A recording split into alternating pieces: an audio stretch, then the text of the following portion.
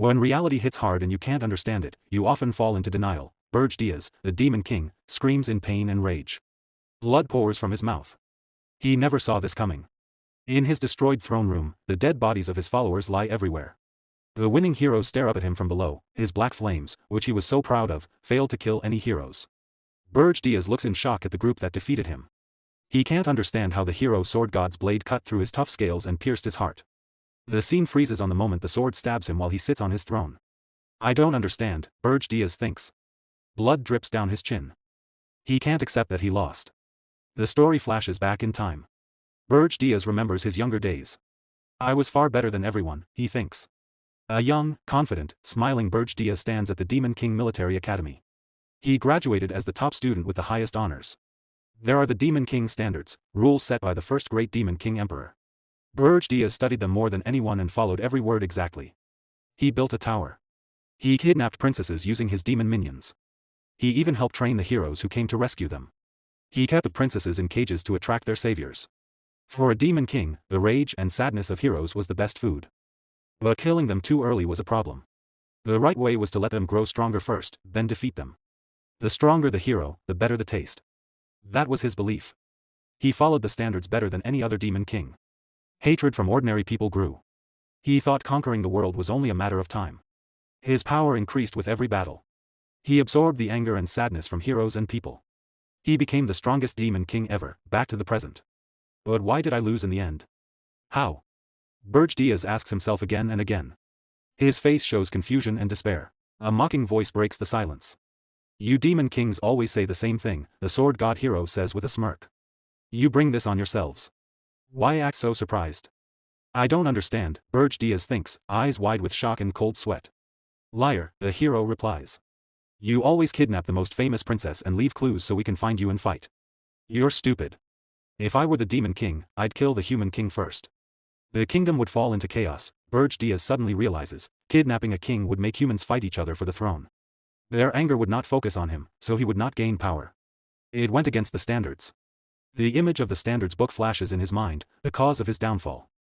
The hero continues with a cynical smile. And that's not all.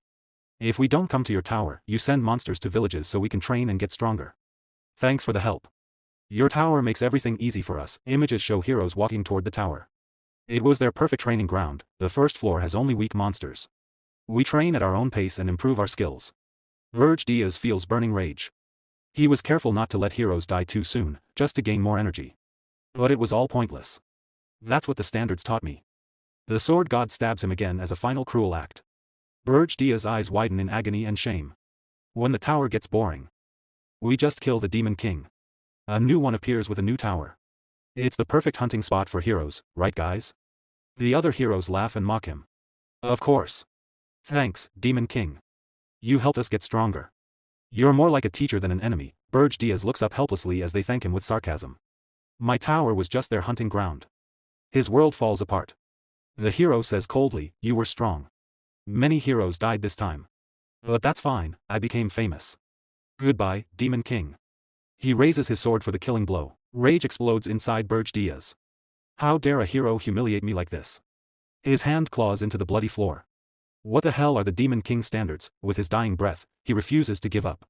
I can't die like this. I am a Demon King.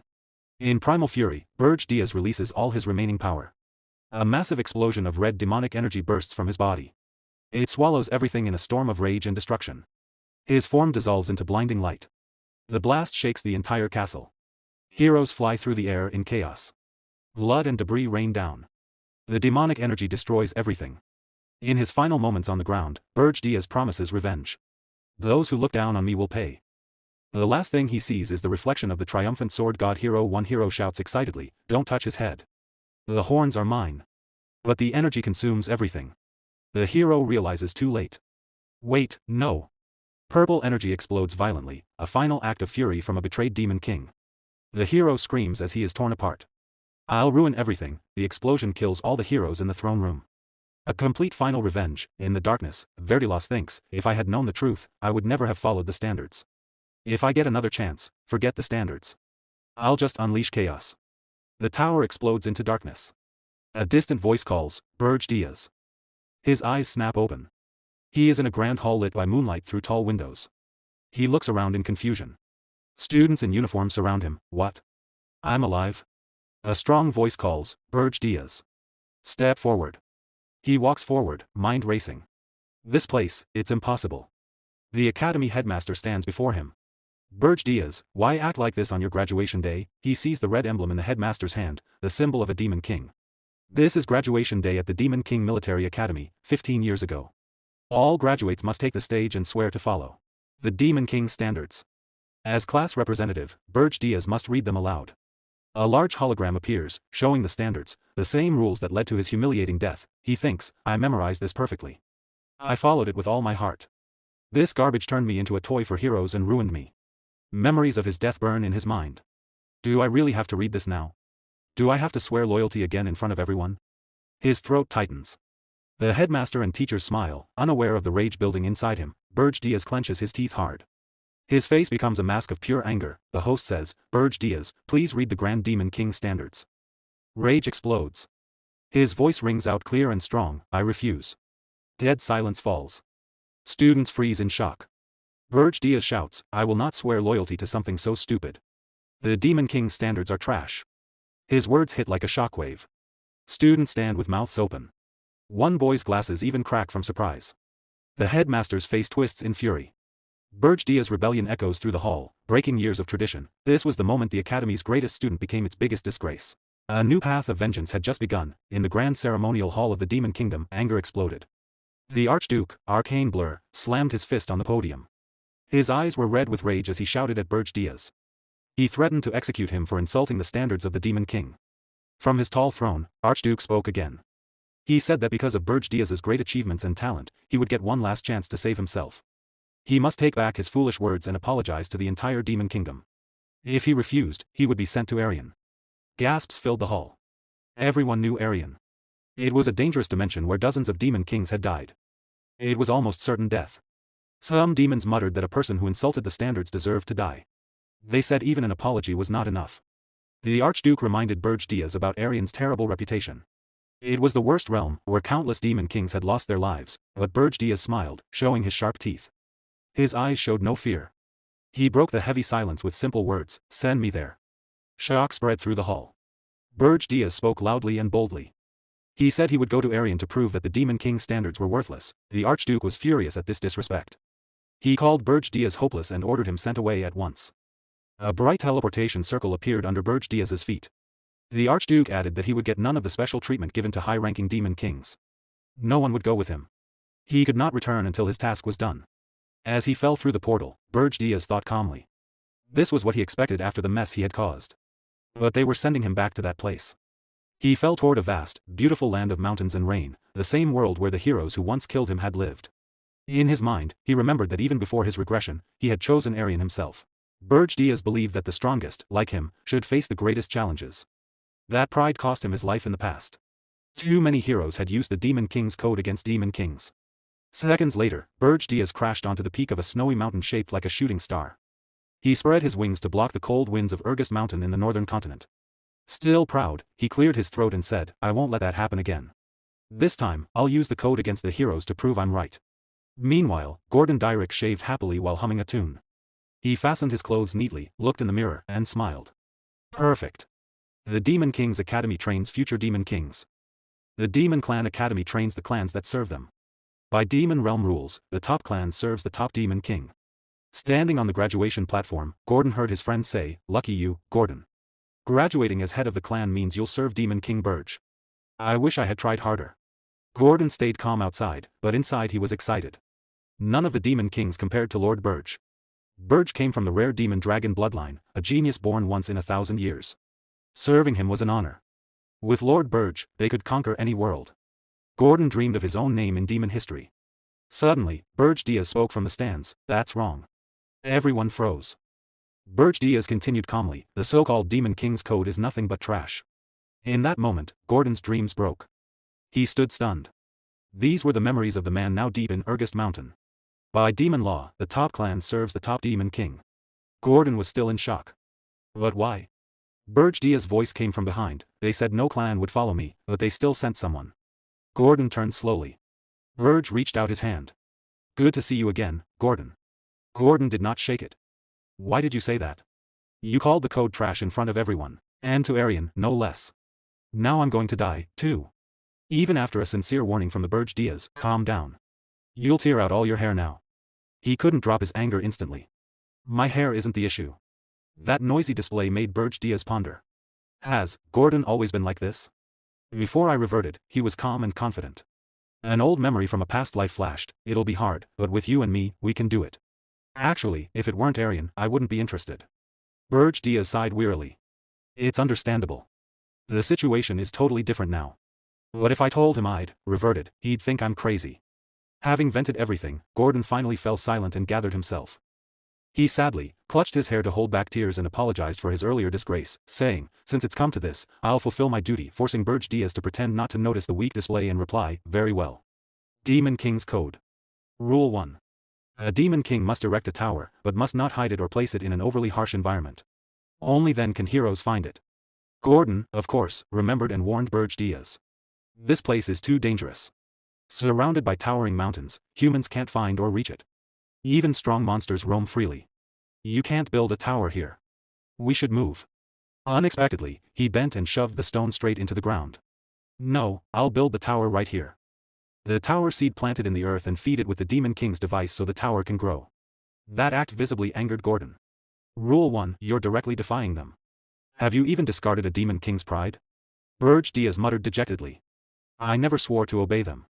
From an angle Gordon couldn't see, Berge Diaz silently glanced at him. I understand the disgust you feel being demon-born. It's hard to abandon a belief engraved to the bone. Unless you die or endure something as brutal as death, you won't renounce it because I was the same before. Berge Diaz slowly drove his nail into his palm to draw blood.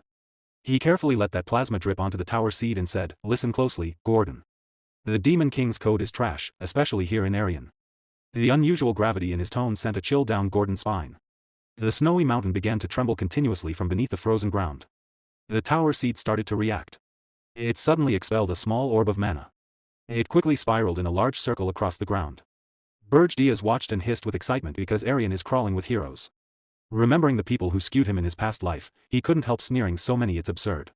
As the formation completed, a series of announcements rang out. Tower identifying user race. Black Flame, Dragon Demon Clan. Name, Berge Diaz. Identification complete, proceed to summon the tower. The final announcement coincided with a building rising from the frozen ground. The splendid sight made Berge Diaz mutter bitterly. This is why Demon Kings keep dying here after countless tower destructions. Humans learned the tower's mechanism and used the Demon King's own rules against us. On this land, the Demon King's rules no longer apply. Indeed, they should be called the Hero's Standards, which puzzled Gordon. Gordon finally understood the terrible truth. In this land, the old Demon King rules no longer worked. They should be called the Hero's rules instead. Before them stood a tall, dark tower, complete and menacing, rising out of the snowy wasteland. Gordon stared up at it, stunned. In the end, Berge Diaz had built the tower in that forbidden place after all. Berge Diaz walked calmly toward the main entrance. Let's go in, he said to Gordon. Gordon followed in silent hesitation. They entered the first floor of Berge Diaz tower. It was a huge hall with high, arched ceilings and a patterned floor, but it was completely empty. Gordon spoke out loud. A normal Demon King tower should have traps, complicated rooms, or monsters to guard it. But there's nothing here. It was a tower with no advantages for a Demon King, no special privileges. They climbed to the top floor, the Demon King's chamber on the 5th floor. It was the same, a large empty hall with a throne at the far end, and nothing else. Every floor was deserted. Gordon looked serious. The tower is built now.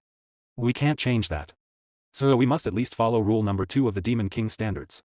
Rule number 2, kidnap a prince or princess, preferably one high in line for the throne. The reason was simple: important royalty produced more demonic energy when captured, through the anger and sorrow of their kingdom. Gordon offered to advise Berge Diaz. The Demon King stood with his back turned and allowed him to speak. Gordon pointed to a map. The closest kingdom is the kingdom, of course, in the Ergust Mountains. Please kidnap the princess with the highest rank. That will bring the most anger and sorrow from the kingdom, and you will grow strong quickly. Gordon expected Berge Diaz to refuse. To his surprise, the Demon King agreed. Gordon was shocked. Berge Diaz added, I already have a princess in mind. Excited, Gordon offered to help, but Berge Diaz gave a clear order: stay here and guard the tower. A Demon King's home cannot be left empty. Gordon felt huge relief and joy. Thank goodness, Berge Diaz was still acting like a real Demon King. His strange behavior had just been stress. This could still work. Now it truly began. As Berge Diaz prepared to leave from the balcony, Gordon asked, trying to be a good servant, which princess will you bring? Berge Diaz gave a sly, secret smile and only said, well. The scene changed. Berge Diaz flew over a distant city at night. His target was far away, not the nearby kingdom, but Hilderin, the southernmost nation on the continent, the farthest from his tower. The view moved to a huge castle. Only one window was brightly lit in the dark night. Inside the room, a beautiful blonde princess named Hildera looked out the window. Berge Diaz spread his demon wings and landed in front of her under the full moon. Now his true plan was clear. Out of all possible princesses, he had chosen the one with the least importance, the 13th princess. His red horns shone in the moonlight. With an intense look, he said, I have come to take you, princess. Back in the tower, Gordon's mind exploded. He screamed at the top of his lungs, that's the exact opposite of the standards. In the middle of the night, the Demon King Berge Diaz appears in a princess's bedroom. The young woman with long blonde hair, wearing a nightgown, sits on her bed. She looks at him without fear, only calm curiosity and a serene face. Princess Hernand asks the stranger, who are you? Under the bright full moonlight, Berge Diaz answers with a serious and determined look. I am the Demon King who has come to kidnap you. A small, mysterious smile appears on Princess Hernand's face. This is a completely unexpected reaction to a kidnapping. Still sitting on her bed, she asks a bold question to the surprised intruder. Demon King, are you sure you can handle me? Berge Diaz feels confused by the odd question. He wonders if she thinks demon kings are a joke. He replies confidently, of course I can. I am a demon king. To his surprise, Princess Hernand holds out her hands and offers herself willingly. Then take me. Berge Diaz grows suspicious and asks what she is planning. Hernand thinks for a moment and says that, as a princess, she always expected something like this might happen one day. Berge Diaz refuses to be tricked so easily. He warns her not to expect him to lower his guard. He is in a desperate situation himself and will not fall for any tricks. Hernand says she is not planning anything. With clear logic, she asks how she could have set a trap when she did not know a demon king would come that night. Berge Diaz quietly admits to himself that she has a good point. Still, he feels uneasy about the whole situation. Finally, they stand face to face. Princess Hernand seems ready to leave. She holds out her hand and says, then, shall we go? The scene changes to a snowy mountain landscape. Berge Diaz, in his demonic form with wings, flies toward his tall fortress. He lands, carrying the princess wrapped in a cloak. A subordinate with long black hair and pointed ears greets him. Berge Diaz orders the subordinate, named Gordon, to house her on the 4th floor. Gordon is shocked. He thought the princess would go to the dungeon. Berge Diaz explains that since she did not resist, she will get some kindness. Meanwhile, the princess waves cheerfully. Right after, Gordon approaches Berge Diaz and says he has something important to report. The scene moves to the 4th floor of the tower. It is a huge empty hall with cold stone floors. Princess Hernand sits alone on the freezing floor and whispers to herself, I really have been kidnapped. Her thoughts wander. She compares this place to her old life. Here, there are no pillows, no blankets, no servants like in her palace bedroom. There are no beautiful gardens with fountains. This place is nothing like her kingdom, but then her face lights up with mischief and joy. In her mind, she thinks of a but, and she says to herself, it's not that bad. Back with Berge Diaz, Gordon tells him about an invitation from the Beast Tower. It is a welcome banquet for the new Demon King. Berge Diaz is doubtful. He thinks it is a weak attempt to scare and test the newcomer. The story explains that demon kings are too proud to work together. But a great threat named Arian has forced them to form an uneasy alliance. Berge Diaz thinks about this. Before, he ignored the others and thought they were weak. Now, as the new Demon King, he knows he must join in. He decides to accept the invitation to make first contact. Berge Diaz and Gordon arrive at the Beast Tower, a huge stone building covered in vines in the middle of a thick jungle. On a massive throne sits a giant beast with white fur, sharp claws, and glowing red eyes. My name is Draxon. I am the Demon King of Beasts, he says. He brags about his power. I have ruled this place for 70 years. Berge Diaz listens in silence while Draxon mocks him. So, you're the new Demon King. I heard you broke traditions, but you look pretty ordinary. Berge Diaz stays calm and asks directly if Draxon wants a fight. He tells him to speak plainly. Behind him, Gordon already regrets coming. Draxon laughs and finally reveals the true reason for the invitation. Archduke Arcane told me to watch you as soon as you arrived. When Berge Diaz hears the name, he scoffs and calls the Archduke that noisy old vampire. He adds that dropping him in Arian wasn't enough to improve his mood. This insult makes Draxon furious. How dare you speak of the Archduke like that? He shouts. In rage, he slams the meat he was eating onto the floor in front of Berge Diaz. Lick it, Draxon orders. Do it, and I'll forgive your disrespect. Berge Diaz stays calm. Demon King of Beasts, he says, do you really not know why I'm here? Draxon laughs mockingly. Because you mocked the Demon King orthodoxy. A wicked smile appears on Berge Diaz's face.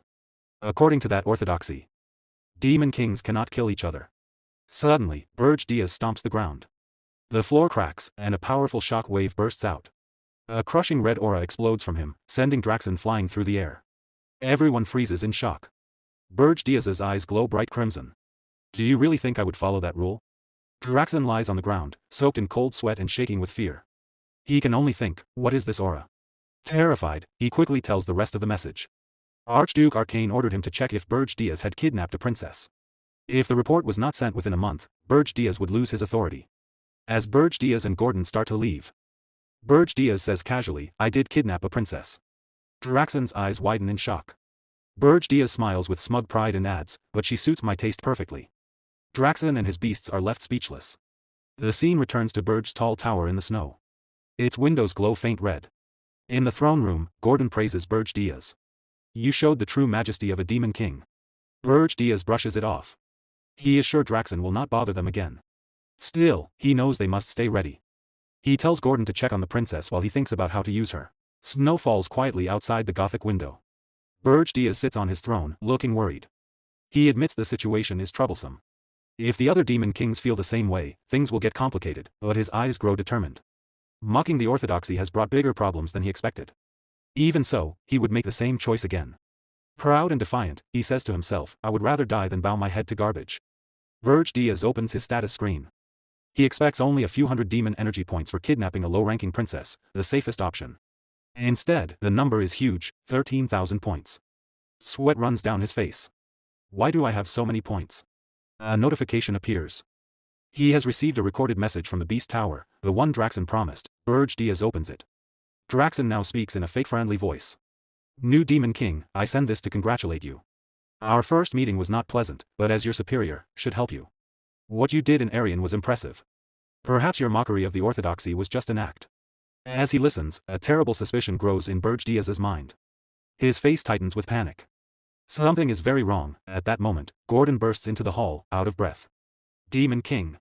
We have a big problem. The fourth floor, the scene shows the fourth floor. It has turned into a beautiful paradise. Clear water flows from a waterfall. Colorful butterflies fly around. Flowers and green plants cover everything.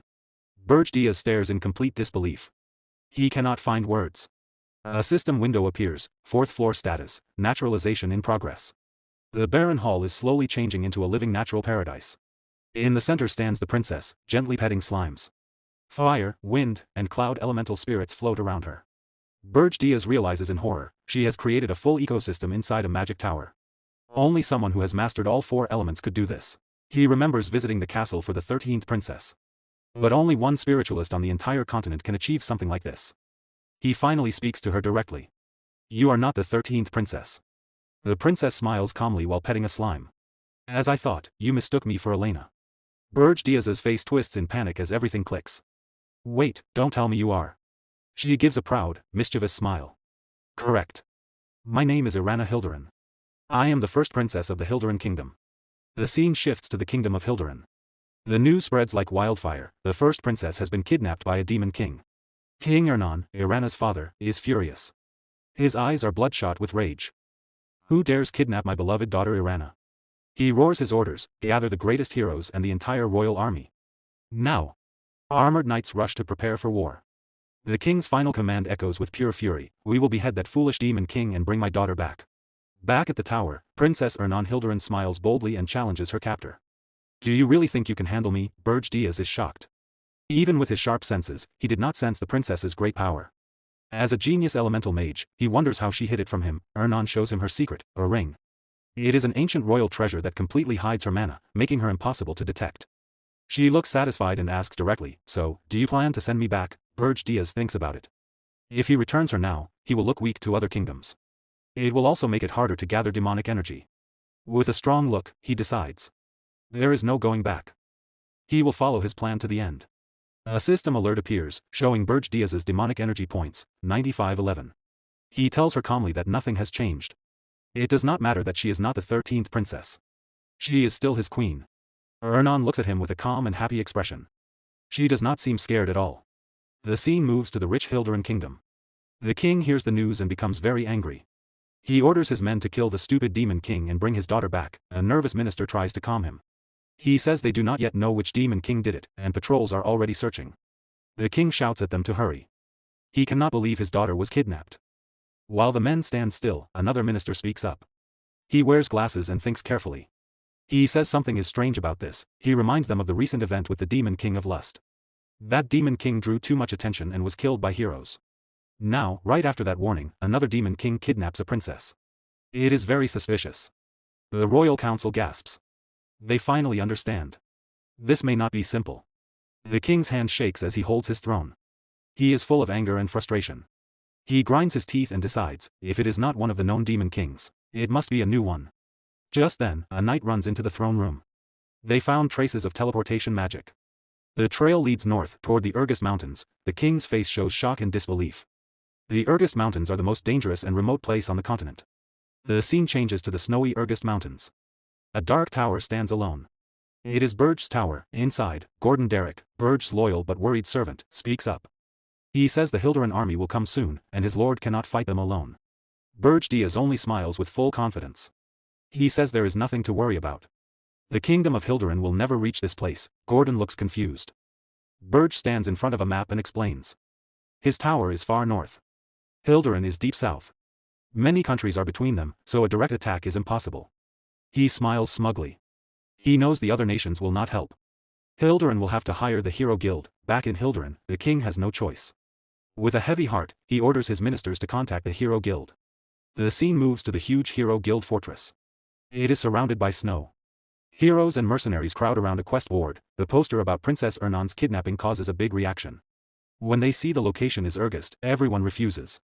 One mercenary says no way, he did not sign up to die in a monster-filled wasteland. Another laughs and says the king of Hilderan will suffer. Berge Diaz had predicted all of this. The Hero Guild cares only about money. They will never take such a dangerous job without a huge reward. That is why he built his tower there. Gordon is amazed by his master's smart planning. Berge thought of everything. He knows so much about the human world of Arian, even though he ignores its rules. Gordon wonders how Berge Diaz knows so much about the human world. It feels like his master has lived here before. Back in the Hilderan throne room, the king shouts in anger. He cannot believe that no hero will take the job. How can they call themselves heroes, he roars. A minister sighs and explains the truth. There are many heroes in Arian, but most care more about money than duty. They only choose easy or well-paid missions. Meanwhile, Berge Diaz looks at his system interface. He knows it will take time for the kingdom to find heroes willing to come. Even then, the journey to his remote tower will be long. Sitting on his throne, Berge Diaz thinks quietly. His current demonic energy is not enough to fight a full group of heroes. A dark memory comes to him, the heroes who defeated him in the past.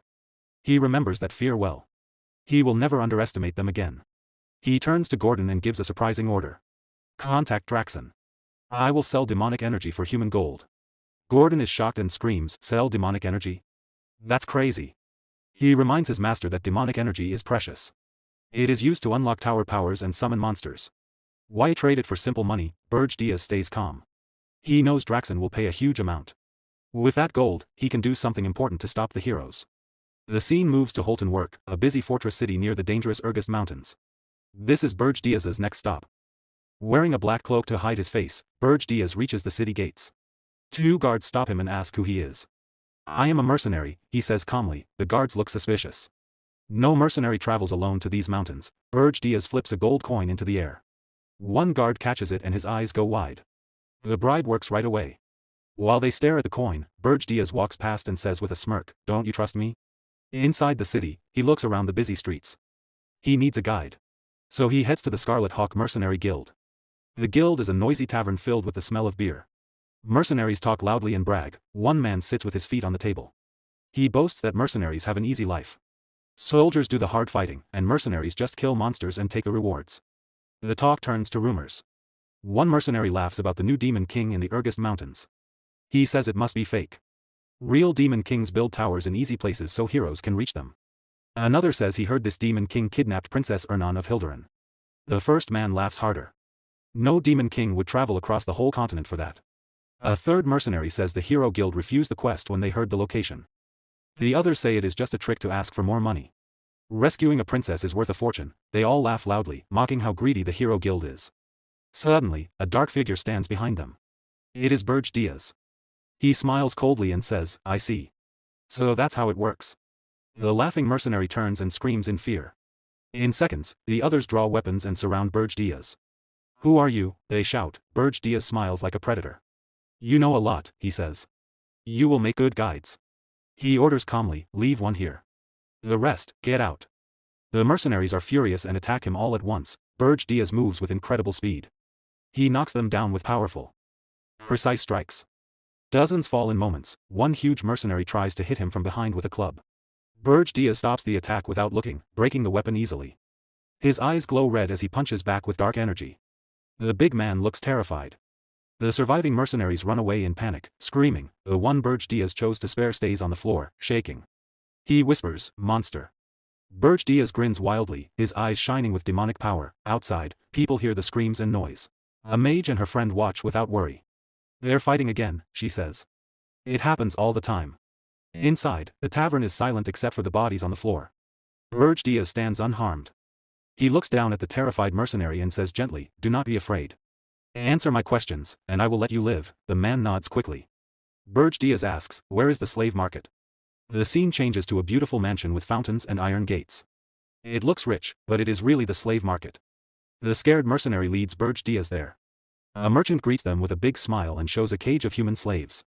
"Do you like them?" he asks. Berge Diaz looks bored. "Do you have anything rarer?" He throws a heavy bag of gold. The merchant catches it, his eyes shining with greed. A golden tooth flashes in his smile. "Yes, of course. This way, please." As they walk deeper into the building, Berge Diaz thinks to himself. This merchant does not care that his men were just beaten. Humans who want money are no different from demons who want demonic energy. They go down stone stairs to a secret area. Behind a wooden door is the special merchandise. A flashback shows Berge Diaz telling Gordon his real plan. "With human gold, I will buy slaves, rare races captured by humans." An elf would be perfect. In a cell, a green-haired elf named Granada is chained and muzzled. He glares with pure hate. Berge Diaz smiles darkly. He will use this elf as a spy to cause trouble among the heroes. Suddenly, the scene cuts back to the Hilderan throne room. A Hillen announces, "The savior has arrived." Hero Hillen Cargill is here. The king looks relieved. He is sure Cargill will accept the mission. Cargill is a strong man in shining armor. He kneels before the king and promises, "I will rescue the princess and bring back the Demon King's head. I swear it in the name of justice." His eyes burn with determination. Back at the tower, Berge Diaz explains the plan to his subordinate. He will use the elf as a spy to confuse and disrupt the heroes. The subordinate nods and says it will work well because elves are seen as pure and innocent.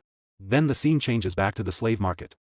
Berge Diaz walks up to the two slave traders and says he is there to buy the elf. He tells them his servant will pay the price. The traders are shocked. With a scary glare, Berge Diaz asks if they have any problem with that. The terrified trader quickly says no. His partner nervously gets the payment ready. Berge Diaz orders both traders to leave the room. He says he needs to check something with the elf alone. One trader warns him that the elf might attack.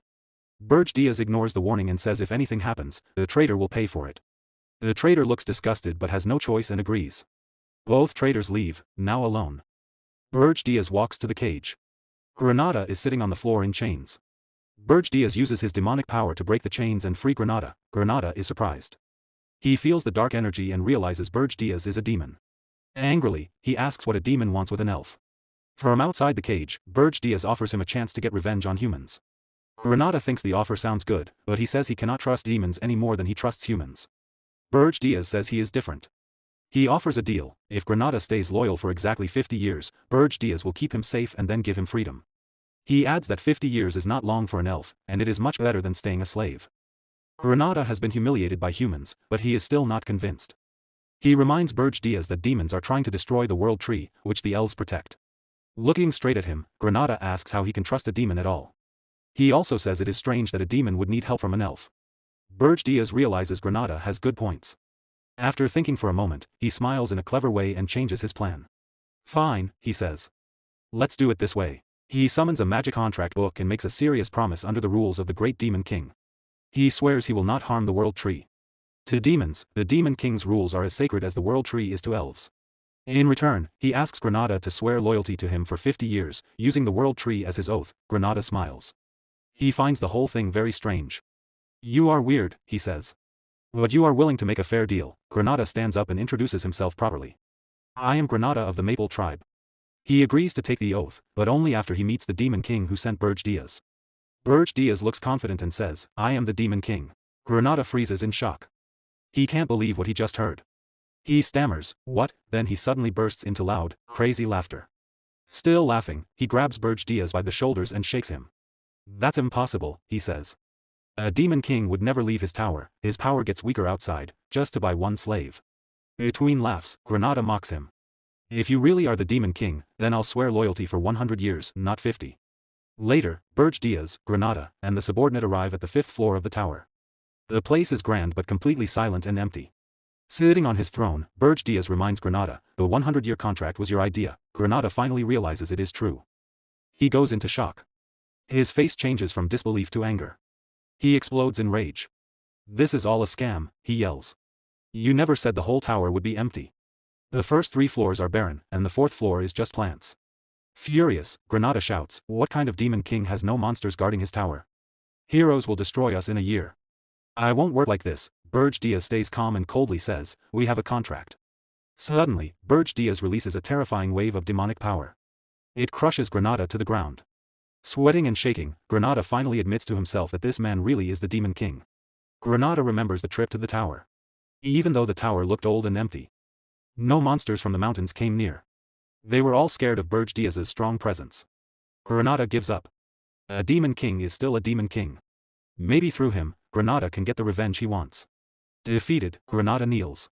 He swears on the great name of the World Tree that he will be loyal for the next 100 years. As he swears, Granada thinks, if the Demon King came to recruit me himself, I must be important in his evil plan. But Berge Diaz's first order surprises him completely. With a relaxed smile, he says, "Good. Now, make me dinner." Granada freezes. His mind, ready for a big dark plan, goes blank. The scene changes in a funny way. Granada is now wearing an apron. He chops vegetables with great skill. He thinks, wasn't I supposed to be part of some evil master plan? To his shock, Princess Hilderin stands next to him, also cooking. She asks cheerfully, "Do you need help with the vegetable bread?" Granada has no words. The view widens to show a long dining table on the 5th floor. Berge Diaz sits at the head. Princess Ernand and Gordon Durka sit on one side.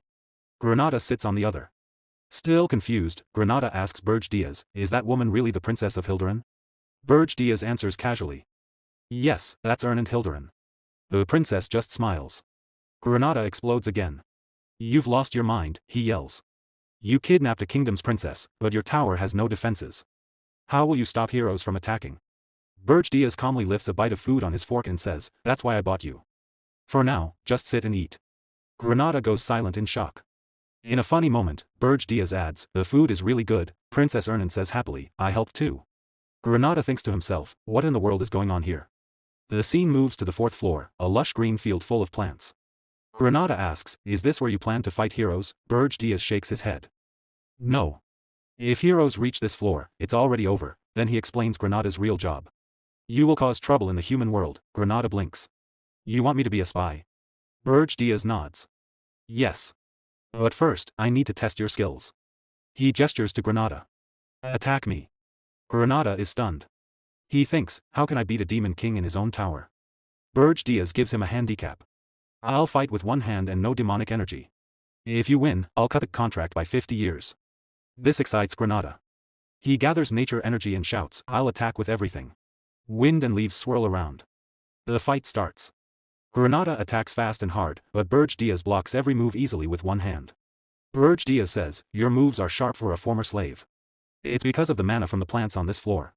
That's normal for an angry elf." Granada yells, "I'm no ordinary elf. You'll regret this fight." He uses nature magic. Vines shoot from the ground and wrap around Berge Diaz's leg, holding him still. Berge Diaz looks down and pretends to be surprised. Granada roars, "You're open." He jumps forward with a powerful punch. Just then, a dark smile appears on Berge Diaz's face. He thinks, this is enough. In a flash, Berge Diaz disappears and reappears behind Granada. His eyes glow red, and his aura is scary. "I hope you remember who you're fighting," he whispers. Granada freezes in fear. With a cold grin, Berge Diaz says, "I won't kill you by mistake, but it will hurt." Terrified, Granada stammers, "Wait. Wait." A huge boom shakes the tower. The test ends badly for Granada.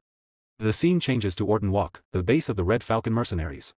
Their captain greets Berge Diaz with big fake praise and greedy eyes. "What an honor to see you again." Berge Diaz says he wants to hire the whole group for 1 year. The captain quickly asks about payment. His men whisper about how Berge Diaz beat them badly last time. Berge Diaz drops a huge bag of gold as a down payment. Everyone goes quiet in surprise. The mercenaries cheer and promise loyalty. The captain secretly thinks about finding a new job. Berge Diaz introduces a new member. This man will give you my orders from now on. The mercenaries look confused until the man speaks. Hello, my name is Granada.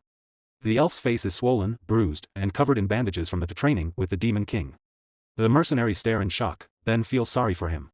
Some even cry a little.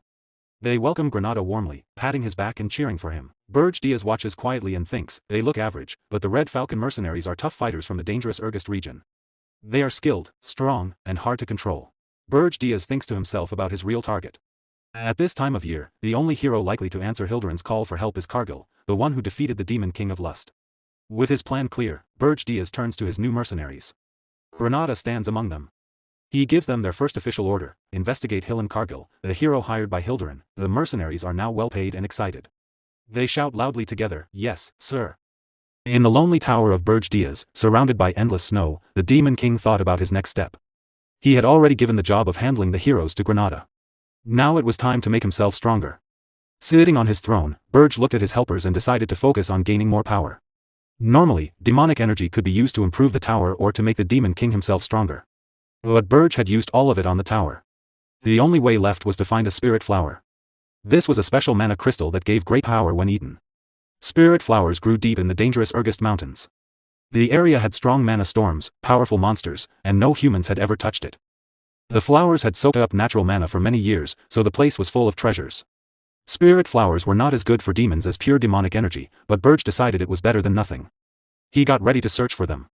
His helper, Gordon Dirk, warned him it would be risky. Looking without a plan was like finding a needle in a huge desert.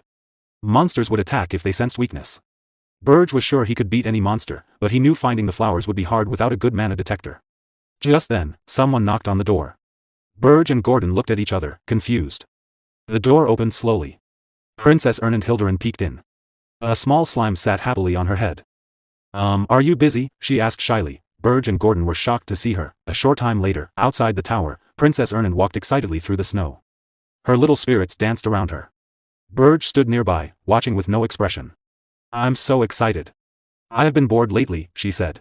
"You promised I could decorate the 4th floor any way I want," Berge agreed, but inside he wondered how strange her ideas would be. Who decorates a Demon King's tower? Princess Ernand felt very lucky. She never thought Berge would let her go outside. She was glad she came at the right moment. She looked at the small flame spirit floating in her hand. Suddenly, Berge opened his demon wings and grabbed her. "Hold on," she screamed, not ready at all. A loud roar came from behind them. They shot into the sky very fast, leaving trails of mana in the cold air. Ernand closed her eyes tightly at first. She was scared. But soon the fear went away. She opened her eyes and gasped. The world looked huge and beautiful below her. There were mountains, valleys, and endless snow. She had not seen any of this the night she was kidnapped. Her heart filled with emotion. She remembered her old life, endless magic lessons, strict rules in the palace. And walls that felt like a prison. She thought she would be trapped forever. Still flying, she whispered, "You are the only person who has ever flown over the Regressed mountains."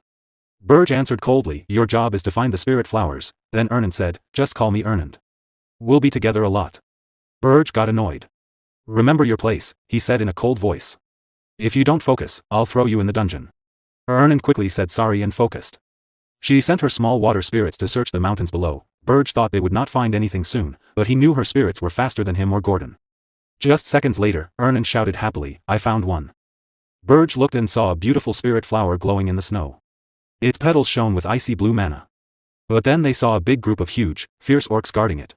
Berge landed in front of them like a true king. "If you have any honor, leave the flower and go," he said. The orcs growled. "We don't obey demons. We hate you. You will die." Berge laughed in a dark way. Gordon was right. I was foolish to expect beasts to listen. Dark purple power exploded around him. Small horns grew on his head.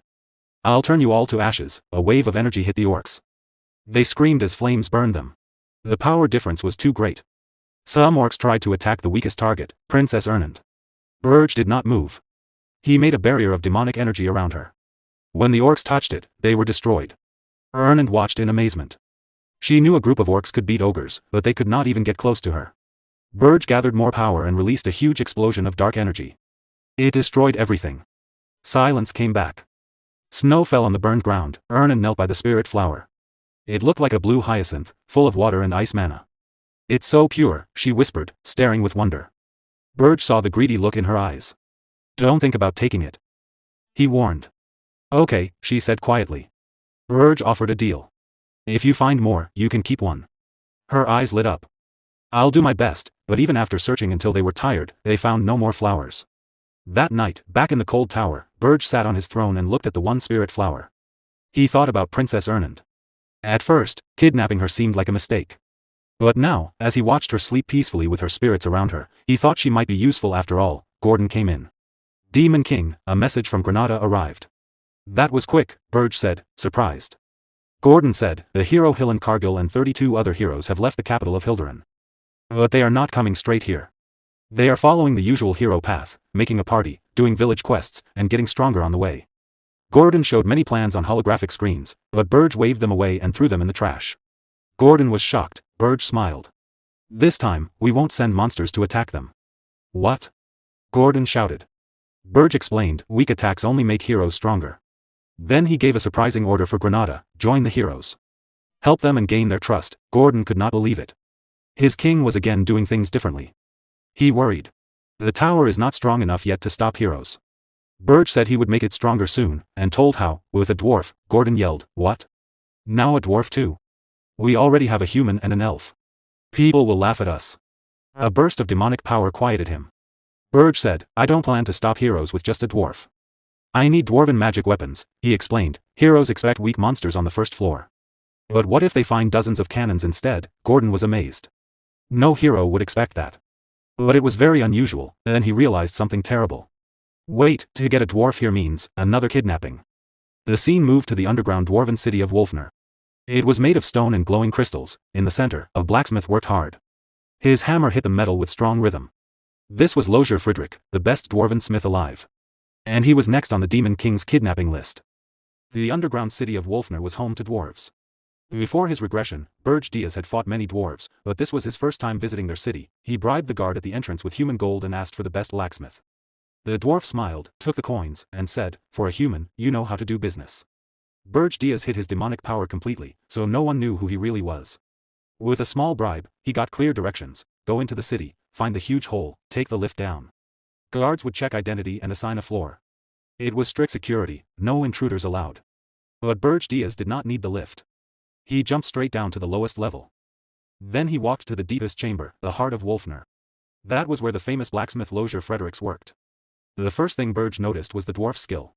The metal glowed with mana, and the flames seemed to dance. For a moment, Berge wondered if this dwarf was truly the best. He decided he would find out after kidnapping him. He moved fast and tried to grab Lozier, but the dwarf was not ordinary. A wave of fire rushed toward Berge. Then a huge hammer swung at him. That flame has a touch of demonic power. Suspicious, Berge thought. He blocked the hammer with one hand. His bones cracked from the force. Are you a hero? He asked calmly. Lozier lifted his chin with pride. I am a hero. How dare a demon enter dwarf land? You will not leave alive. Berge grinned his famous Demon King smile. For all your big words, you are weak. Also, I am not just a demon. I am the Demon King. With ease, he slammed the hammer into the ground and grabbed Lozier by the throat, lifting him up. Guards rushed in after hearing the noise, but the chamber was empty.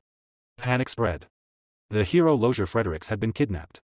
High above the city, on a terrace, Berge held his prisoner. Make a sound and I will kill you, he warned. Lozier was shaking but still asked, why is the Demon King here? Are you after the princess? Berge shook his head. He had no interest in dwarf royalty. He wanted to know about secret underground passages, routes only master blacksmiths knew for emergencies. Lozier thought this was a trick to reach the princess. He could not fight the Demon King anyway. He was terrified, even if he talked big. He refused to answer at first. So Berge whispered, fine. I will kidnap your princess and then let you go. Everyone will think you betrayed her to save your life. The shame and torture rumors will destroy you. Everyone already knew Lozier was not brave. No one would doubt the story. His life would become miserable. Berge gave him one last choice: guide him or sell out the princess. Lozier stayed quiet, but inside he was planning how to escape while still protecting the princess, a greedy little schemer. To close the deal, Berge made an oath. On the Demon King's honor, I promise your safety if you help me. To dwarves, such an oath from a Demon King was sacred and unbreakable. Lozier's attitude changed at once. He became confident, obedient, and almost happy. Berge felt sick watching it. Deep in the city, Princess Louise wharfed paced with worry. Lozier had disappeared while making her weapon. Guard said he was kidnapped, but she snapped, quiet. He is a hero too. How could a hero be kidnapped? One guard tried to explain softly, Your Highness, he is a hero, but he is a very poor fighter. She glared at him. Find him now, or I will take all your heads. No one argued. In Lozier's hidden tunnel system, Berge was growing impatient. The passage was narrow. Berge had to walk behind the dwarf the whole way, much too close. Move faster, Berge growled. If I have to look at this ugly view any longer, I will burn the tunnel. Lozier laughed nervously. Just a moment. These tunnels were not made for tall people. At last, they came out outside the city. Lozier brushed off his clothes with relief. That's it. My job is done. I will go now. Berge shifted into his full demonic form. Dark wings spread wide, like a shadow covering the moon. What nonsense, Berge said. Lozier froze. You swore on the Demon King's honor, he stammered. Berge shrugged. I do not care about trash oaths. Lozier became the newest victim of the Demon King's tricks. Panic hit the dwarf. Wait. I am useful. No one is better at metalwork. I can make anything you want. Berge frowned. A hero should not switch sides so easily. Lozier no longer cared about pride, only survival. Berge gave one final order. Swear loyalty to me. Lozier instantly dropped and pressed his forehead to the ground. Yes, I swear. Thank you for your mercy. Of course, inside his head he was already planning escape. Too bad plans mean nothing when you are knocked out. Moments later, Lozier woke up in a beautiful garden filled with spirits. He felt confused and scared. Berge was pacing nearby. You kidnapped a hero, a dwarf hero, someone said. An elf appeared on a floating screen. My lord, did you really bring a dwarf here? Berge cut them off. Report later. Princess Ernan walked up to Lozier calmly. She studied him. Did you come to rescue me, hero? She paused. Probably not. Lozier still could not understand. Why am I here? You promised safety. Berge smirked. That is why you are still alive. I knocked you out and carried you. I could not trust a scared little dwarf. Lozier forced an awkward laugh. Right. Wonderful. Berge Diaz smirked and asked, Are you that happy to be my subordinates? Lozier Friedrich emotionally while laughing said, Yes, I'm very happy. Berge wasted no time. Your first task, install many cannons on the first floor. If heroes come, destroy them. The scene began at the heroes' preparation station. A holographic communication link flickered on. Granada, an outsider, gave his report. With calm confidence, he told his superior that rumors were spreading quickly among the heroes. According to the latest news, the new Demon King was said to use black flames. Because of this, the heroes were now equipping themselves with fire-resistant gear, getting ready for battle. Granada added that another rumor had started. Many heroes believed the Demon King had not sent out any demonic beasts because he was afraid.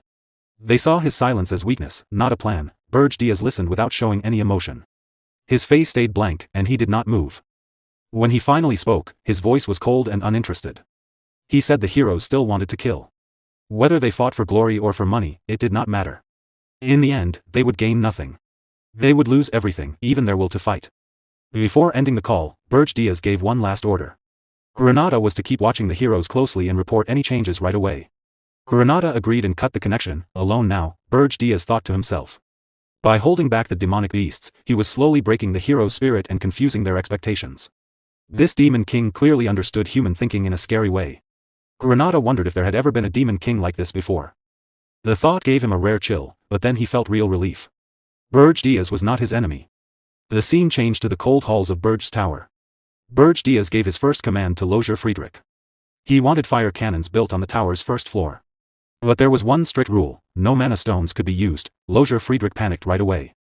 He said building such weapons without mana stones was almost impossible. Even if they could be made, they would not work well against heroes. Berge Diaz cut him off sharply. He said finding a way was Lozier Friedrich's job. He explained that heroes were favored by the world itself. They could sense energy very sharply. Any trap using mana stones would be spotted from far away. That was why mana stones were forbidden. Lozier Friedrich tried to argue again. Berge Diaz's face grew dark. Calmly, he formed a sphere of black magic in his hand. He reminded Lozier Friedrich that he had been brought here because he was the greatest blacksmith. If he failed, there were plenty of others who could take his place. Terrified, Lozier Friedrich broke down. His voice shook as he quickly said there was another way. Berge Diaz smiled coldly and said he should have mentioned it sooner. Lozier Friedrich explained that he had once invented a device that could completely hide mana traces. It had taken him 3 years to make, and the finished prototype was still in his workshop back in Wolfner. Berge Diaz's face hardened. He asked if this was just an excuse. Crying and shaking, Lothar Friedrich swore it was true. After a short pause, Berge Diaz decided to believe him, but with protection. He put a purple rune-etched collar around Lothar's neck. When Lothar Friedrich asked what it was, Berge Diaz explained calmly that it was a magic restraint. With one gesture, it could separate his head from his body. He added, with a thin smile, that the collar also changed how others saw Lothar's face, making it hard to recognize. If Lothar ever tried to remove it, Berge Diaz would see it as an escape attempt, and death would come instantly. Lothar Friedrich fully understood. He collapsed in fear and swore he would never try to take off the collar. After giving his orders, Berge Diaz left with Lothar Friedrich. Together, they traveled through several kingdoms to gather rare supplies and materials that worked with mana. The trip lasted almost a full month. Berge Diaz stored everything in his spatial pocket to keep it safe. When they finished, they returned to Wolfner, the dwarf kingdom. Inside the city, chaos had already begun. A huge boulder suddenly crashed down near a group of dwarves, breaking stone and sending pieces flying. At the center stood Princess Louise Worft, clearly furious. She shouted that a month and a half had already passed, yet the dwarves still had not found Lothar Friedrich. She called them useless and asked how much longer she was supposed to wait. An elderly dwarf stepped forward nervously. He explained that Lothar Friedrich had built many underground tunnels over the years. Their teams were searching every one, but Lothar had probably already escaped the city. Princess Louise snapped back. Of course he fled, she said. It would have been stupid to stay. She was sure Lothar Friedrich had been kidnapped. In a sudden rage, she grabbed the old dwarf by the face and lifted him off the ground. Coldly, she said she would give them 2 weeks. If the kidnapper was not found by then, every dwarf would die. Terrified, the old dwarf promised they would succeed. Princess Louise let him go and ordered the soldiers to destroy every tunnel Lothar Friedrich had ever made. The dwarves hurried to obey. As the soldiers ran off, the focus stayed on Princess Louise Worft. Princess Louise stared at the weapon made by Lothar Friedrich before he disappeared. Her body was strong and far from ordinary. She grabbed the weapon tightly, then shouted as she used her power to crush it into a useless pile of scrap. Lothar, please be alive, she yelled. You can't die until you've finished my weapon. At that moment, a hidden part of the wall slid open quietly behind her. One of Lothar's secret tunnels appeared. Louise felt the movement right away and turned quickly, her eyes sharp and focused. Because of the face mask that blocked recognition, she couldn't see who stepped out. But she knew the tunnel at once. In a cold voice, she said that only Lothar Friedrich knew about these hidden passages. She demanded to know if the man in front of her was him. Lothar Friedrich froze. Fear took over him. After a short struggle, he managed to say her title with a shaking voice. Louise cracked her knuckles. Anger showed on her face. She shouted that the bastard had dared to come back alive. A fierce smile appeared on her lips as golden vines of energy flared around her body. She accused him of hiding because he didn't want to make her weapon. Tears ran down Lothar's face as he desperately said no, that she had it all wrong. His words only made her angrier. She snapped back, reminding him that she was a princess and that he was insulting her by saying she was wrong. With full authority, she declared that from now on, he would be her slave and forge weapons for her forever. Golden energy glowed around her fist as she pulled it back. She said she would punish him first for running away. Just before her punch hit, a powerful blast exploded between them. Princess Louise flew backward through the air. She hit the ground hard but quickly steadied herself with one hand and stood up easily. Dust filled the air, then slowly cleared. Berge Diaz stepped forward calmly. He told Lothar Friedrich to grab the equipment right away. Louise glared at the stranger. The mask still hid his face from her. She demanded to know who he was and why he was helping a dwarf. In a calm, flat voice, he said he was the master of the blacksmith she had just been forcing to work for her. Princess Louise jumped high into the air, her face full of rage. She shouted that the blacksmith was her slave and would make her weapon for the rest of his life. The two crashed into each other midair. Their fists met with terrible speed and power. Shock waves ripped through the air with every blow, shaking the space around them. In the middle of the fierce fight, Berge Diaz saw an opening and kicked toward Louise Worft's neck. To his surprise, she caught his leg with one hand. Her grip was so strong that his eyes narrowed in pain. Before he could pull free, Louise punched him hard.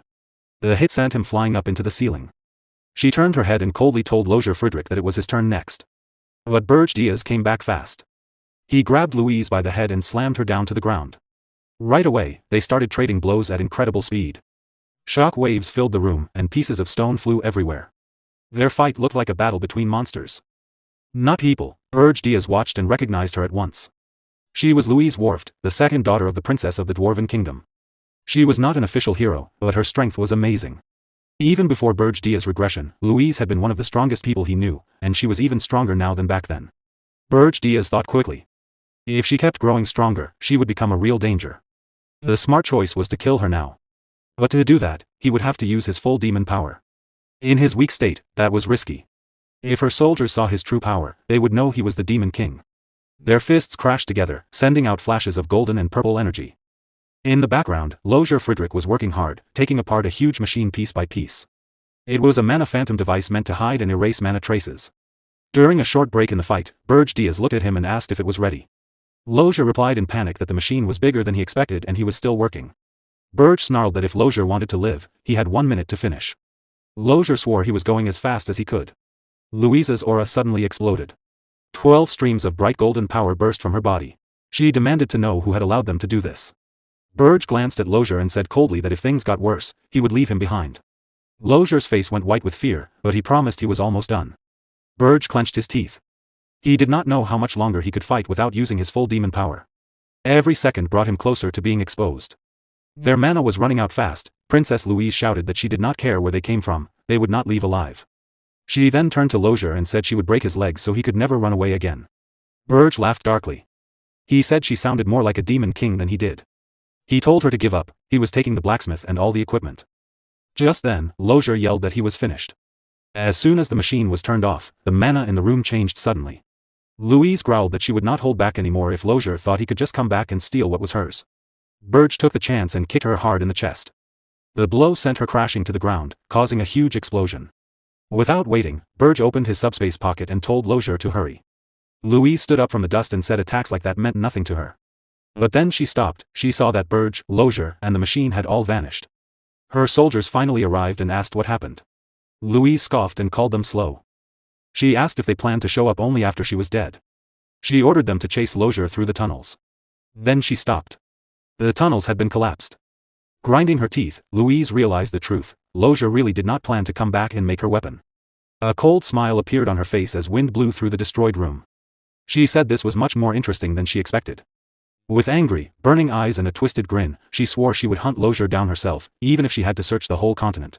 When she found him, she would make him regret everything he had done that day. Then she shouted Lozier's name in rage, her eyes full of fury. Lozier Friedrich. Inside the first floor of Berge's tower, the Demon King stood calmly in front of a huge magical machine.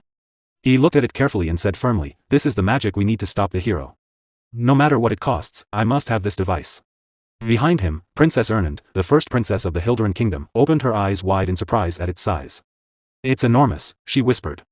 Nearby, Gordon, the Demon King's loyal servant, tilted his head in confusion. "What does it do?" he asked, sounding worried. "I was cleaning when all this started." He pointed to a strong metal frame built next to the machine. Lozier Friedrich stood straight and reported, "The Mana Phantom framework is complete. Installation is finished." The Demon King nodded once. "Good. Activate it now." "Yes, my lord," Lozier Friedrich answered quickly. Moments later, the Demon King released his dark energy. A scary purple glow spread across the floor, and heavy pressure filled the air. His voice turned cold. "After everything it took to bring this here, it better work."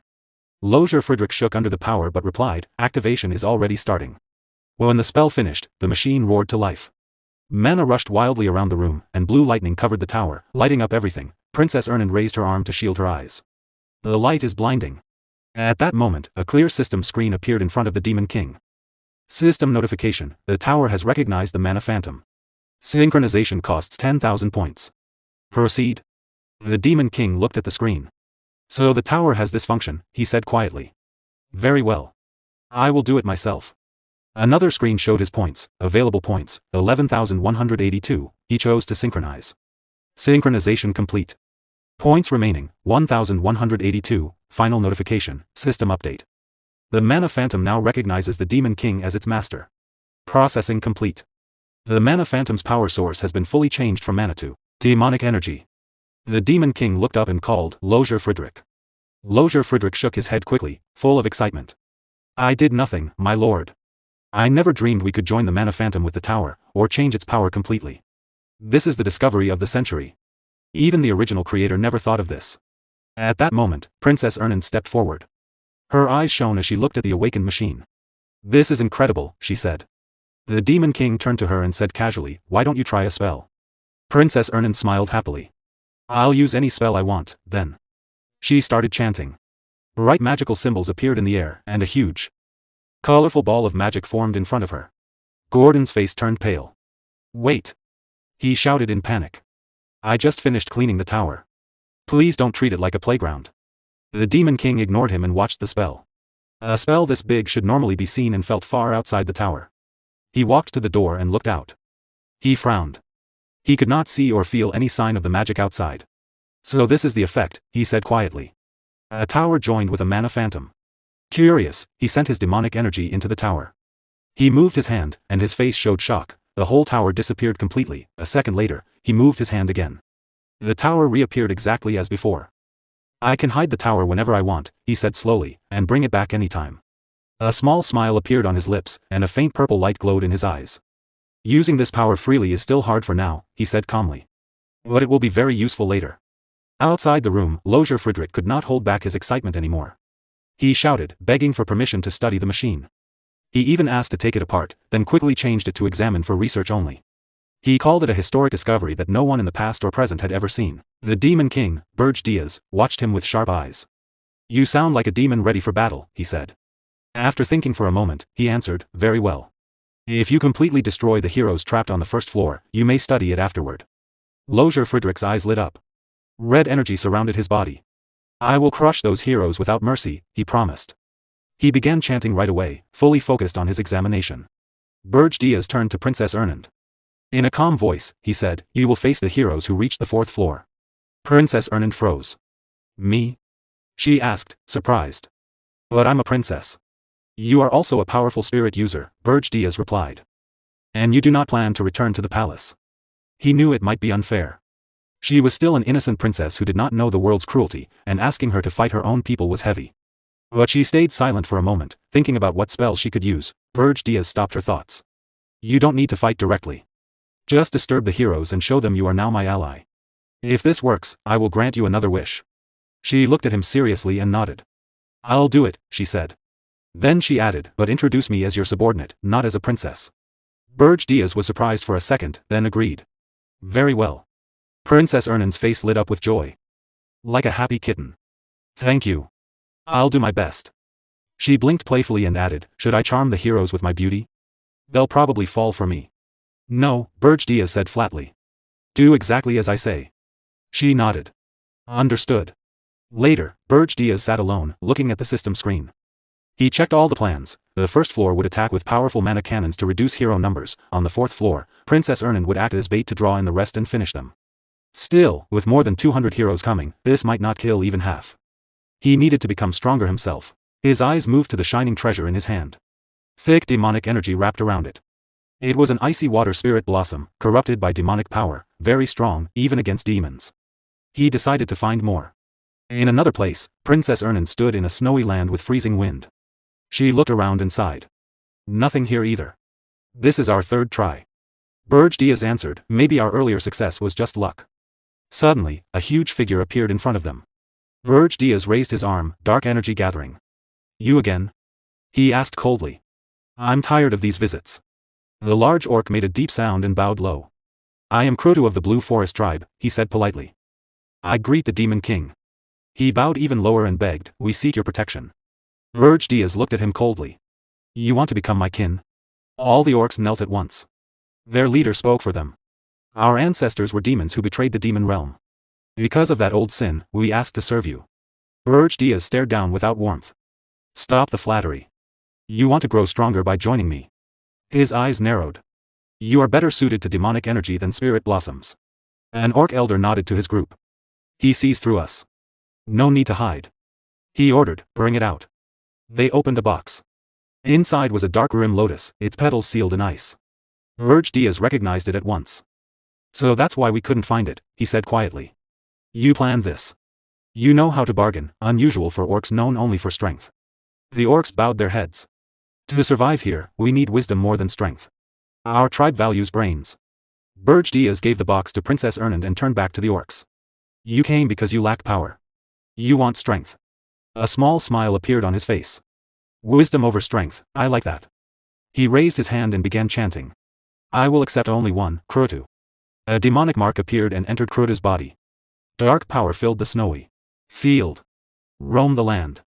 Grow your tribe under my name, Berge said. Wait for my orders. I will give you a reward greater than strength, your tribe will last forever under my rule. Demonic energy covered Krotu. His body changed and grew stronger, he became a true demon. Krotu knelt deeply. I give my life and loyalty to you, Demon King. The whole tribe knelt behind him. Later, at Berge's mountain tower, power flowed through the building. Outside, an army of orcs stood in perfect rows. On the first floor, Lozier Friedrich waited with 60 mana cannons. Berge Diaz checked everything in his mind, orcs in position, tower floors ready, Princess Ernand waiting on the fourth floor. Everything was set. He looked up, his dark eyes hard. I will pay back the pain from my past life, he promised silently to the coming enemies. Far away, the hero looked up at the tall mountain and said to his friends, we finally arrived. Regressed Mountain stood in front of them. In the grand city of Holton Walk, a great banquet was held in the central hall. It honored the heroes before their final journey to defeat the Demon King. The room was filled with laughter, music, and the sound of glasses clinking. Warriors, nobles, and dignitaries celebrated together. A young hero named Lord Hillen, dressed in shining armor, spoke with the elderly Lord Castellan. The Lord smiled and said Hillen was too modest for his great deeds. Hillen thanked him for the wonderful banquet. The Lord replied that it was an honor to be part of this historic quest. After a pause, Lord Castellan suggested that Hillen should speak to the crowd. Hillen hesitated, feeling uncomfortable. But the Lord insisted. It would lift everyone's spirits. Hillen finally agreed. Lord Castellan announced it loudly, and all eyes turned to Hillen. He stepped forward, cleared his throat, and spoke calmly. He greeted his comrades, heroes, nobles, knights, mages, mercenaries, and merchants. He said their long journey was nearing its end. With a confident smile, he joked that their march had scared the Demon King so much that no monsters had blocked their path. The hall burst into laughter. Then he grew serious. He warned them not to relax and said every preparation was done. His voice rose as he declared that tomorrow they would take the Demon King's head. He asked who dared to kidnap Princess Ernand of Hilderan. With fury, he shouted that it was time to show the world who the true masters were. He raised his glass high, the crowd cheered wildly. They raised their glasses too and shouted to eat, drink, and celebrate. From a distance, an elf named Granada watched quietly. He noted that the expedition's size had not changed, just as the Demon King had predicted. Hillen's charisma had kept everyone together, he had gained money from guilds and held the mercenaries loyal, but Granada felt uneasy. The last tower he checked was empty. He wondered if the fight would really be easy. A dark thought crossed his mind, should he betray the heroes now? He panicked and scolded himself. If the Demon King was defeated, his curse would end, that was good for him. He shook his head and went outside for fresh air. He also needed to send a report. That night, under a full moon, Granada stood on a balcony. He used a glowing device to communicate. A calm voice said, we have arrived at Holton Walk. We will rest and climb the mountain tomorrow. Granada replied shortly, I see. Then the Demon King Berge spoke firmly, once you leave Holton Walk, do not contact me again. After a pause, he warned, beware of the snow on the mountain. Stay alert at night. And when the tower door opens, never be near it. The call ended. Granada was confused by the strange last warning. Suddenly, a voice behind him said, what are you doing out here alone? Granada jumped and turned. It was Hillen. Granada said he just needed fresh air. Hillen noticed his tension and offered him elven fruit wine. Granada drank it and felt better. Hillen asked if Granada was worried about defeating the Demon King. He laughed lightly and teased if the elf was nervous. Granada admitted, yes. Hillen looked into his wine and said quietly, actually, I don't know either. Granada was surprised. Hillen explained that attacking a Demon King's tower was always hard. Granada mentioned that Hillen had already beaten the Demon King of Lust. So a new one should be easier. But Granada realized no one knew the details of that victory. He asked Hillen to tell the story. Hillen avoided it. He smiled heroically and said his win was thanks to brave comrades who fought in front. He put a hand on Granada's shoulder and said, comrades like you. He asked Granada to guard his flank in battle. Together, they would win. Granada smiled and agreed. Hillen led him back inside. Later, alone, Hillen smirked darkly. He looked at a ring with a red gem and thought, I'm counting on you this time too, Elf Granada. The next morning, the city of Holton Walk was full of activity. The huge expedition got ready to leave. As the heroes started their march, crowds of citizens lined the streets. They cheered loudly, shouting words of encouragement and good luck. They praised the leaders with cries of, Long live Lord Granada, and Long live Lord Wharton. At the front, Granada walked with a calm, serious face, staring straight ahead. Beside him, Hillen walked proudly, smiling confidently at the crowd's admiration. The cheers grew even louder when people started chanting, Long live Lord Hillen Cargill. Soon, the expedition left the city behind. The cheers faded away. In their place came silence as they entered the harsh Regressed mountain gorge. Tall, snow-covered cliffs rose on all sides. A sharp, cold wind blew through the air. The large group moved slowly through the empty, frozen land. The cold was their only constant friend. As they went deeper into the mountains, some soldiers began to talk. Their worries started to disappear. One said the weather was surprisingly good, little snow and a clear, sunny sky. He added that they would reach the tower easily at this speed. Another smiled and agreed. The goddess of victory must be helping us. A big warrior laughed and said there were no signs of the dangerous monsters everyone had feared. His friend smirked and replied, the monsters are probably too scared to show up now that Hero Hillen is here. While the warrior kept boasting, one of his friends suddenly tapped his head. When the warrior touched the spot, his hand came away covered in strange, sticky purple slime. Confused, he looked up slowly. A massive ghoul towered over them. Fear spread quickly through the group. Soldiers screamed in panic. One shouted, there's a ghoul. His face was full of terror. Another pointed and yelled, what is that thing? Look how big it is. Their confidence broke in an instant. Before full chaos started, Hillen's strong voice cut through the noise. He drew his sword with determined eyes. They finally showed up, he said, the whole expedition prepared to fight. More ghouls poured into the canyon from every side. Hillen stood strong and shouted, do not panic. Protect each other. He quickly made a plan. The canyon was narrow and short. Knights would protect the mages and push forward to break through the enemies. The battle began. Swords hit undead bodies, and magic flashed brightly in the frozen canyon. Suddenly, a warrior yelled a warning, Lord Hillen, a frost giant at the front. Hillen stopped for a moment. A huge skeletal monster made of ice rose from the canyon wall. Its size shocked everyone. Hillen quickly ordered the group to fall back. He turned to Hero Warden and said firmly, I will fight the frost giant alone. The rest of you escape the canyon. Warden looked at him in surprise, asking if Hillen really planned to face such a giant monster by himself. Hillen replied calmly, no problem. Then he jumped forward, a strong wave of blue energy hit the frost giant, but the creature did not move. It stood untouched.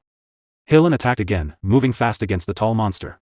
The giant's red eyes glowed with scary power. Its icy bones stood out against the white snow. A confident smile appeared on Hillen's face.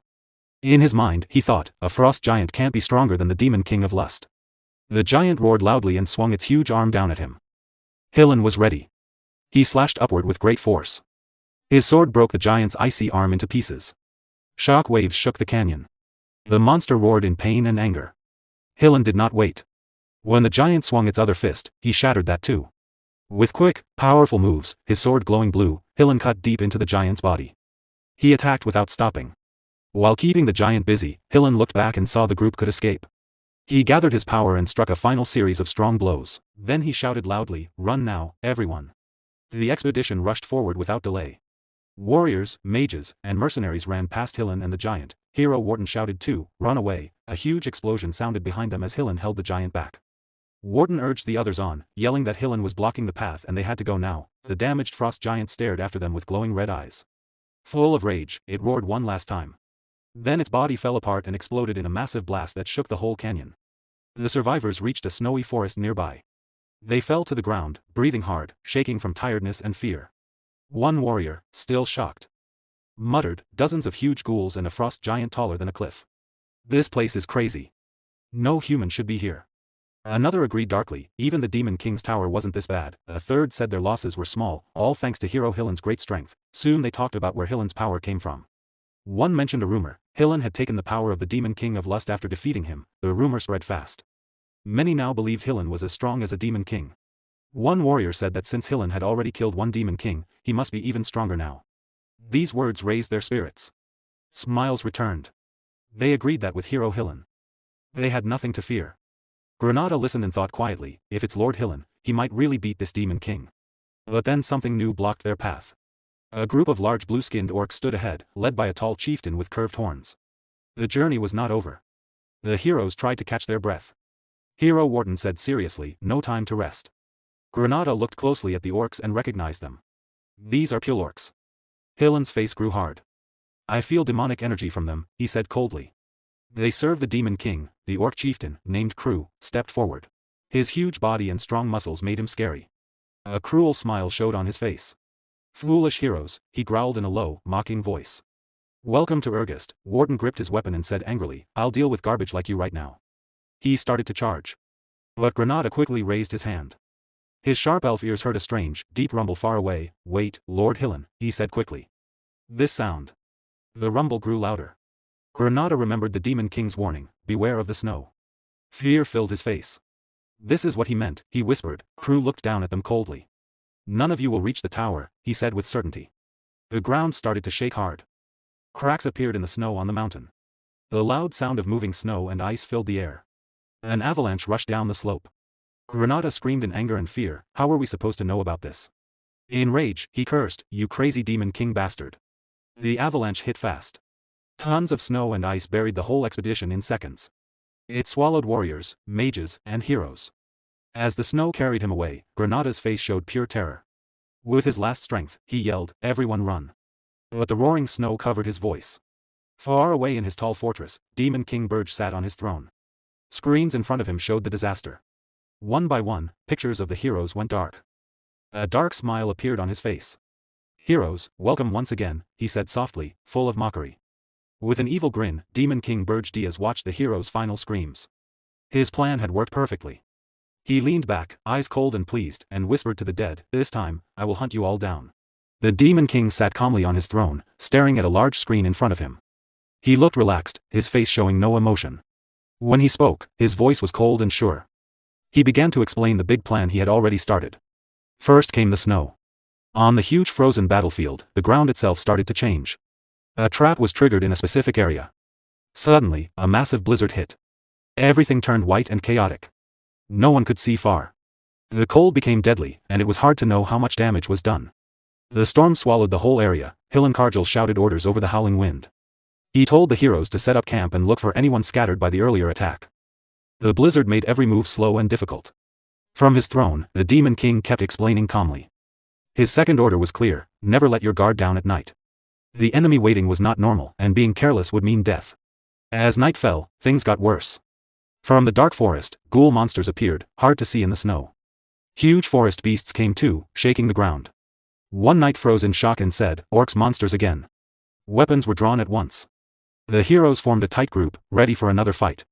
Far away, Granada clenched his teeth in anger. He cursed the Demon King for being too reckless. The fight was getting out of control too fast. The Demon King finally stood up. A dark smile appeared on his face as he moved forward without fear. Avalanche by day, monsters by night, this cruel cycle would keep going. Long before the heroes figured out the trap, they would be too tired in body and mind. Their defeat was certain. 3 days passed like an endless nightmare. The heroes fought to stay alive every moment. When they finally reached the top of the regressed mountains, everyone was worn out. They moved slowly, breathed heavily, and had little strength left. One knight spoke quietly, confused. "Where is the Demon King's tower?" The group was shocked. Hillenkargel shouted in disbelief. A tower was supposed to be here, the place for the final battle. But nothing was there. He tried to hide his worry and ordered the group to split up and search. Before they could move, a commander stopped him. He said the mission had failed. Going further would only cause pointless deaths. From now on, staying alive was more important than winning. Hillenkargel turned slowly, staring in shock. The commander's words were firm but sorry. Hillen said nothing, teeth clenched. 6 days after entering the mountains, they finally found the tower. When it appeared, the heroes exploded in anger. One knight yelled about the destruction of Mintanya and called the Demon King mad. When they forced the gates open, confidence returned. A knight laughed and said the first floor was full of weak monsters. He ordered everyone to charge ahead. That was when the Demon King spoke. His cold voice echoed everywhere in the tower. A scary smile spread across his face. His true demon form appeared, filling the air with heavy pressure. This was his third order. The moment the doors opened, anyone who entered would face hell. Magic cannons appeared all around, surrounding the heroes. Lightning cracked loudly. Hillenkargel stared in horror and asked what they were up against. Then bright blue energy beams shot out. The cannons fired. The Demon King sat still in his control room, watching. He said calmly that this was just the first attack, to test how long they could last. When the firing stopped, he smiled faintly. Hillenkargel was still standing. On the battlefield, Helen struggled to stand straight. He gripped his sword tighter, breathing hard. Rage and confusion filled him. Nothing made sense, no strategy he knew explained this. Then Granada stepped out of the smoke, unhurt. Helen felt relief and quickly said they should push to the next floor. Granada looked at him carefully. Only the two of them were left. It was dangerous. But Helen said he had once beaten the Demon King of Lust and taken his power. This enemy was not stronger. With Granada's help, they could win. Granada nodded, and they moved on. The second floor was empty. The third floor was empty too. Helen grew angry. A tower this size should be full of monsters, but there was nothing. Granada stayed quiet. He felt something planned was happening. Empty floors meant someone powerful was controlling the fight. He thought of Princess Ernan. They stayed careful and reached the 4th floor. Both stopped in surprise. A beautiful green forest stretched ahead, like a peaceful garden inside the tower. Helen could not believe it. A forest inside a tower made no sense. Granada said it was a curse, advanced magic that twisted space. Before Granada could say more, Helen saw a figure. A young woman in dark, demonic clothes stood there. She gave off strong dark mana. She looked delicate but dangerous. She spoke lightly, almost like a child having fun. She said she was one of the 4 heavenly kings who served the Demon King, the Dark Spirit Master. She looked at Helen and smiled.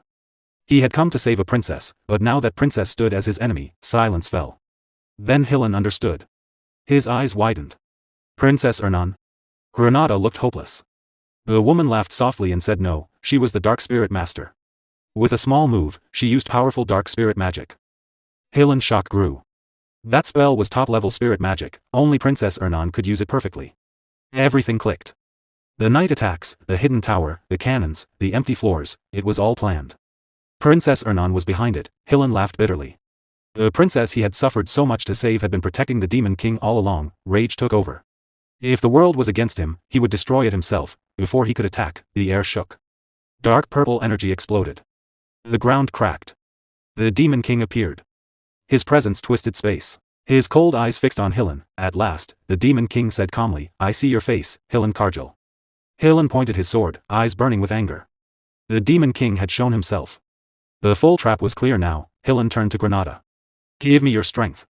The ground shook. Granada suddenly felt weak. His life force was draining away fast. Helen's face turned cold. He said softly, "Stay with me, and it will be okay." Granada fell, all strength gone. The Demon King recognized it, a forbidden artifact called the Elf Eater. It turned an elf's life force into mana for the user.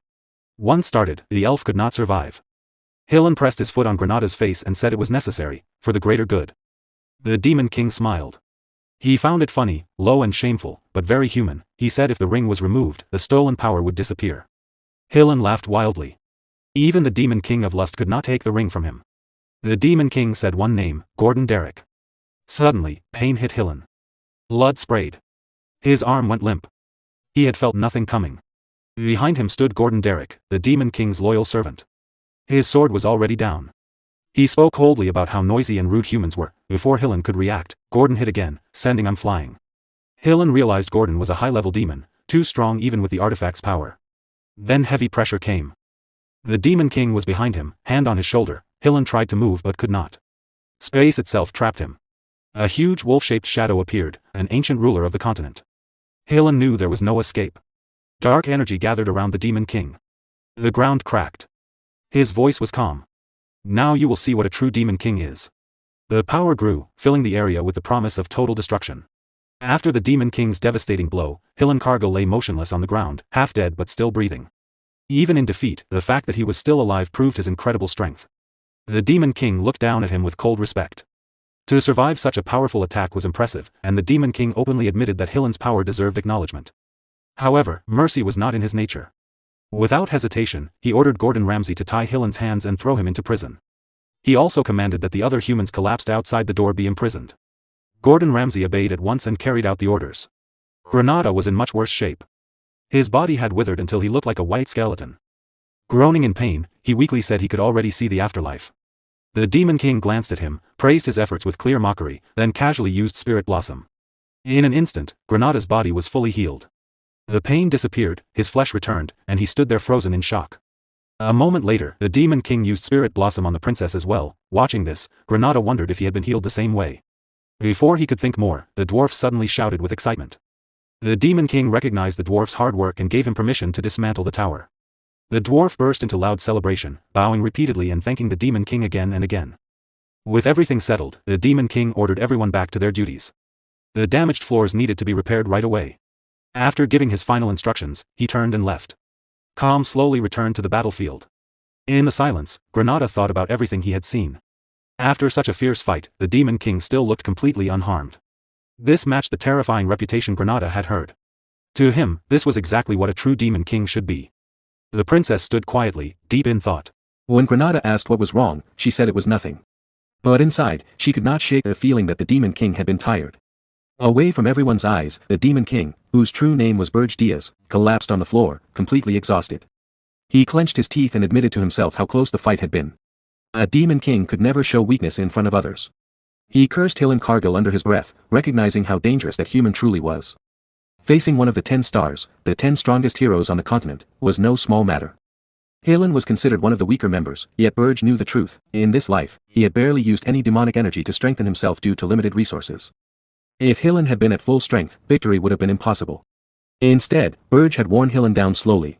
He provoked him, made him panic, and forced him to lose focus. In that moment of desperation, Helen left one fatal opening. Berge seized it with a full power strike and ended the battle. For now, he considered it a perfect victory, even if it did not meet the usual standards of a Demon King.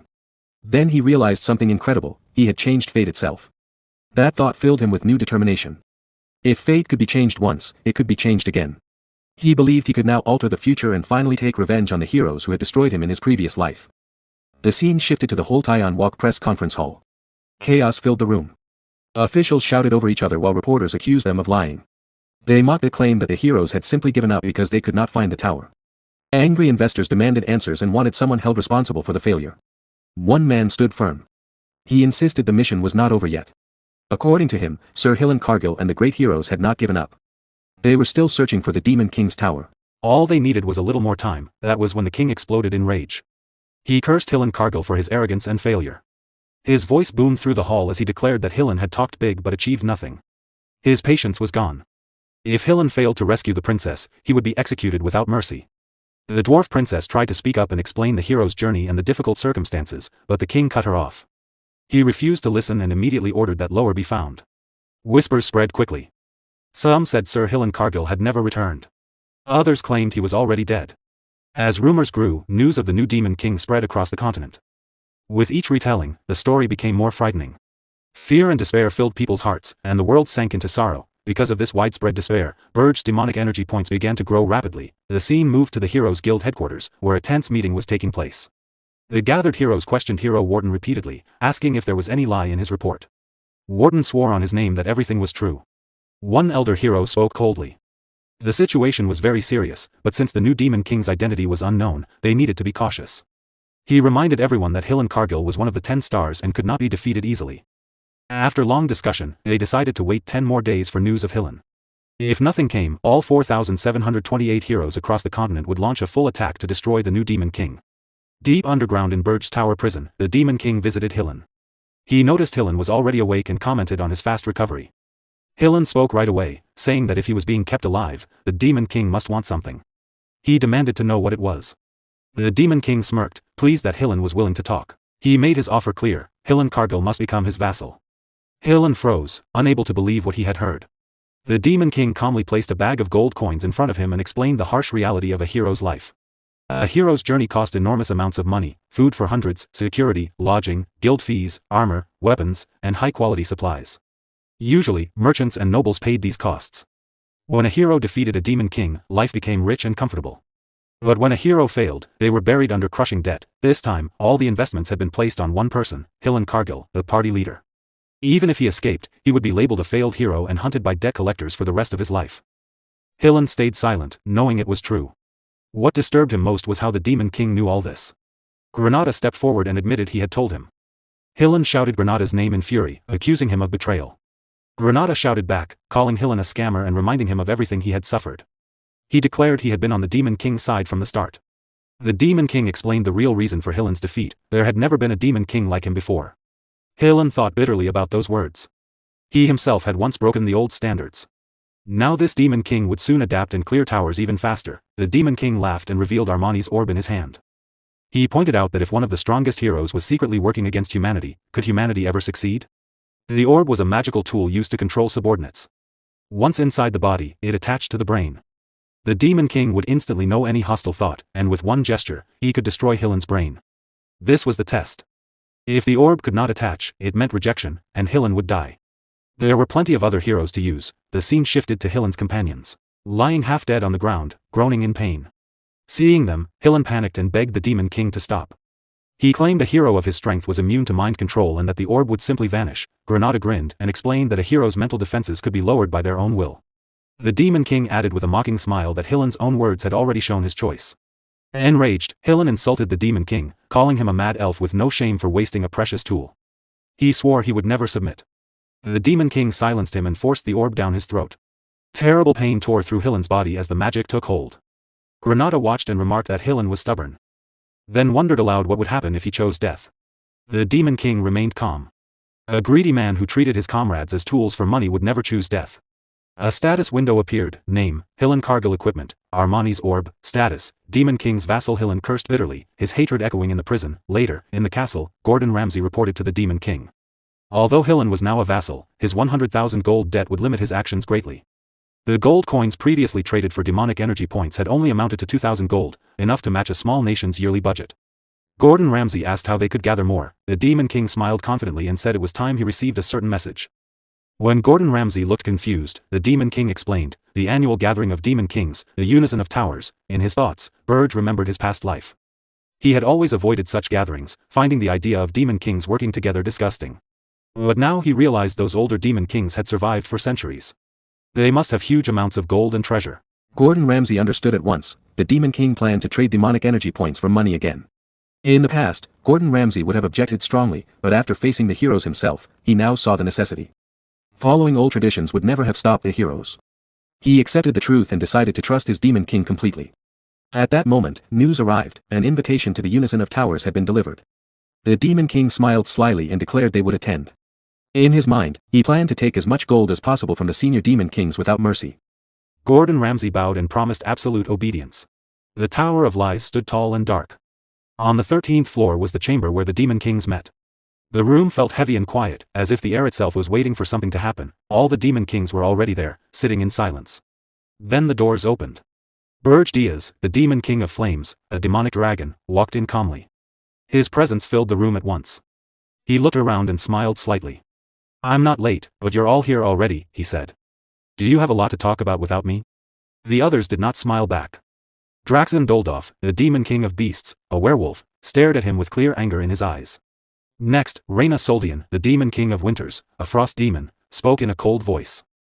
So, you're the one everyone is talking about. Yugur Belva, the Demon King of Indestructibility, a titan, scoffed. Here comes the arrogant newcomer who insults our ways. Finally, the host of the meeting spoke. Jason Cockmund, the Demon King of Lies, race unknown, smiled calmly. Welcome, Berge Diaz. Berge Diaz laughed loudly, full of mockery. You fools, he said. You made an alliance. Aren't you ashamed to call yourselves Demon Kings? Inside his mind, though, he thought differently. Of course I understand why you did it. It makes sense for the situation in Arian. Yugur Belva's face turned red with rage. You're the fool. He shouted. Who are you to interfere, newcomer? What do you even know about Arian? Berge stayed calm on the outside. In his thoughts he noted, a simple provocation shows what someone is really thinking. Then he looked straight at Yugur and said coolly, you call me a fool? I'm the only elite one here. Yugur roared, if you want to die, I'll grant your wish right now. Both released their power at the same moment. Terrifying energy crashed through the room. Suddenly, Jason Cockmund stepped between them and clapped his hands once. The killing intent from both Demon Kings vanished instantly.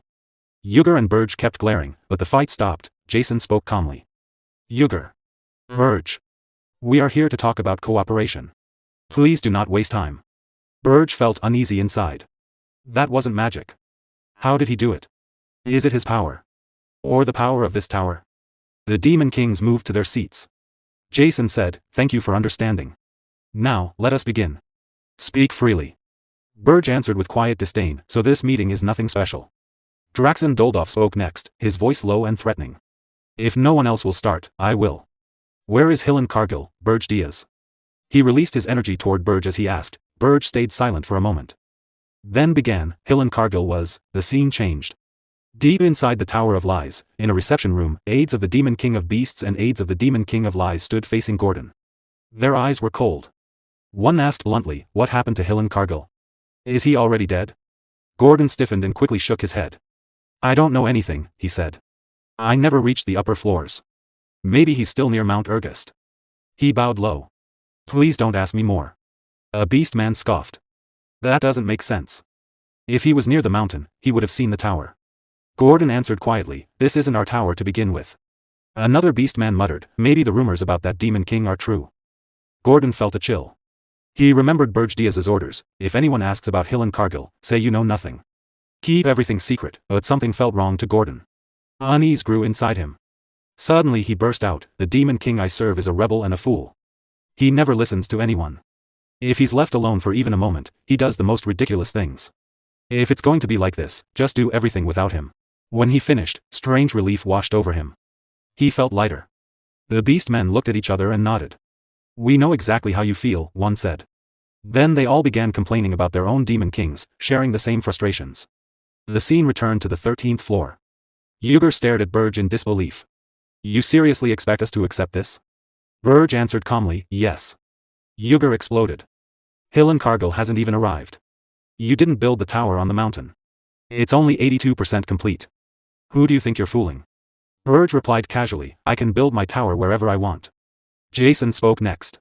The situation hasn't changed. Warriors are still coming for the tower. Why did you leave your own tower and come here? With a mocking smile, he added, a demon king who lost his tower. Didn't we all learn better at the Demon King Academy? You were supposed to be the greatest leader. Berge brushed it off. There's nothing to worry about. I will protect my tower myself.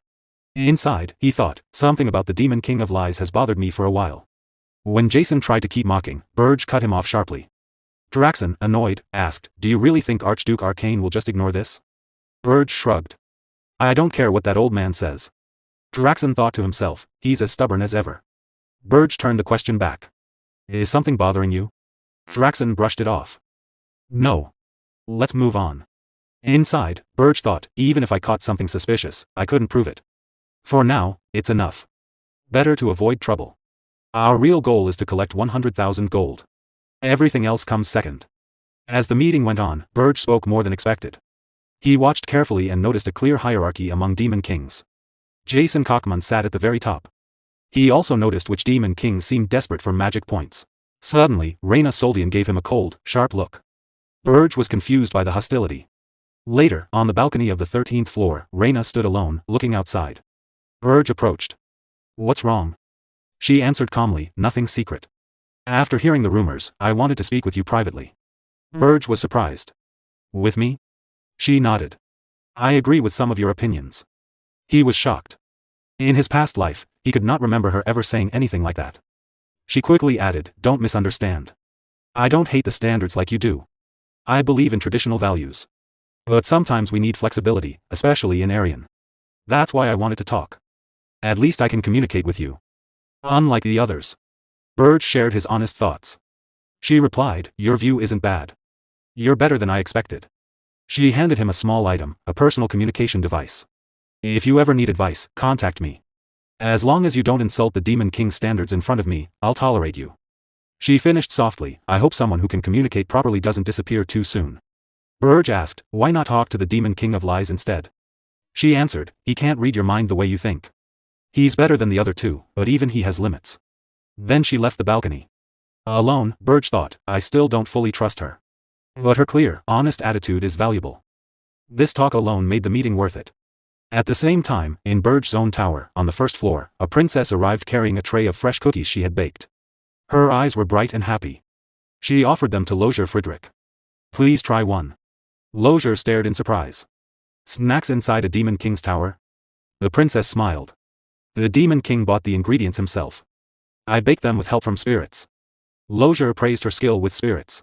The atmosphere felt warm and comfortable. She urged him again to taste one. He thought to himself, a princess who never had to work, she probably can't cook well. But I'll praise it anyway. He took a bite. The flavor was incredible.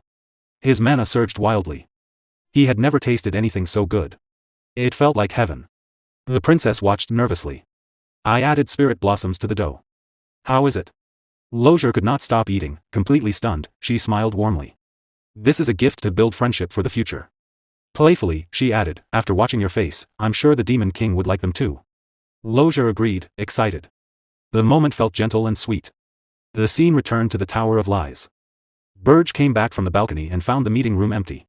They're all gone, he said. Jason nodded. The meeting has ended. Berge remarked, it was short. Jason noticed his expression and offered tea. Do you regret anything? No, Berge said quickly. Jason smiled calmly. You need something as a human, Berge. You need money, desperately. Berge froze, shocked. How does he know that? Where did the information leak from? Jason smiled and said, pretending you don't know won't work.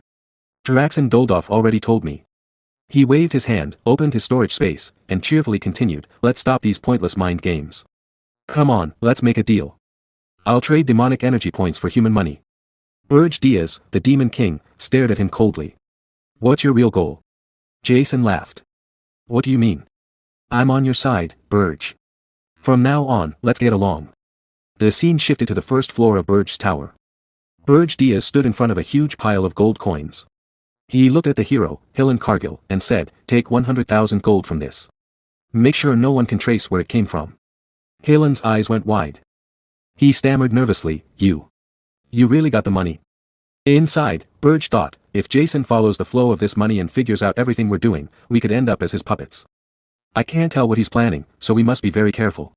He turned back to Hillen and said, I turned the rest of your hero party into black knights and black mages. The man in the middle is Amon from the Golden Moon Merchant Guild. I learned his name when we made the contract. Hillen looked surprised and confused. Berge continued, use these people to grow the money. They will obey your orders. Amon trembled under the Demon King's dark aura that controlled him. In his heart, he thought, I can't believe we become the Demon King's servants. This is humiliating. Please save us, Sir Hillen. Hillen took a deep breath and said to Berge, since my party members are still alive, this isn't a complete failure. I can pay off my debts now. Does that mean I can keep working as a hero? Then he smirked, raised his hand for a handshake, and added, with things the way they are, this isn't so bad for me. I look forward to working with you, business partner. The former heroes, now Black Knights, gasped in shock. Sir Hillen. Berge's face darkened at the word partner. Berge's face darkened at the word partner. He grew angry, held up a small black seed, and said, let me make this clear. He pressed the seed against Hillen's forehead. Suddenly, terrible pain shot through Hillen's head. He dropped to his knees, grabbed his head, and cried out. Berge said coldly, we are not business partners. You are my slave, and I am your master. One of the Black Knights smirked and muttered, serves you right. Hillen, still in pain and confused, looked up. Master and slave. I didn't know you were into that kind of thing. Berge turned away. I'm not asking for true loyalty. Just do what I say. Now go. Hillen stood up slowly, still holding his aching head. Suddenly, a soft voice called from behind him. Hillen. He turned and saw the princess standing there with Lozier Friedrich, who was busy with some work nearby. The princess looked sad. She held out a letter and said, could you please deliver this to my younger sister, Elena? Hillen took the letter. Elena? You mean the 13th princess of the kingdom of Hilderan? I can do it, but... Why are you helping the Demon King? You're one of the reasons I ended up in this mess. The princess lowered her eyes. I'm sorry. But I have no plans to return to the kingdom right now. A hero like you surely knows the royal family's secret. Hillen Cargill thought quietly about the royal family's secrets in the kingdom of Hilderan.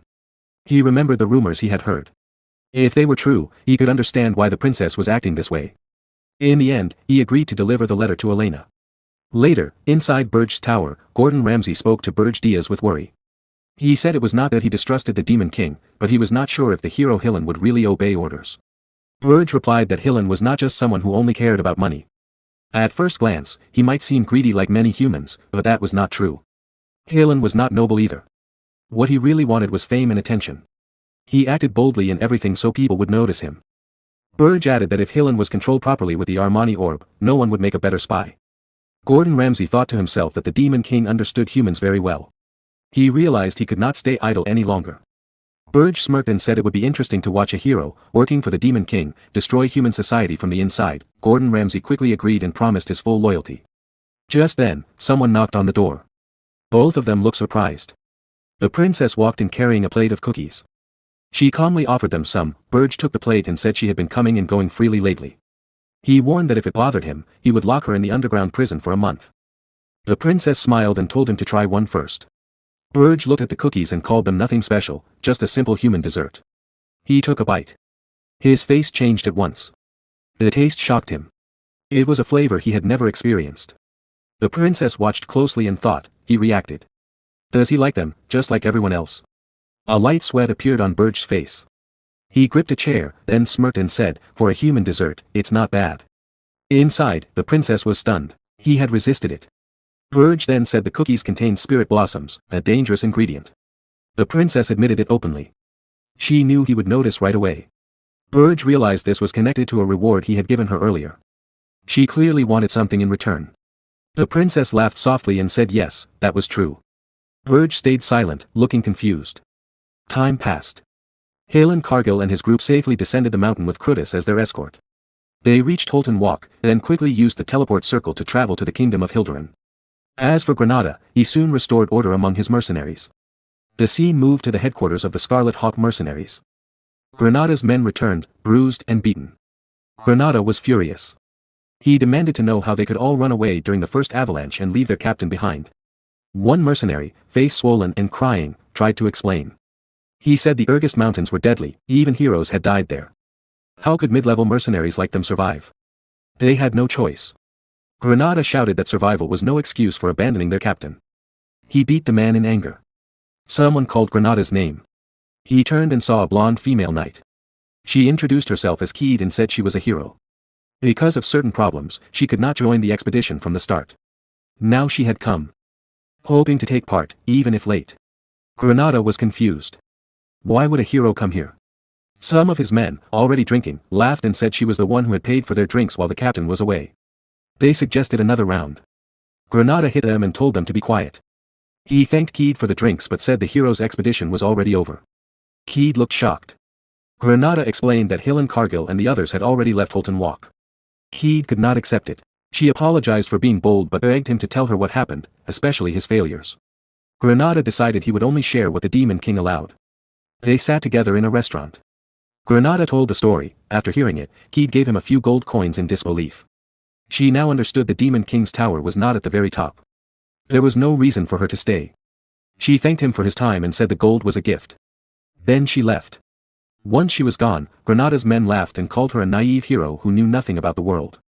They said it would be good if she was not betrayed someday. Granada grew angry and threatened to cut off their hands if they kept talking. He watched the female knight leave. The scene changed to a quiet alley in Holton Walk. Keed arrived and said, "It's time to go back. The princess's fiancé is waiting." A firm voice answered, "No.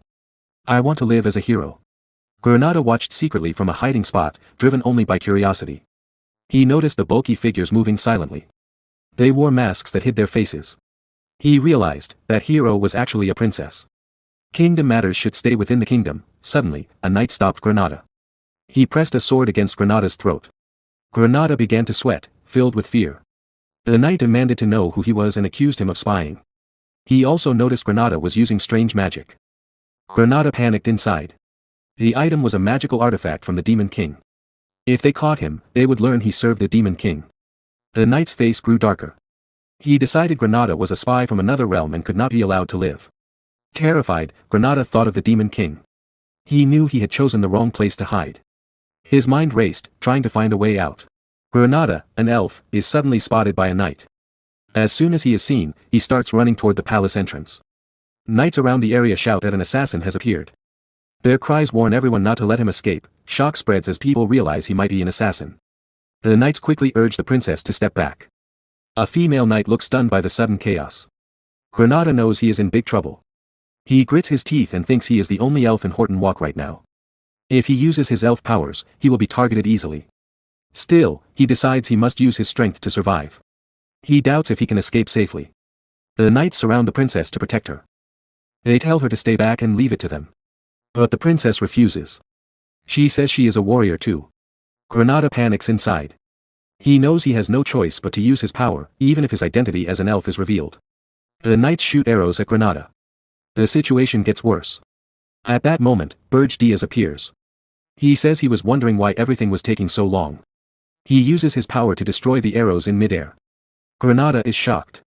Berge spreads his wings, flies up, and holds a magic flame in his hand. He tells Granada he must have been playing around in a place like this. Granada looks at him in disbelief and anger. He recognizes Berge as the Demon King. Even after seeing such power, Granada cannot fully believe it. Berge casually says there is no need to worry about wounds that heal with saliva. Granada replies angrily that he is being serious. The knights panic and shout. They think the Demon King has come to kidnap the princess. They believe he wants sacrifices. They focus on protecting her. The princess, who is also a knight, steps forward. She says she does not care about her own safety. She tells the knights not to hesitate. She says this is their chance to capture the Demon King. She orders them to attack without worrying about her. Berge Diaz looks at the princess with mild surprise. He learns something new about her. The knights do not believe it. They shout and get angry. They question why the Demon King is even there. Granada, annoyed, agrees with the knights. He demands to know why the Demon King is here. Berge Diaz answers calmly. He says it was a coincidence while he was running an errand. The knights get angry. They call him a liar and refuse to believe it was just a coincidence. The scene shifts to an earlier time. Berge Diaz is in a tower. He listens as the princess tells him what she wants. She asks for senile powder. Berge Diaz knows senile powder is used for spirit contracts. The princess smiles and confirms it. She tells him a story from hundreds of years ago. An elf named Senya returned to the human kingdom. The king ordered her to make a supplement so humans could form spirit contracts more easily. This led to the creation of senile powder. Berge Diaz says the princess does not need it because of her talent. She pretends to look sad and says he overestimates her. She explains there is little mana in the tower. Without senile powder, her spirits would not work well. Berge Diaz says he is thinking of contracting a higher level spirit. The princess gets flustered, turns away, and pouts. Her fire and water spirits do the same. She admits it might be true. Berge Diaz confirms it. The princess thinks about a past life with Hernan.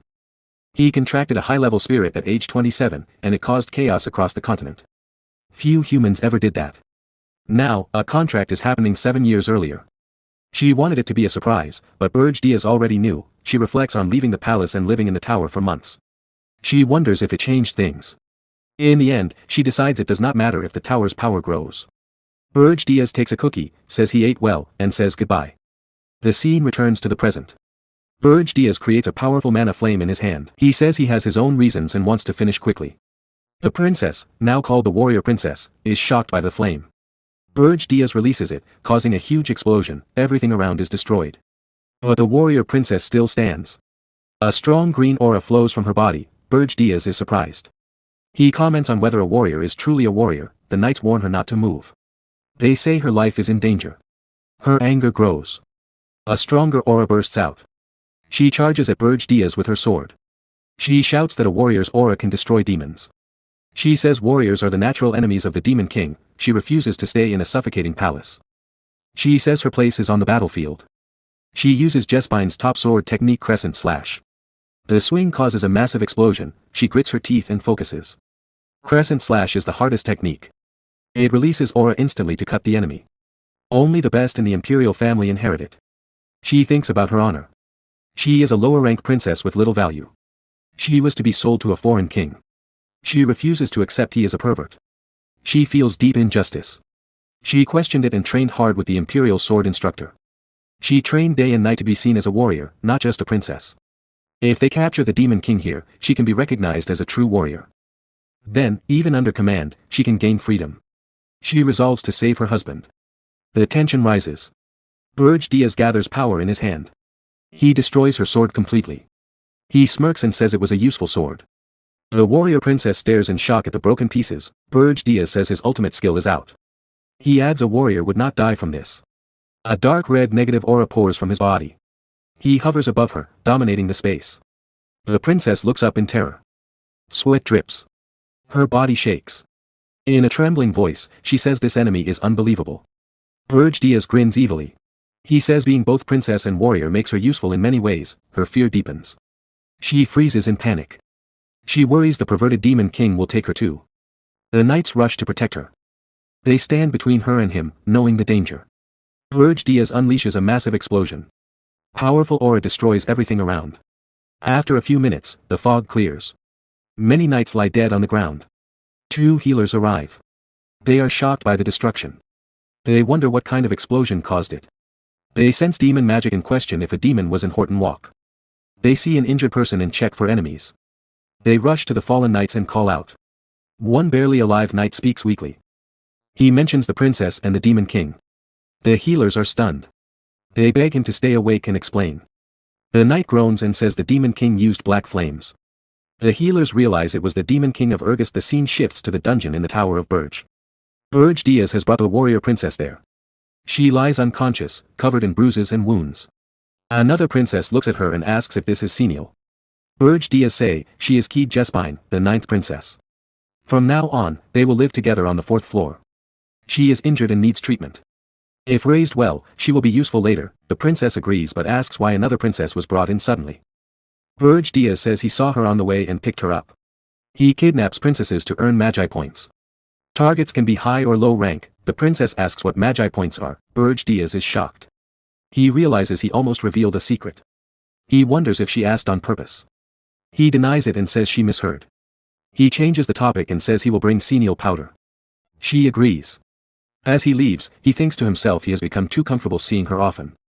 He tells himself to focus. He is the Demon King, and she is just a prisoner. News spreads fast. The 9th princess of the Jespine Empire was kidnapped in Horton Walk.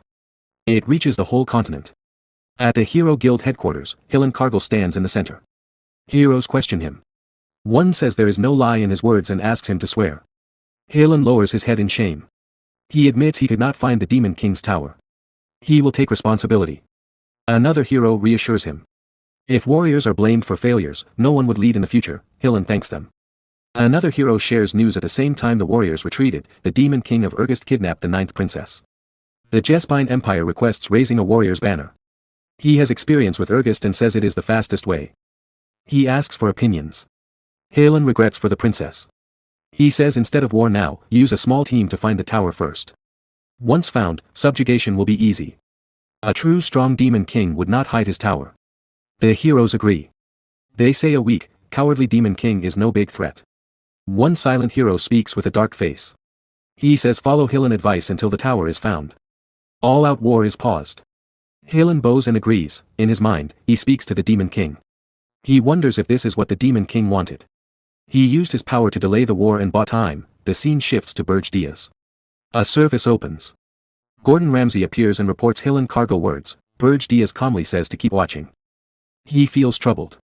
He did not expect the heroes to prepare an all-out attack. He sighs in relief. Without Hillen Cargill, he would be in trouble. He thinks taking Hillen as family was a good choice. Outside, Hillen Cargill and Granada move around. With their influence, he can delay the warriors. Berge Diaz continues his plan: kidnap more princesses to gain magi points slowly. He plans to use valuable Armani's orb for power. Dwarves remodel the tower, making the 1st floor stronger. With Krutu influence growing, and a contract with a high-level spirit, including Princess Ernan, even small groups of warriors cannot challenge him. With a strong tower ready, Berge Diaz prepares true revenge against the warriors who killed him before. To do that, he need to obtain senile power. He dreams of taking a city full of powerful wizards and warriors, a magical city in Amur if he can get it without being caught. This is going to be way too hard. The scene moves to the kingdom of Akan, in a city famous for magic engineering called Amore. On the edge of the world's biggest magic market stands a small, plain shop named Jetson's Paradise. Inside, the shopkeeper sits lazily reading a newspaper. He looks bored and disappointed. He sighs and thinks about the latest news and rumors. The 9th princess of Jespine was kidnapped right after the hero expedition ended. People are angry because the Hero Guild does nothing. The article also says a hero named Roger is now being hunted. The shopkeeper quietly decides that these are truly the end times. Suddenly, the doorbell rings. A customer named Berge Diaz walks in. The shopkeeper quickly hides the newspaper, smiles brightly, and greets him warmly. He asks if Diaz is looking for something special. Diaz looks around with no interest. He says he wants some powder and asks if they have it.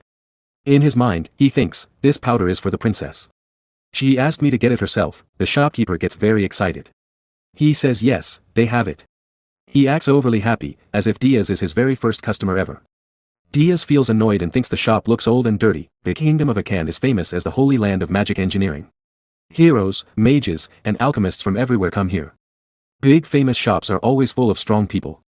Because of that, hiding demonic energy is risky. That is why Berge Diaz chose this quiet, almost empty shop on purpose. The shopkeeper happily shows 2 glass vials of sun powder. He laughs and says Diaz is very lucky. He offers a special discount, only 1 gold coin per vial. He acts like it's the biggest sale ever and says no other shop has this deal. Diaz gets angry. He tells the man to stop shouting and says the price is still too high.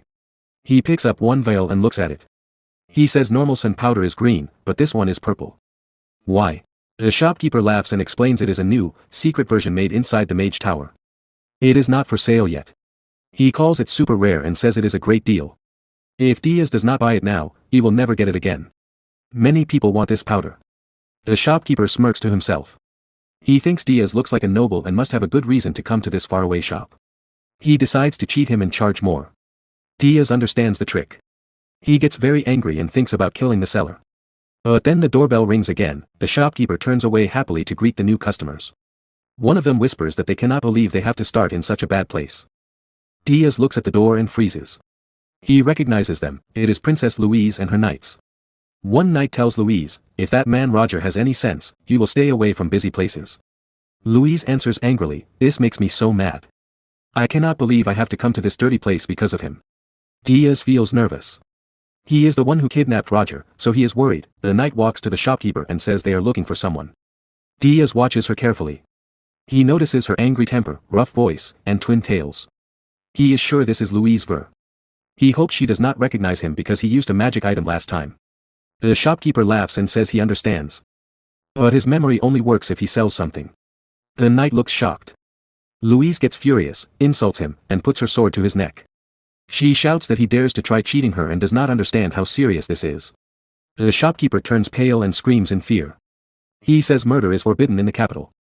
He begs them not to kill him. In panic, he says if they threaten him, at least by something. Louise gets even angrier and calls him crazy. But the shopkeeper, still scared, smiles weakly and makes a bold offer, "Buy something, and I will accept any punishment after." Louise laughs in surprise and says he is interesting. She agrees to see what he has. The shopkeeper quickly renames the purple sand powder as Archie powder. He lies and says it is very useful for dwarf masters. He asks for 3 gold coins. Diaz gets furious inside. He thinks, first he tried to cheat me, now he cheats them too. But Louise looks happy. She buys the fake powder, thanks him, and even gives him blessings. Then she asks if a dwarf named Roger came to the shop. The shopkeeper says no, he never heard of Roger. He suggests they check the place where blacksmiths usually meet in a can. Louise thinks it is a good answer. She tells her knight they can leave. As she walks out, she mutters that the seller is shameful. After they leave, Diaz sighs in relief. He tells the shopkeeper, "Not bad. You sold trash for 3 gold. You have real courage." The shopkeeper smiles, pockets the money, and says he is glad Diaz stayed quiet. He thought she was a rich young noble lady who would pay easily and not kill him for nothing. He smirks and says Diaz seems interested in business. For 10 gold, he can share a secret. Diaz thinks the man is a huge scammer, but he actually respects the skill a little. Diaz leans closer, smirks, and tells him to go to the Golden Moon Merchant Guild. If he says he was sent by the mountain, they will accept him. The shopkeeper looks confused. He says the guild is almost bankrupt. Why would someone smart go there? Diaz smiles and says, "The customer you just cheated was Louise Ver." The shopkeeper's hands shake. The vials fall and break. He freezes in terror and whispers, "The villainous princess. The mad dog. Louise Ver." He begs to know what Diaz wants. Diaz calmly puts 1 gold coin on the table. He repeats, "Join the Golden Moon Guild. The salary is 1 gold per month." If he refuses, Diaz will bring Louise back. The shopkeeper panics and begs for his life. Then he suddenly changes, he shouts and says he will not beg. He tells Diaz to get out and even dares him to bring her back. Diaz says nothing. He turns and leaves, saying quietly, "As you wish." Outside, Diaz goes straight to Louise's and tells her everything. Louise's gets furious and storms back to the shop. Diaz watches and smirks, the shopkeeper screams in panic. In the end, he breaks completely and gives real sand powder for only 1 gold coin. Later, outside, Diaz looks at the real powder and thinks even slum shops sell normal sand powder. He curses the seller again for being such a cheat. Louise sees Diaz and thanks him. She says she got her money back because of him. Diaz asks what she did to the shopkeeper. Louise grits her teeth and says sadly, because this is a foreign country, she could only give him a small lesson. She adds angrily that she should have ripped his heart out. One knight tries to calm her and says no one expected the little princess to get this angry. Diaz feels uneasy and thinks she is still strange. He quickly changes the topic and asks if Roger is a blacksmith. Louise gets excited and says yes. She asks if Diaz knows him or where he is. Diaz takes out a necklace and shows it. He asks if it is connected to Roger. The knight is shocked and says yes, it is one of Roger's early works. Diaz tells a made-up story. 2 months ago, he met Roger in a forest in Ormoth. Roger was starving, so Diaz shared food. Roger gave him the necklace as thanks. Louise holds the necklace tightly. Her body shakes with anger. She says she owes Diaz again. She wishes she could invite him to the palace for 5 days of drinks, but she cannot right now. Diaz feels nervous and hopes she controls herself. Louise gives him a badge. She says if he shows it in the Dwarven Kingdom, he can get the best equipment. She asks him to keep it for now because they must catch Roger soon. Diaz thanks her and says it looks useful. Louise and her knights start to leave. One knight asks what is next. Louise says she will contact the queen and ask for more soldiers. She smirks and says this time Roger will not escape. She promises he should wait for her. Diaz stands alone. In his mind, one word repeats, heart. Old memories come back. After his regression, rebirth, he forgot something important. Around this time in the past, Draxen found the heart of a mystic beast. He absorbed it and became much stronger. That power changed everything. Diaz realizes that power is what he wants most now. As the new Demon King, he is still weak because of dimensional limits. If he fights Laos one-on-one right now, with Laos having top gear, he might win, but only barely. That is not enough for revenge or survival. He decides, he must get stronger. His plan is clear. He will send Louise to Ormouth, to the Tower of Beasts. There, two monsters will fight, the mad dog Louise Werft and the Demon King of Beasts, Draxen Doldorf. While they destroy each other, Diaz will hide and wait. When the fight ends, he will take the heart for himself. The scene shifted to the tower's new features. After Lozier Friedrich fused with Mana's Phantom, the ghostly machine upgraded the tower. It gained two new functions, remote activation of the top floor and an item transfer system. Without warning, a box wrapped in swirling purple energy appeared in front of the emitter. A calm voice echoed through the chamber, send item. This is a function far above. On the highest balcony of the residence, Demon King Berge Diaz was talking to Gordon on a telephone-like call. He sensed a disturbance and muttered under his breath, Gordon, something has happened. I'll leave the tower to you for now. He opened his status window and gave a command to his subordinate. Gordon replied, yes, Demon King. Leave it to me. Berge said, deliver this senile powder to Princess Ernan. Using the new transfer feature, he sent a top-grade senile powder. It was a fine powder potion full of high spirit energy, a key material for forming a strong spirit contract. This will greatly help the princess, he added with quiet confidence. Princess Ernan's eyes sparkled as she examined the potion. She could barely contain her excitement. Wow, this is top-tier quality. Did you get it from the Kingdom of Aachen? She asked. Gordon nodded firmly. The Demon King himself secured it. Use it carefully, he advised. Meanwhile, Berge reminded Gordon about the fourth-floor prison. There, a blonde-haired girl, Princess Keed, sat calmly on the cold stone floor. She looked strangely peaceful despite being locked up. Teach her swordsmanship so she can fight at full strength, Berge ordered. I'll test her when I return. In another place, during a fierce training match, Keed faced Gordon. Their swords clashed with great force. Energies exploded as they met. Gordon blocked her strike and glared at her coldly. At least land one hit, he said. Then you can speak to me. Berge also told Gordon about the first floor of the tower, where the new item had appeared. Set up the Hell Force on the first floor. Tell Lozier to reinforce it even more. The dwarves were filled with excitement. One rushed to the massive blast furnace, his eyes shining like a child who found treasure. What is this? I've never seen a furnace like this before. How does it even work? He shouted, inspecting every detail. Behind him, Gordon watched silently. The dwarf ran his hand along the glowing surface in awe. That color, it almost feels alive. This is all thanks to the Demon King's grace. His mouth hung open in disbelief. This is incredible. I'll forge equipment worthy of the Demon King himself. Elsewhere, Berge asked Gordon, how are the Pearl Orcs doing? Gordon replied. We've unified 3 tribes so far, and our numbers have doubled. They've grown strong enough to hunt most monsters in the Ergest Mountains. At that moment, a screen flickered on as Gordon gave his report. The Demon King nodded. Good. Guard the tower until I return. Yes, my lord, Gordon said solemnly. I will not disappoint you. The call ended. In one swift motion, the Demon King jumped and landed smoothly on top of a tall building. He thought to himself, so I can manage the tower directly without even going back, a very convenient function. Suddenly, another call came through, from Hillen Cargill.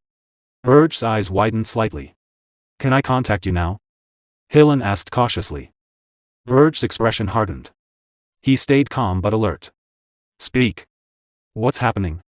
At the same time, news arrived. The conquest of the summit of the Golden Moon had been completed. From now on, the Golden Moon Merchant Guild will be managed by Amon, the Black Knights, and the Black Mages. The Demon King listened carefully. That is important, he said, thinking deeply. On the other side of the call, Hillen Cargill spoke quickly. One of the 10 stars is giving us support, so the guild leader gave his position to my son. I also checked. One failure won't destroy the reputation of the 10 stars so easily. The Demon King gave his order. Good work. Report everything to Granada. Tell her we will send money through the Golden Moon Merchant Guild. She must buy every elf slave on the continent. Hilan Cargill's eyes opened wide in shock. Buy elf slaves? He whispered. Full of disbelief, the Demon King's face darkened. A low laugh came from him. There is a con man named Jettison. He will be useful. Let him do what he wants. Hilan Cargill blinked in surprise. So it really was a scam, he said quietly. Berge Diaz smirked as he remembered the man clearly. Meanwhile, the shopkeeper Jason put his hands over his mouth. He hid under the table, tears falling from his eyes. Berge Diaz continued talking to Hilan Cargill. He's a pathetic fool who once tried to trick Louise Worft. Then Berge smirked, looked straight at Jatoso and said, I already know all his personal information. If he doesn't show up in 1 month, I will send an assassin to erase him. Hearing those words, the shop owner shook with fear. More tears fell from his eyes. The Demon King stood in front of Jettison, the shop owner, and glared down at him coldly. I know everything about you, he said in a dangerous voice. You think I am nothing? I am the great Demon King. Jettison trembled and cried out in fear. Soon after, his shop was destroyed and turned into ruins. At the Holton Walk shared training grounds, the sound of swords clashing filled the air. Granada subordinate whispered to each other. A man from the Association Connect Granada watched through a screen and gave a strong order. Granada stared in disbelief. Really? You want to buy all of my people? Granada replied, I'll follow the command. I will gather the members quickly. In his heart, Granada felt torn. Saving his people was good, but pulling them into the Demon King's plans would not be easy. His teeth clenched. Did you give this mission only for your own benefit, Demon King? He wondered with anger.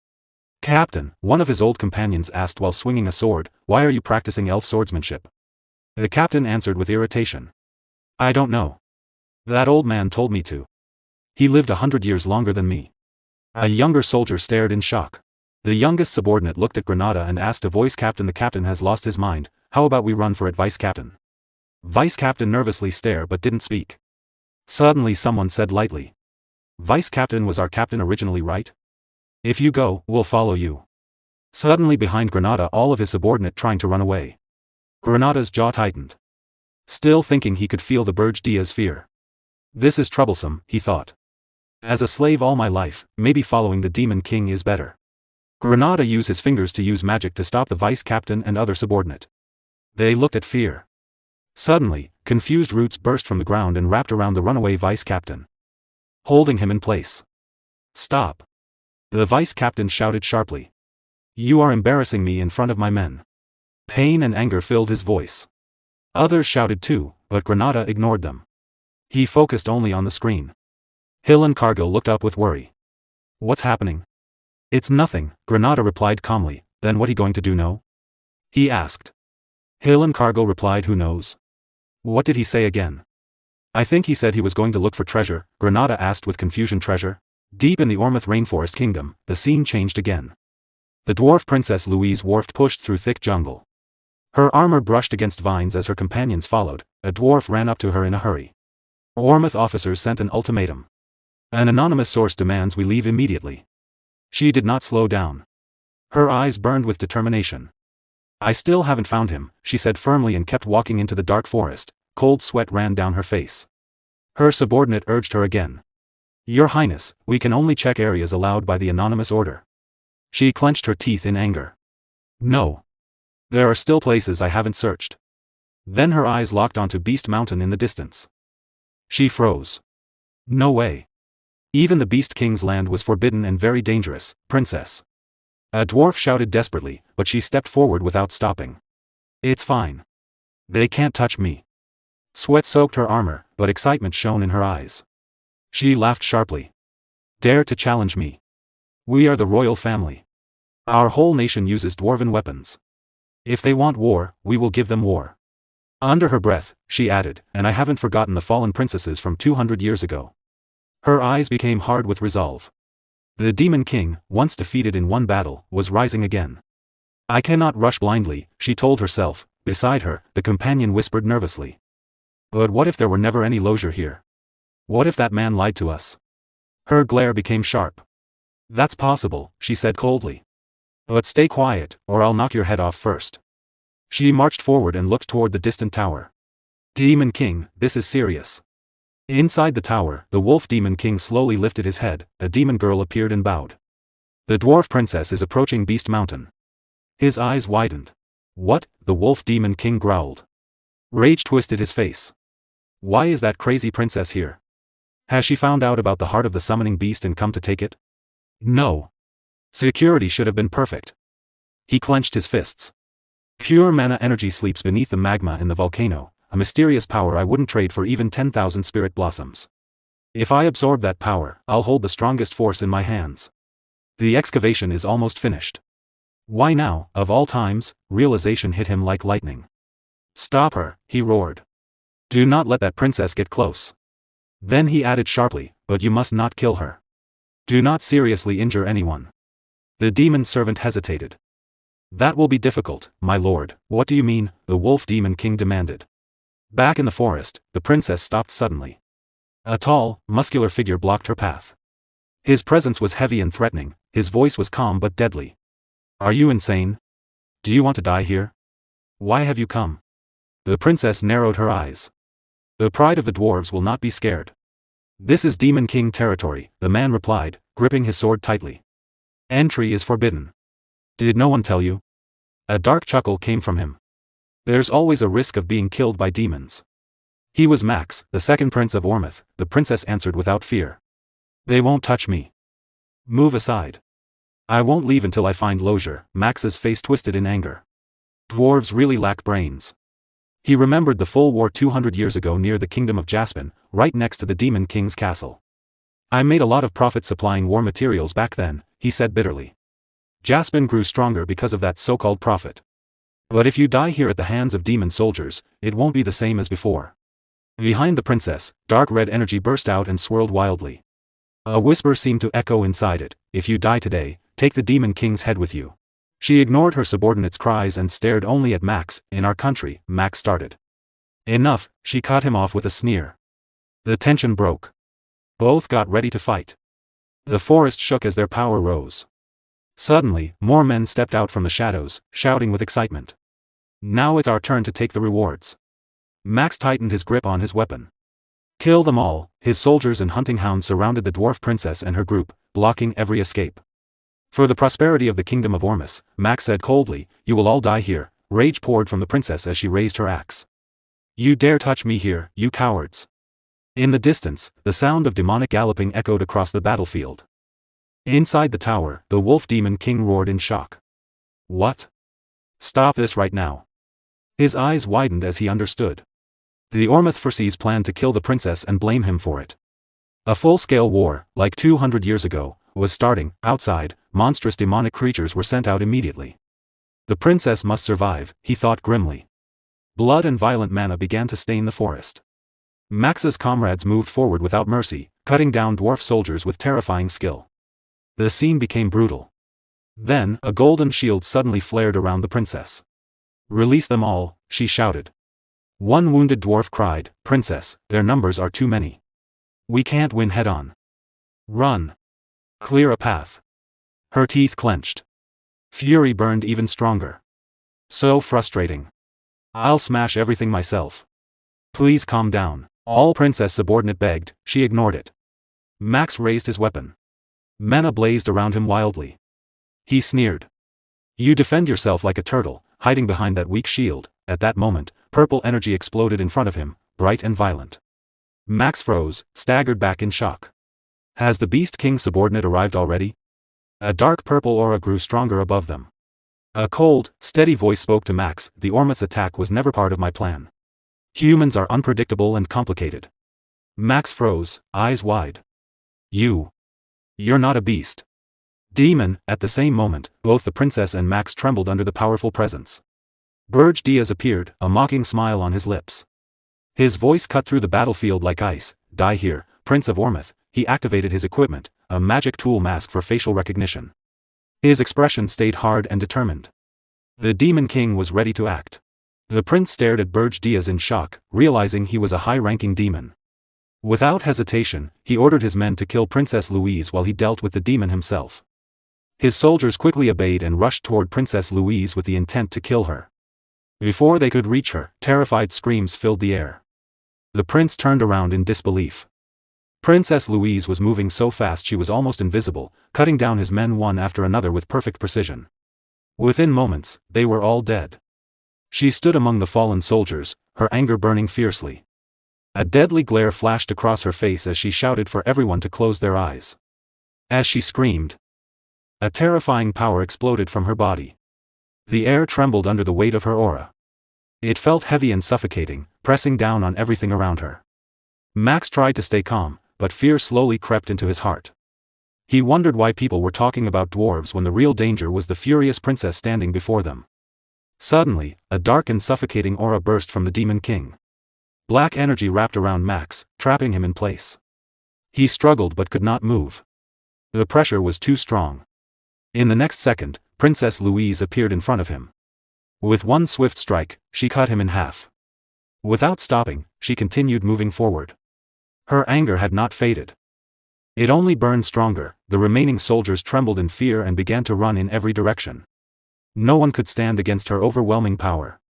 Princess Louise searched the battlefield for the dark demonic energy she had sensed earlier, but it had disappeared. Some of Max's remaining soldiers gathered their courage and accused her of attacking the prince. Even as they shouted, they could feel her terrifying energy filling the air. Her face grew even harder. Her power grew stronger. She said they had come to kill her first. She would send them to join their prince. Her voice rose with anger. The ground under her feet shook from her great strength. At that moment, the dwarf soldiers arrived. They quickly formed a wall around the princess. They wanted to protect her and stop anyone from getting close. They moved together perfectly and made a tight group. Some soldiers rushed forward from the wall. They attacked the enemy's back. The forest turned into chaos. Big explosions rang through the trees. The ground shook when strong attacks hit each other. Smoke and waves of force tore through the area and the battlefield. From far away, the Demon King watched the fight with calm eyes. He knew Louise would not die here. He decided to let things happen and start his main plan. He looked up at the tall building ahead, called the Tower of the Beast. The scene moved to the tower. A huge wave of power came from it. The power was thick and strong. It made the air shake. Inside, the Beast King stood in anger. He shouted at one of his subordinate. The subordinate quickly started to report about the Demon King's magic. But before she could finish, the Beast King cut her off. He said coldly that the magic did not come from his family. Another demon lord had sent demons into his land. From their strength, they must be top-level demons or even stronger. His face grew dark. His anger rose. In his mind, he thought carefully. While the dwarf princess and Prince Orms fought, other demon groups were attacking at the same time. The timing was too perfect. He decided to check it himself. The scene went back to the forest. The Beast King reached the battlefield. His presence felt heavy and strong. He asked right away what had happened to the dwarf princess and the invading demon. One soldier tried to answer and called him Demon King. But before he could finish, another soldier said they had just arrived. The princess had been surrounded by Orm's soldiers. The Beast King's anger grew. His power rose. A bad thought came to him. He feared that if the big attack from 200 years ago happened again, he still did not have the power to stop it. A beast soldier said nervously that the princess was already surrounded by Orm soldiers. He tried to save her. But before he could explain more, the scene changed to Princess Louise on the battlefield. She cut down every soldier in front of her with fast, strong attacks. No one could stand against her. Her own soldiers saw this and shouted for her to stop. They warned that more would turn into pure killing. But her anger did not slow down. The scene went back to the beast soldier. He lowered his head and finished his report. The princess had fixed the problem herself. They could not help her. He said sorry to the Beast King. The Beast King got angry and hit the soldier. He said the soldier was making things confusing. The soldier bowed right away and said sorry many times. He shook with fear. Soon more soldiers came with strong beasts. One said slowly that Prince Orms too had been killed by the dwarf princess. Another soldier asked what to do with the rest of the Orms warriors. He wanted the Beast King's order first. The Beast King stayed quiet. His face was dark as he thought. Killing the men would make it easy for others to blame him for the prince's death. It might give quick magic points, but taking and killing people had big risks. Even though Orms was a small country, a sad king made crazy by his son's death could cause big problems. After thinking about the risks, the Beast King gave a clear order. Send the living Orms warriors back alive. They must give true statements so no one could blame him wrongly. His voice was cold but tight with worry. Then he turned to his troops and asked if they had found the demon who came into his land. The soldiers paused. They did not know what to say under his strong presence. They said they were still looking. The Beast King grabbed his head in anger. He called them useless. Not only their heads, but even their noses were no good. His anger showed, but then his face turned to deep thought. He thought again. If it was a high-level demon good at hiding, it was no surprise his men could not find it. He narrowed his eyes. It had been a long time since he faced something like this. He used a skill called Super Sense Boost. This strong skill put magic into the senses to make them much better.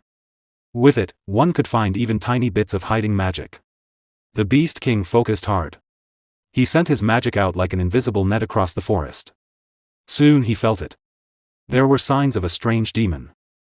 His face grew dark. He thought this intruder might have chased the dwarf princess. He turned to his soldiers and asked which way she ran. One soldier pointed fast and said she went that way. The Beast King disappeared in a flash. He ran forward at high speed. His angry voice roared through the forest as he cursed the Demon King. Everything became clear in his mind. His eyes grew wide. He understood the truth. The fight between the dwarf princess and Prince Orms, even the magic shown, was all a plan to pull him away from the volcano. Anger burned through him like fire. His power flared as he ran fast toward the mountain. The ground cracked under his feet. The wind howled around him. The sea moved deep into the Beast King's land. Inside a big cave near the volcano, many beast warriors stood guard. Bear demons carried things in and out quickly and carefully. It felt like a secret plan in action. The view went deeper into the cave, to the heart of it. The Demon King had already reached the hidden spot. He stood in front of a huge pool of strange lava and looked at it closely. The hot flow glowed in an odd way. It sent out strong power. He thought to himself that this was no normal lava. The energy of return was moving through it. No matter how strong Draxen was, he could not have jumped in. He wondered if the lava was being taken out through building work, but he did not care. As he spoke, dark power rose around his body. Strange skills showed as his power grew. Flames spun around him but did not burn him. He said calmly that the black flame dragon scales could move even in lava. Just then, someone felt him there. A sharp tiger demon saw him and attacked with full power right away. He put all his strength into his weapon and struck to kill. The Demon King raised one hand calmly and stopped the attack with ease. The weapon could not move even a little. He said without worry that it was normal for a high-level demon to find him from this far. The tiger demon grew angry, showed his teeth, and shouted for him to stop. Before he could do more, the Demon King said coldly, "Come with me." He pulled the tiger demon and jumped straight into the big pool of lava. As they fell into the burning hot liquid, the tiger demon's screams filled the cave. His body burned away completely with no trace left. The Demon King was not hurt at all. The black dragon scales on his body kept him safe from the lava's heat. The hot fire slid over him like nothing. He moved down fast through the burning depths without slowing. As he went deeper, he thought calmly about Draxen. After taking the heart of the beast in his last life, his healing power had become very strong. He had often wondered what kind of power he had really taken. A small smile came to his face as he remembered. Far down in the depths, a phoenix appeared. Its power felt huge even in the lava. The Demon King remembered that when he was a young Demon King, the phoenix was known across many worlds. Records said the phoenix could cross worlds.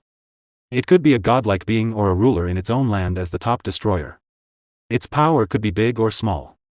But one thing was always true. Every demon lord who fully took a phoenix became strong enough to have their name written in demon world history. Quiet joy came to his face. In his mind, he thanked Draxen. Draxen had taken the phoenix in his last life. Now he could stand here. The only power he had ever wanted would be his in this life, and he would use it well. The Demon King reached his hand forward. A very strong light burst from his palm. The light was so bright it could be seen from far away. It lit up the sky and the mountains around. From a distance, the Beast King saw the bright light. His face twisted with shock and anger. He asked who had found his phoenix. His thoughts raced. Could it be Berge? But he quickly said no. That one would never move without a clear gain. He kept running at high speed and thought more. No high-level demons were here except the ones above. No new demon lord should have found this secret. The guards had been careful. In one moment, he reached the cave entrance. The guard said something about a demon, but he pushed past them. He told everyone to stay back as he went inside. He quickly ruled out Yugur, who was not smart enough for such a plan. He also ruled out Rina of the Snow Demon tribe, because the phoenix had fire power that would poison her. That left only one person. He turned sharply to his soldiers and asked if they were safe. One said quickly that earlier the tiger had jumped into the lava. The Beast King said in shock that it was impossible. The shaking soldier said the tiger claimed he was going to steal it. Another voice shouted that it was dangerous. From deep in the cave, strong light kept pouring out. It grew brighter and stronger. The glow spread far past the cave and could be seen from a long way off. From far away, several people saw the amazing sight. Princess Louise Vert, Merchant Granada Hill, Cargill, and Princess Alina stood with their soldiers. They all watched the bright light in silence. Meanwhile, the Beast King's anger reached its top. He made a fist. His power exploded around him. He roared with killing intent. Deep in the burning lava, the phoenix showed itself. Deep in the forest, a strange sound echoed through the trees. Berge Diaz lay on the ground, unconscious. After a while, he slowly opened his eyes and muttered, "Where am I?" Animals gathered around him, watching quietly. He slowly raised his hand and thought about the phoenix. I was going to put the phoenix's corpse into my subspace and take it to the tower. But then he remembered. The phoenix's mana was absorbed into my body before I could react. Then the volcano erupted. I was blown far away, he frowned. A demon king like me. Why? He looked around and saw the wild animals staring at him. Am I surrounded by wild animals? Get away from me. A strange feeling spread through his body. This doesn't feel like me. He walked to a nearby stream and looked at his reflection in the water. His eyes widened in shock. Who is this? The scene changed to the kingdom of Ormus, hidden deep within the forest. Inside the royal hall, dwarf Princess Louise and her subordinates knelt before the throne, Prince Jetson. The brave warriors of Ormus saved us from the subordinate of the Demon King of Beasts. But then, enough. Prince Jetson sat on his throne, his face dark and heavy. I raised my son to be a brave warrior. Princess Louise lowered her head and said softly, to fall on the battlefield while protecting the weak is the highest honor. Suddenly, Prince Jetson slammed his fist against the throne. That's all nonsense. His teeth clenched, tears filling his eyes. I lost my son. He turned to his subordinate and shouted, inform the Heroes Guild at once. Tell them to prepare a hero expedition to defeat the Demon King of Beasts. Yes, sir. The subordinate replied quickly. The scene shifted back to the forest. A sharp beeping sound rang out. It was Hill and Cargill. A blue video screen suddenly appeared in the air. Hill and Cargill showed up on the screen and began to speak. I wish to report. Suddenly, his eyes widened in shock. Who are you? Berge Diaz quickly looked around. Wild animals were still gathered near him. He tried to push them away so they wouldn't appear on the screen. It's me, Berge said calmly. Your master. My appearance changed because of something that happened. Don't worry about it. Give your report. Hill and Cargill was still surprised, but he bowed his head nervously. Why yes. Currently, a hero expedition is being organized at the request of the King of Ormus. Berge thought, as I expected. Hillen continued. The commander of this expedition is Rosal Charnt. She is a 10-star mage, a top-tier battle mage who specializes in fire magic. The vice commander is Balraf Disroad, a 10-star hero. He reached the highest level through pure martial strength. Out of the 500 members in the expedition, 200 are heroes. Their goal is to kill the Demon King of Beasts. They plan to gather in Ormus and launch a direct attack on the Tower of Beasts. Berge stood up and opened his storage space. He took out clean clothes and put them on. A blue status window appeared in front of him. 200 heroes. That's more than I thought, he said quietly. Hillen replied, the only 10-star members are Rosal Charnt and Balraf Disroad. Berge frowned. Only 2 10-star heroes out of 200 people? Hillen hesitated, then said, it seems there is a group that does not want the Demon King of Beasts to die. They are controlling things from behind the scenes. Berge was confused for a moment. Humans who don't want the Demon King dead? Then he understood, to humans, a Demon King's tower is like a gold mine filled with treasures. Even demon corpses can be used as materials for magic items, so they sell for high prices. The people who profit from the Tower of Beasts don't want their source of money destroyed. He let out a quiet breath. Even things that look simple on the surface are tied to many hidden interests, he murmured. Humans really are complicated. Berge Diaz looked at the blue screen where Hill and Cargill appeared. Then you will join the hero expedition, Berge said calmly. I will tell you the weakness of the Demon King of Beasts. Hillen looked confused. Berge continued, but the Demon King of Beasts must be defeated by you, and only you. After that, absorb his power. He paused before adding, a hero who has killed 2 Demon Kings. It will be much easier for you to gain the trust of humans. On the screen, Hillen hesitated. I'm grateful, but if I become stronger, are you sure you can still control me? Berge's expression turned cold and serious. Do you think absorbing 2 Demon Kings will be enough to fight me? Hillen quickly lowered his head. And no. Leave it to me. The call ended. Berge began walking forward. All right. I need to return, beep. Another blue screen appeared. Gordon? Speak, Berge said. On the other side, Gordon looked shocked. Gordon? Speak? Who are you? Berge sighed in annoyance. Not this again. I am your Demon King. Speak. Gordon was still confused. Master. Why do you look like that? I said, just speak. Ah, yes. Gordon quickly replied. An emergency summons has been issued from the Tower of Beasts. Berge's eyes widened in surprise. Draxon. Really? Correct. The message just came in, Gordon answered. The scene shifted to the Tower of Beasts. The Beast King, Draxon, stood in front of a large gate with his subordinate beside him. 2 portals slowly appeared in front of them. From the first portal, Yugur Belva, the Demon King of Indestructibility, stepped out. He looked at Draxon Doldov and asked, What is it, Draxon? From the second portal, Reyna Soldian, the Demon King of Winters, appeared. She frowned and said, It always smells terrible here. Draxon Doldov looked at them and said calmly, Go upstairs first and wait. I will come with the last guest. All right, Yugur replied. Yugur and Reyna walked forward with their subordinates and entered the tower. Draxon remained standing alone. He clenched his teeth in anger. A red aura burned in his eyes. Berge Diaz. Jason Kokmundo. You are late, he thought. Are you weighing your options? His eyes grew colder. Berge Diaz. If you are late, I will consider you a suspect. The scene changed to the forest. Berge Diaz quickly returned to his demon form. Dark wings spread from his back. I let my guard down for a moment. He pushed off the ground with strong pressure and shot into the air. There's no time. A blue screen appeared beside him. Gordon spoke from it. Since Master is already near Ormus, I am the only one who needs a portal to the Tower of Beasts. No, don't. Berge shouted while flying. Gordon looked shocked. What? Are you already on your way? Yes. I'm heading there right now. The call ended. Berge thought quickly. If I arrive without using a portal, Draxon will ask why I was nearby. That will increase suspicion. But arriving late will also make him suspicious. First, I must return to my own tower. Then I will take the portal with Gordon to the Tower of Beasts. He flew as fast as he could. At this speed, I won't make it. I'll be a few minutes late. Faster. I need to go faster. Suddenly, his heart burned with a powerful aura. Flames wrapped around it. His wings changed shape, turning into large wings made of fire. He stared at them in shock. Phoenix wings. Wait.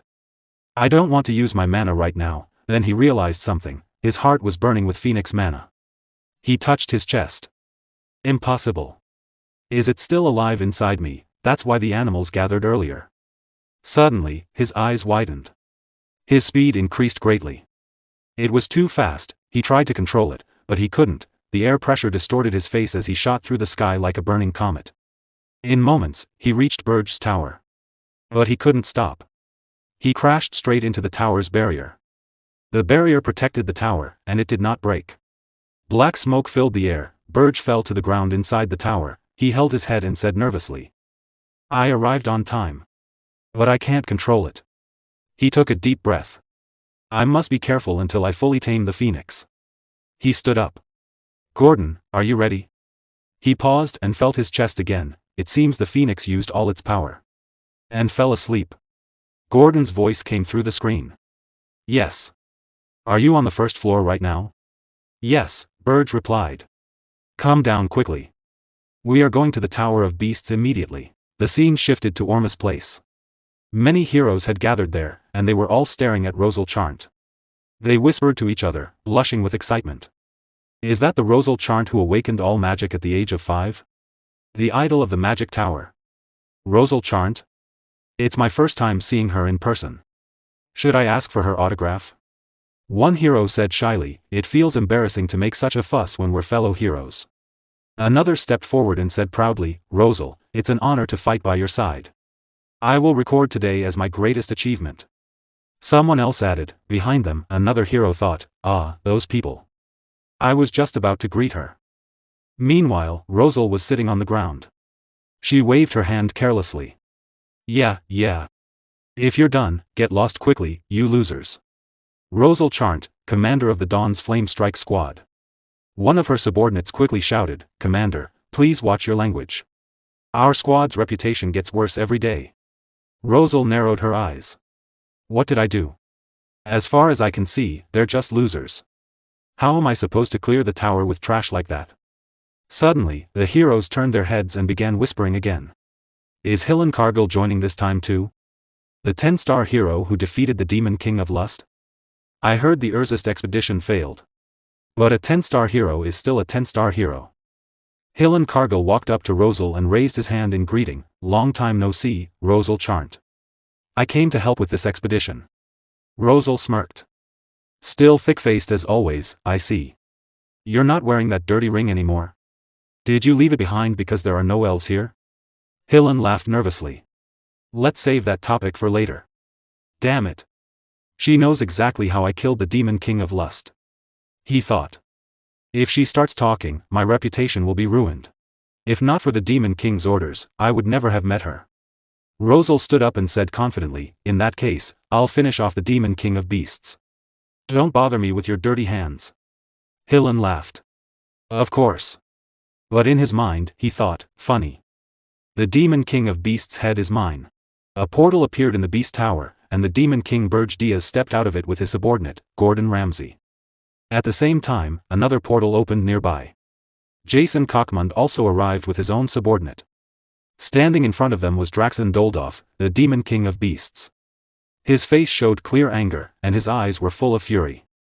He spoke in a harsh voice, Jason Cockmund, Berge. You made it in time.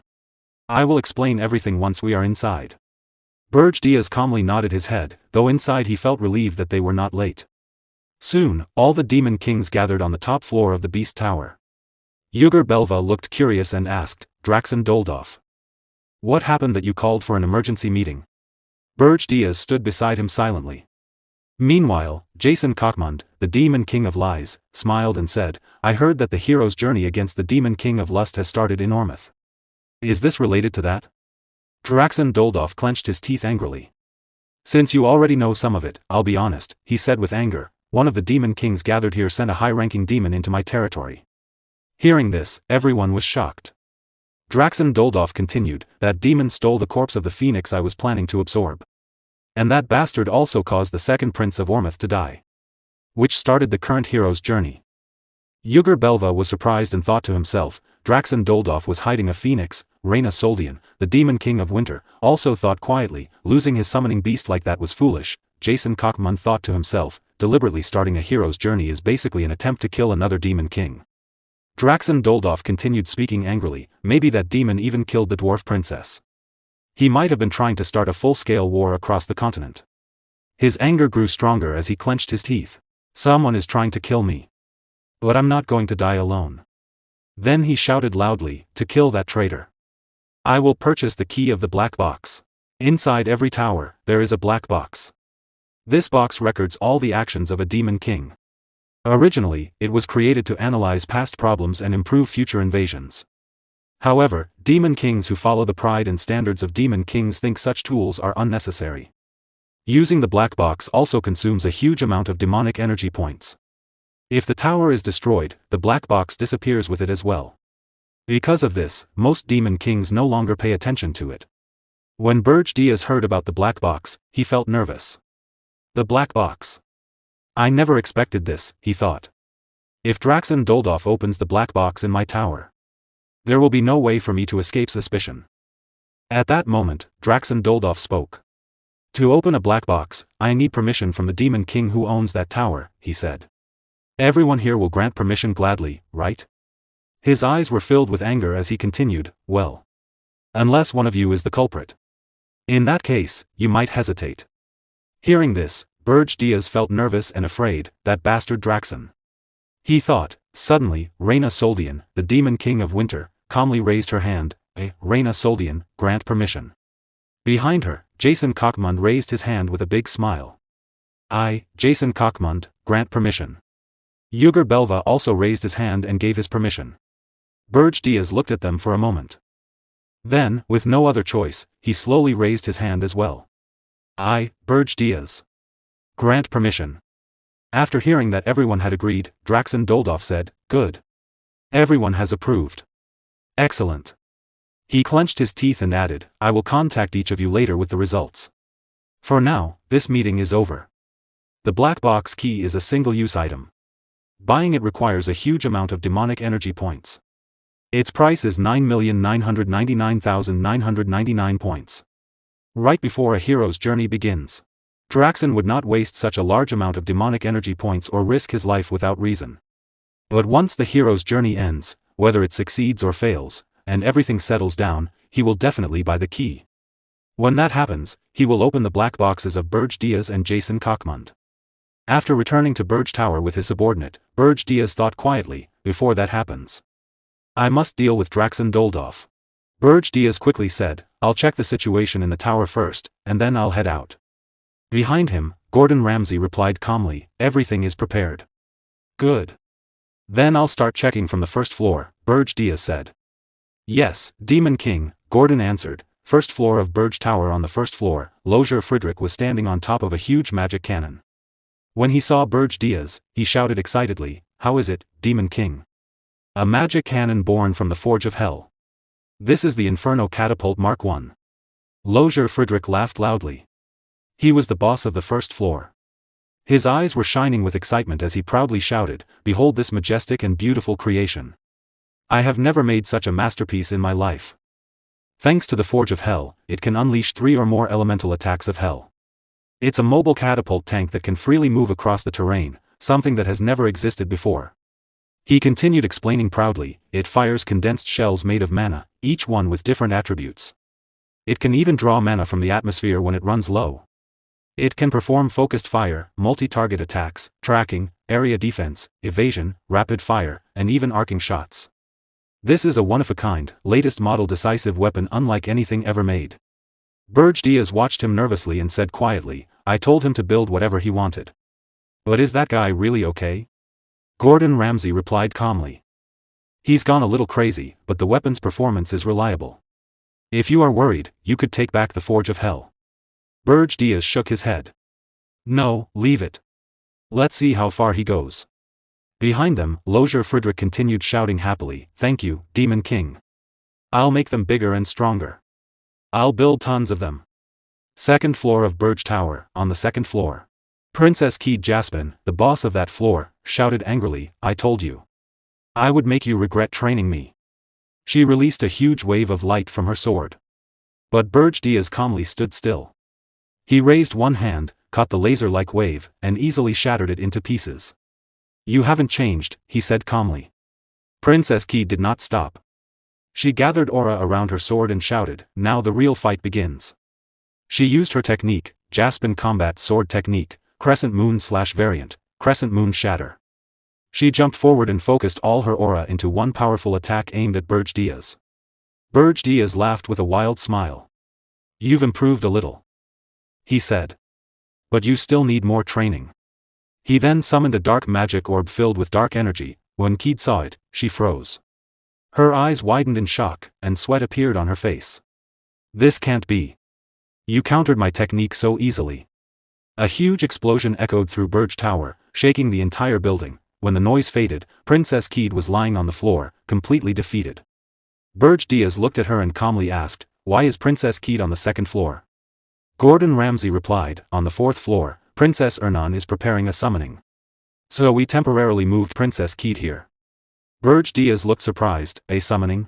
Fourth floor of Berge Tower." On the fourth floor of Berge Tower, Ernan Hilderin, the boss of that floor, was using Senial power to perform a summoning. She closed her eyes and raised both of her hands. Many magic circles appeared around her as she quietly chanted the spell. Sweat ran down her face as she continued, "Great Spirit of Water. Guardian of Water." She cut her finger and let a drop of blood fall onto the summoning circle, bound by blood and blood. "Soul and soul. I form a contract."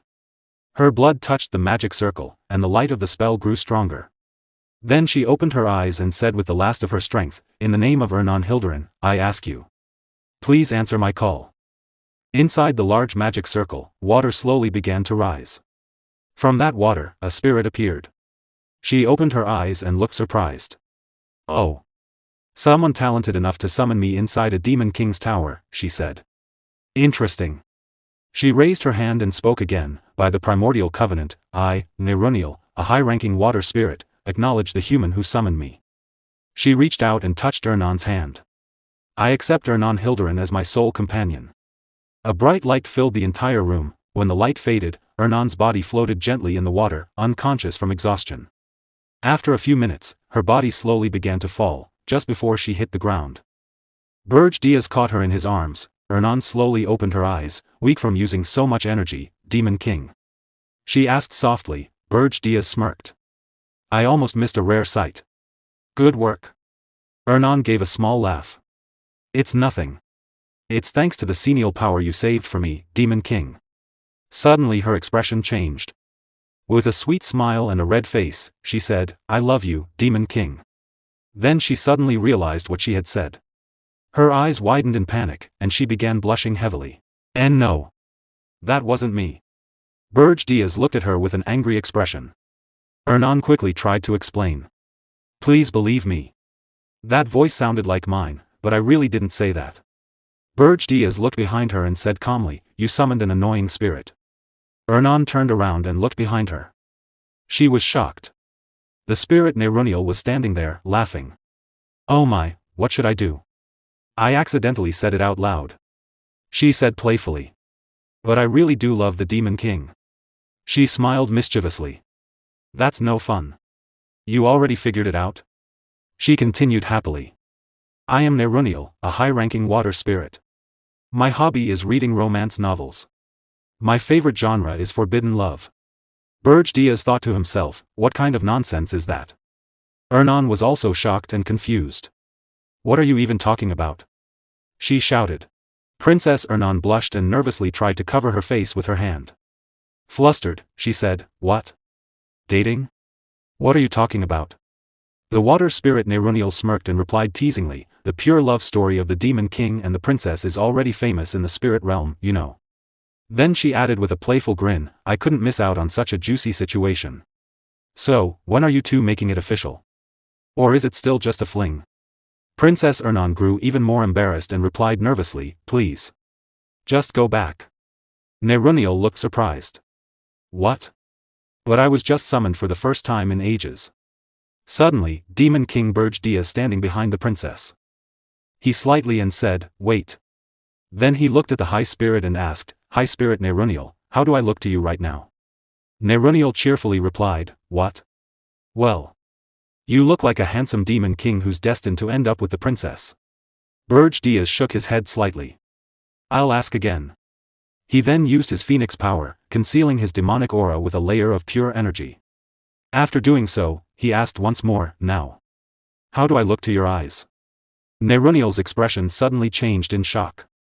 "Just a moment ago you were a lump of demonic energy. But now? What is this pure mana? You're not a Demon King. But a spirit."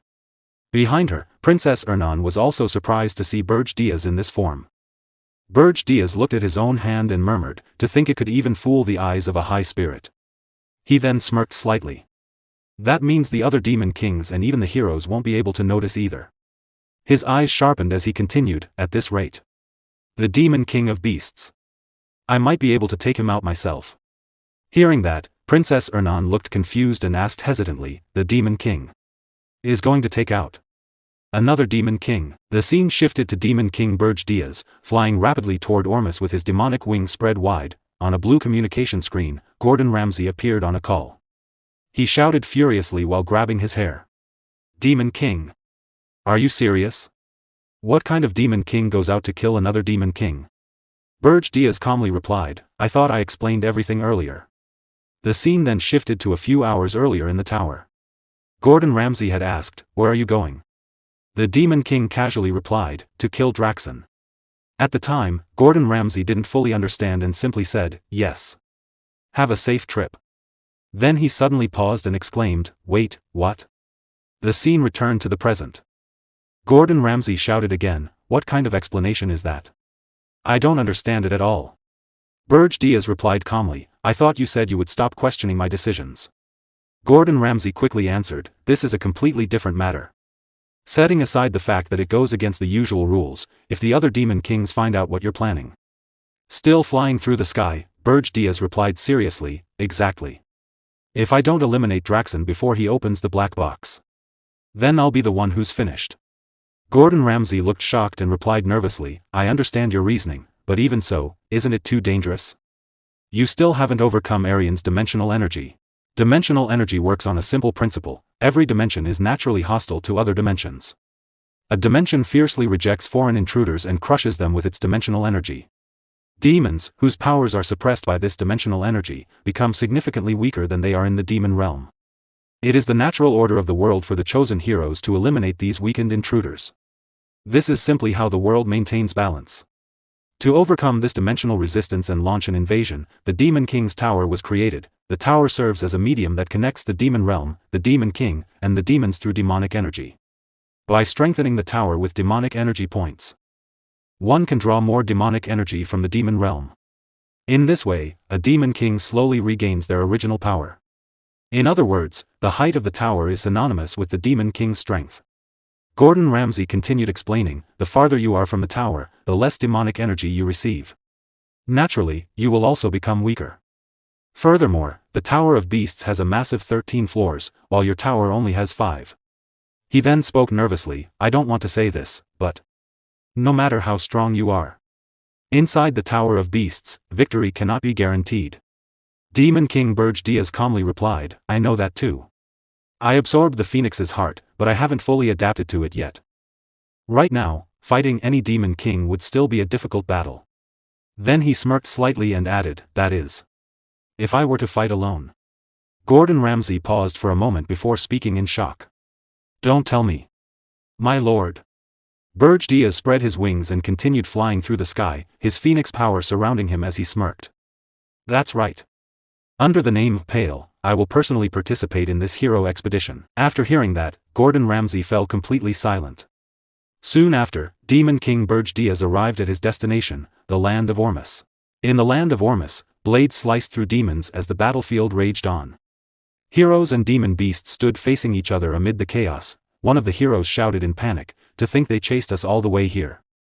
Still, only the weaker demons are left. Another hero, holding a blade covered in blood, shouted, everyone, provide cover while we retreat.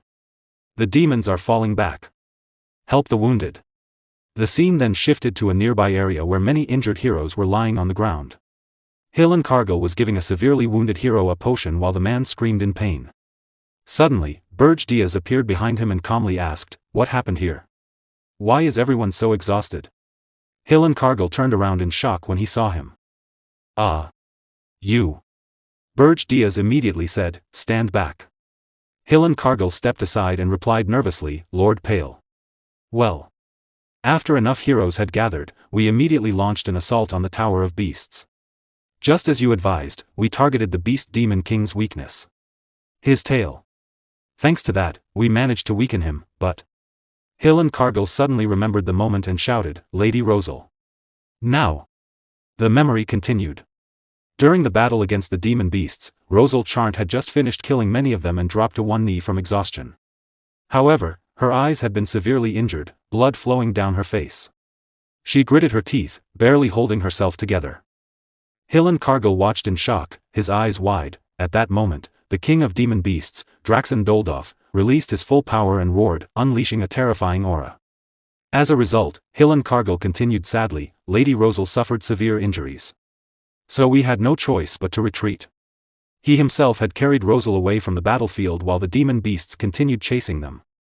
In the end, the hero expedition was a failure. After hearing that, Berge Diaz remained silent for a moment. Then he gave a faint smile and thought to himself, I see. Now I completely understand, in other words. I'm completely screwed. Sweat covered his face as his expression turned pale. But Hillen Cargill continued speaking. Even though we lost, we managed to deal significant damage. He'll have to spend time healing his fatal wounds, and we also killed many of his demons. Hearing that, Berge Diaz reacted immediately. If that's the case, there's still time. He thought nervously. We just need to resume the expedition before Draxen repairs the tower. Then he quickly asked, wait. Rosal Charnt was attacked? What was Balraf Disro doing? Wasn't his job to protect the mage? Hillen Cargill gritted his teeth and replied. That guy. Disrode. Before he could finish, Rosal Charnt herself appeared in front of them and said coldly, he ran away right before the attack on the Tower of Beasts. Berge Diaz looked confused when he heard that. Rosal Charnt clenched her teeth angrily and said, Balraf Disrode sponsors are the ones who profit from the tower's continued existence. They're all money-crazed bastards. Berge Diaz looked at her and said, you must be Rosal Charnt. Rosal turned around and replied, I see you came to join the expedition late. But as you can see, we're a complete mess right now. Berge Diaz then asked calmly, are you willing to try again? Rosal was shocked at first.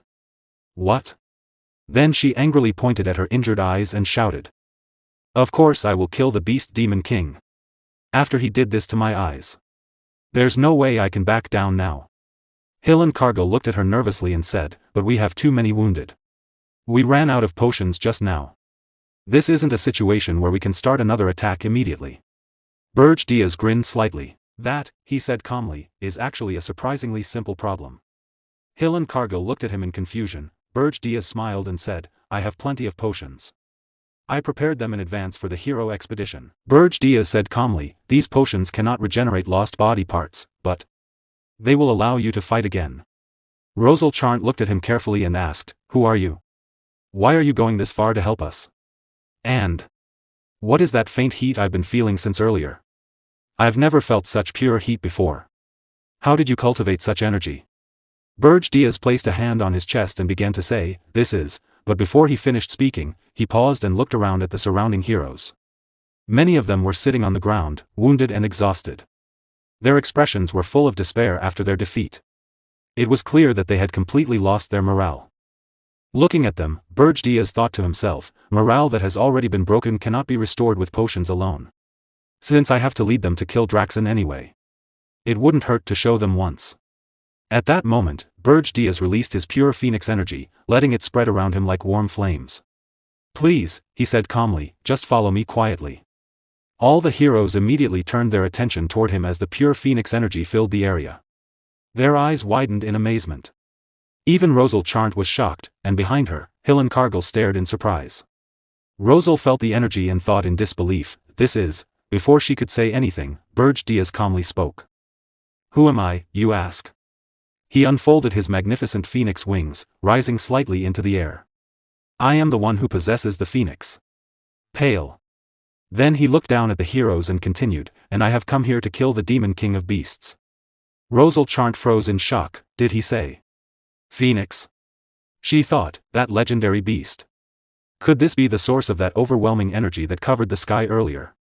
With mana alone, he rivals a 10-star hero. Where did someone like this even come from? As the heroes looked at Berge Diaz in his phoenix form, their morale began to rise again. The spirit of the expedition was reignited. Even Hillen Cargill watched calmly, feeling renewed hope. Rosal Charnt clenched her fist and thought, the beast Demon King. We might actually be able to catch him. Draxen, the Beast King, stands inside the Tower of Beasts. Just by looking at him, it's clear he is extremely furious. To reclaim the tower, I used far more demonic energy than expected. His subordinates gather in front of him, guarding the entrance as he continues speaking while holding a black box key. Because of that, I could only purchase one black box key, for now. I'll open the other one later. He tightens his grip on the key. For now. It's your turn, you bastard. At that moment, he uses the key to open the black box. As it opens, a notification appears, opening the black box of a Demon King who granted permission. A blinding light bursts out. The Beast King stares into it and says, "Now show me everything. All the secrets you've been hiding." As the truth unfolds before him, his expression changes completely. Shocked, he mutters, "No wait. This is the truth." He realizes the black box cannot be manipulated. If this is real, then everything makes sense. So, he was hiding something like that. I must inform the other Demon Kings immediately. Visibly disturbed, he grows tense. Just then, one of his subordinates rushes in. Annoyed, the Beast King snaps, "What is it?" The servant hurriedly replies, "My lord, the heroes have invaded." What? The servant continues, "The new 10-star hero, Ralph Schmitz, is leading the vanguard." Ralph Schmitz, the guild master, stands at the front, leading the charge. 1 hour earlier, enormous, the Demon King Berge revealed his phoenix power in front of the heroes. At that moment, the humans still hadn't fully grasped the true presence of the Demon King. However, after witnessing the phoenix, their spirits reignited, filled with confidence. They shout, "Yes! Let's try again. The legendary phoenix is on our side. The beast Demon King is nothing." They raise their swords high. "Everyone, draw your swords. Let's slaughter all the demons. The phoenix is with us, the Beast King's treasure is ours." Their morale is completely restored. Watching this, Berge thinks, their morale has recovered. But I'm not sure if I can use the phoenix's mana freely in battle. He remains cautious. Stepping forward, he says, "Since the 10-star heroes alone aren't enough, I'd like to reinforce our forces." Hillen Cargill remains silent, but Rosal steps forward with a slight smirk. "That's fortunate. A kind-hearted hero has just asked to join the battle." Hearing this, Berge feels confused. Then, a figure appears. Berge eyes widen. It is the 10-star hero, Ralph Schmitz, the strongest among the shield masters. Ralph advances steadily with unwavering resolve. Standing at the front, he holds back waves of beasts on his own. His presence stabilizes the battlefield, his shield blocking every attack. Then suddenly, he merges his shields. In that instant, his shield transforms into a completely different form. A bright light shines from it as it opens like a mouth, releasing a terrifying burst of energy. The blast sends all the monsters flying backward, clearing the path instantly. Thanks to him, the hero forces reached the first floor of the tower. Watching closely, Berge thinks, Ralph Schmitz. The second strongest tank among the 10 stars. His shield reflects any impact. He's extremely troublesome. Memories from his past life resurface. He was one of the heroes who defeated me. And mocked me. I want to tear him apart. But Draxon takes priority. Meanwhile, Rosal becomes furious. Ralph Schmitz also arrived late, just like you. If I had waited a little longer, with both of you here, we could have won without casualties. Berge calmly responds. Confidence in your abilities is fine. But never underestimate a Demon King. He continues, a Demon King always has a trump card. Revealed at the brink of death. Thinking further, he realizes, if Draxon has already reclaimed the tower and used the key, there won't be enough demonic energy left to stop the heroes. I might finally see it. His trump card. Later, the scene shifts to the top floor, the 13th floor of the Tower of Beasts. The Beast King sits calmly on his throne, waiting. The heroes and soldiers enter, confused. The demons are gone. This is definitely the top floor. So why is it only him? The Beast King glares down at them, holding a red flame in his hand. You insect-like heroes. I didn't expect you to return so soon. I've been preparing something just for this. Rosal senses something unusual. There's an enormous concentration of magic. Is that why there are no other demons? The Beast King smirks, then swallows the red flame. That's right. To wipe you all out at once, I gathered all my subordinates' power into one place. His power rises dramatically. Berge analyzes, instead of placing monsters on each floor. He absorbed an entire floor's power. The Beast King declares, I will kill you without leaving a trace. His aura becomes overwhelming. Even the strongest, Berge Diaz, Ralph, Hillen, and Rosal, are shocked. Then, he's coming. Berge Diaz warns. The Beast King roars. A massive wave of energy explodes outward, pushing the heroes back. Some are forced beyond Ralph's defensive barrier. The pressure becomes unbearable. Some heroes rush forward. The Beast King is trying to increase his power. Now is the time to attack. Stop. It's dangerous. Another shouts. But it's too late. The overwhelming aura blasts them away. Ordinary heroes cannot withstand it, even Ralph's shield begins to crack. But he regains focus, reinforces his power, and restores the shield. Then he releases a powerful wave of energy toward the Beast King. The Beast King steps forward. Now in his true form, his presence is on an entirely different level. His eyes glow with rage as energy swirls around him. With a single wave of his hand, he deflects the incoming attack effortlessly. Hillen is shocked. My magic. Rosal stares in disbelief. He deflected that so easily. Someone whispers in fear, so that's the Beast Demon King. The aura feels like poison, choking everyone. What is this terrifying magic? I can't breathe. Some heroes collapse, clutching their throats. Suddenly, Phoenix wings appear. Berge Diaz activates his Phoenix power, spreading radiant wings. A powerful defensive magic fills the area, removing the crushing pressure instantly. The heroes recover, breathing again. We'll never forget this kindness. But Berge Diaz remains focused. I can't let Draxen gather more demonic energy. He commands firmly, stay inside the barrier. Anyone who can still fight, prepare yourselves. The battlefield falls silent. The final battle is about to begin. The Beast King observes them. There are 4 of you.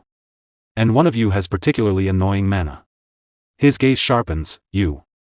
Who are you? Berge Diaz meets his eyes, and a dark, ominous smile slowly spreads across his face. The battle reached its boiling point as Draxen finally recognized Berge Diaz.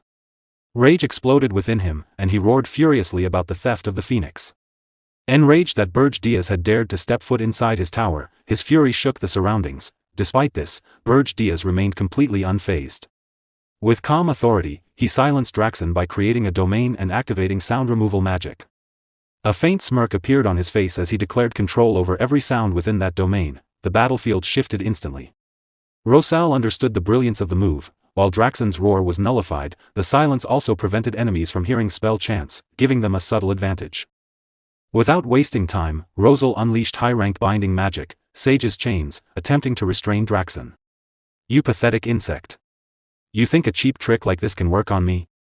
Draxen roared in fury. With overwhelming power, he shattered the chains effortlessly and immediately launched an attack with his paw toward Berge Diaz, demonstrating the massive gap in strength.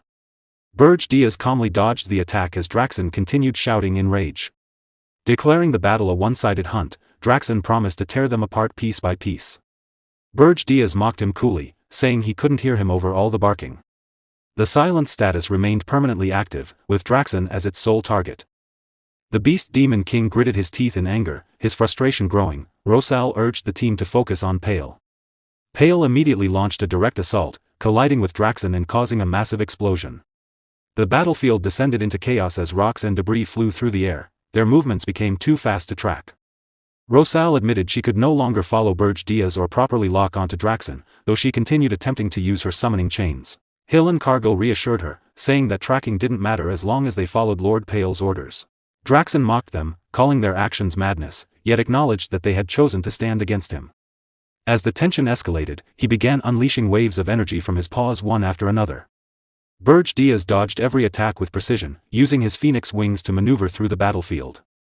Then, in a sudden burst of speed, he changed direction instantly. Draxen reacted just as quickly, vowing that none of them would leave alive. Berge Diaz turned and met his gaze without fear. A brief flashback revealed Diaz's strategy. The most important factor in killing the Demon King of Beasts is speed. As you've experienced, he possesses incredible reflexes despite his size. That's why we must bind his feet and exploit his weakness. Rosal, Ralph Schmitz, and Hillen Cargill listened in surprise. Hillen hesitated before asking, but can I even keep up with him, even with my lightning dash? Diaz smiled calmly. That won't be a problem. I'll give you the signal at the right moment. Hillen frowned in confusion. A signal. The scene returned to the present. Still consumed by rage, Draxen continued his relentless assault, swinging his paws and releasing waves of dark demonic energy toward Berge Diaz. Diaz advanced swiftly, weaving through the attacks with unmatched speed. Suddenly, he came to a complete stop mid-air and reached into his storage. With a composed expression, he revealed Ahriman's orb. Draxen scoffed in confusion. Ahriman's orb? Do you really think something like that would work on me? Diaz remained calm. It's not meant to affect you directly. It reveals the master's location, to a vessel. Draxen frowned in confusion. And what does revealing your location change? There are no vessels here to help you. At that very moment, Hillen Cargill appeared at the top of a cliff, gripping his blade. In an instant, he activated his lightning dash, vanishing from sight and reappearing mid-strike. The sudden burst of speed shocked Draxen. As Hillen descended with full force, Draxen roared in anger, "It feels like my head is going to explode. Don't ever use that orb again." Despite the immense pressure weighing down on him, Hillen pushed through and delivered his attack. Draxen staggered slightly, visibly shaken. "You turned a hero into a vessel?" Diaz smirked faintly. "You should try it sometime. It's quite a useful method. If one manages to survive." Hillen immediately followed up with another full-force strike, shaking the battlefield and leaving a visible wound on Draxen. Even so, Draxen barely staggered. He sneered in anger. "You're acting cocky over just this much? How pathetic." Then Rosal made her move. As planned, she unleashed her top-tier spell, Satellite Cannon, pouring all her mana into a single devastating attack. Draxen's eyes widened in shock as he sensed the overwhelming power gathering. A brief flashback surfaced in Rosal's mind, Diaz's calm voice guiding her. "When Hillen creates even a split-second opening based on my signal, it will be your turn, Rosal Charnt. Pour everything you've got into it. The grudge of your lost eye. Turn it into power." Back in the present, Rosal's expression hardened with fury. "You dare do this to my eye?" With a shout filled with rage, she released all her mana at once. "I'll wipe you out in one blow." The blazing beam of Satellite Cannon surged forward, striking Draxen directly. The pressure of the attack was so immense that even Hillen and Diaz felt its force, while Rosal and Ralph could only watch in tense silence. The resulting explosion was catastrophic, shaking both the sky and the earth. For a brief moment, everything fell silent. Then, from within the smoke, Draxen emerged, still standing. His body was covered in blood and scorched by flames, yet he remained alive. "You bastards!" he growled. Diaz narrowed his eyes slightly, thinking, even after taking that attack, he's still standing. As expected, he won't go down easily. Draxen laughed madly, mocking their efforts. His fury reached its peak as a terrifying red aura erupted around him, forcing the heroes backward. Waves of dark demonic energy surged outward, striking Ralph and tearing into his chest. The force also hit Rosal, leaving her shaken, while Hillen was pushed back and wounded. With pride and rage, Draxen declared, "I am Draxen Dulif, the Demon King of Beasts, the right hand of Archduke Alkynes." Consumed entirely by rage, he charged forward again, his movements now wild and unpredictable. "How dare you push me to this state? I won't let any of you leave here alive." Berge Diaz observed him calmly, recognizing that the once calculating opponent had now become nothing more than a mindless beast. A faint smirk formed on Diaz's face as he gathered Phoenix energy into his hand. Draxen roared, charging forward. "Right now, I'll make you shut that mouth of yours." Diaz replied calmly, "I haven't shown you yet, have I? The power of the Phoenix you cherished so much." Before Draxen could react, Diaz unleashed the Phoenix's power. The attack struck Draxen directly, forcing a cry of pain from him. "Not yet. I won't die from this." Diaz moved instantly, striking again with precise timing and interrupting any chance of recovery. Draxen was knocked back toward Ralph, who braced himself and unleashed a powerful wave of mana through his shield, slamming it into Draxen's back. Draxen screamed as the attack connected. Meanwhile, Rosal, though wounded and lying on the ground, identified his true weakness, his tails. Without hesitation, she gathered what remained of her strength and launched a precise attack, severing one of Draxen's tails. He screamed in agony as his body reacted violently. Seizing the opportunity, Rosal cast Sage's chains once more. This time, the glowing chains held firm, suppressing Draxen's mana and binding him completely. Hillen Cargill stepped forward and activated his healing ability, restoring his allies while reinforcing his own body for the final strike. With Draxen restrained and weakened, the team moved as one. In a single, clean motion, the final blow was delivered, severing Draxon's head. Silence returned to the battlefield. The oppressive aura vanished, the ground stopped trembling, and the air slowly calmed. Berge Diaz stood over the fallen Demon King, a faint smirk still resting on his face.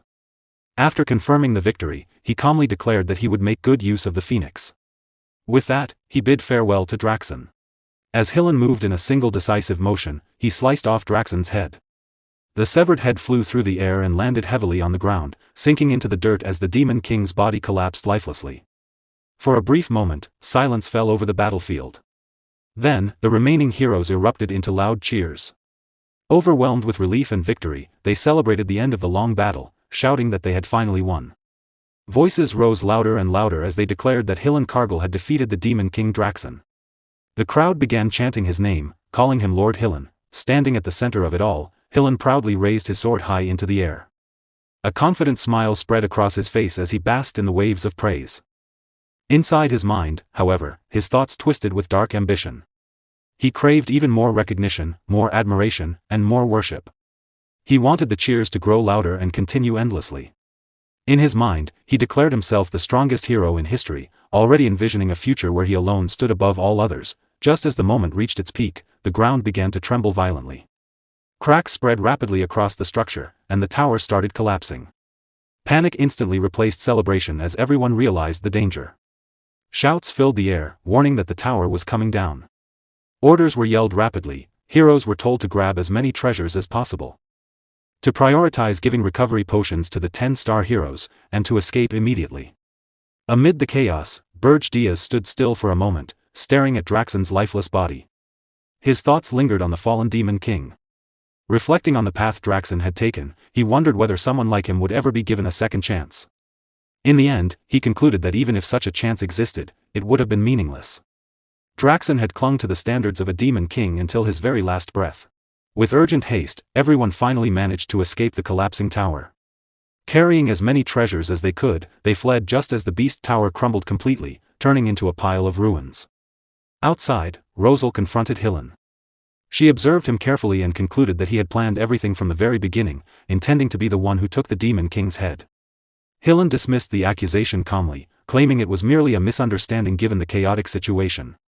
Rosal responded with indifference, making it clear that she did not fully believe him. In her thoughts, she recalled how suspicious she had been when Hillen suddenly decided to join the battle. She reflected on the Demon King's power, acknowledging that although it had not lived up to expectations, they had still fought at the risk of their lives. In the end, she had survived, partly thanks to Hillen, and she could not deny that. Still, she brought up another matter. She informed him that she had taken the Demon King's corpse and asked if he had any objections. Hillen stated calmly that he had none. At that moment, loud voices called out to Rosal, urging her to come quickly. Among the wreckage of the Beast Tower, something unexpected had been discovered. The kidnapped prince and princesses had been found. Rosal Charnt rushed over and saw with her own eyes that it was truly the Akan Kingdom's third princess. Lavinia Akan, Levinia Akan lay unconscious at first but slowly began to regain consciousness. Shocked and alarmed, Rosal Charnt questioned why she was there. Lavinia responded in her usual fragmented manner, mentioning materials. Rosal Charnt quickly connected the dots and realized that Lavinia had come to gather materials for creating a chimera. She reacted with disbelief, questioning the princess's sanity. Lavinia simply added that it involved monsters. Rosal Charnt grew even more alarmed, realizing that Lavinia had entered the dangerous tower alone just to obtain monster flesh. The situation was clearly reckless and life-threatening. Observing this strange exchange, others nearby were confused about how Rosal Charnt could understand Lavinia's unusual way of speaking. Concerned, Rosal Charnt asked if the Demon King had harmed Lavinia in any way. Lavinia replied with fragmented words about money and monsters. Rosal Charnt interpreted this as Lavinia having traded monsters in exchange for money, which Lavinia confirmed. Hearing this, Berge Diaz quietly pieced everything together. He realized that Draxon's wealth had come from dealings with the princess. The connection between money and monsters now made perfect sense. Rosal Charnt decided to end the conversation and instructed Lavinia to return with her. She supported the weakened princess and began leading her away, calling her reckless but ensuring her safety. Watching this, Berge Diaz reflected on Lavinia's actions. Entering the tower alone and making deals with a Demon King for the sake of chimera research was beyond normal reasoning. He recalled thinking the same in his previous life and reaffirmed that she truly was a dangerously unpredictable princess. The scene then shifted smoothly to the Hero Guild, where a meeting of elder heroes was underway. They discussed the aftermath of the battle, noting that the Beast Tower had been an important hunting ground. They expressed frustration over the effort they had put into coordinating with sponsors to keep the 10-star heroes in check, only for an unexpected figure to lead the expedition to victory.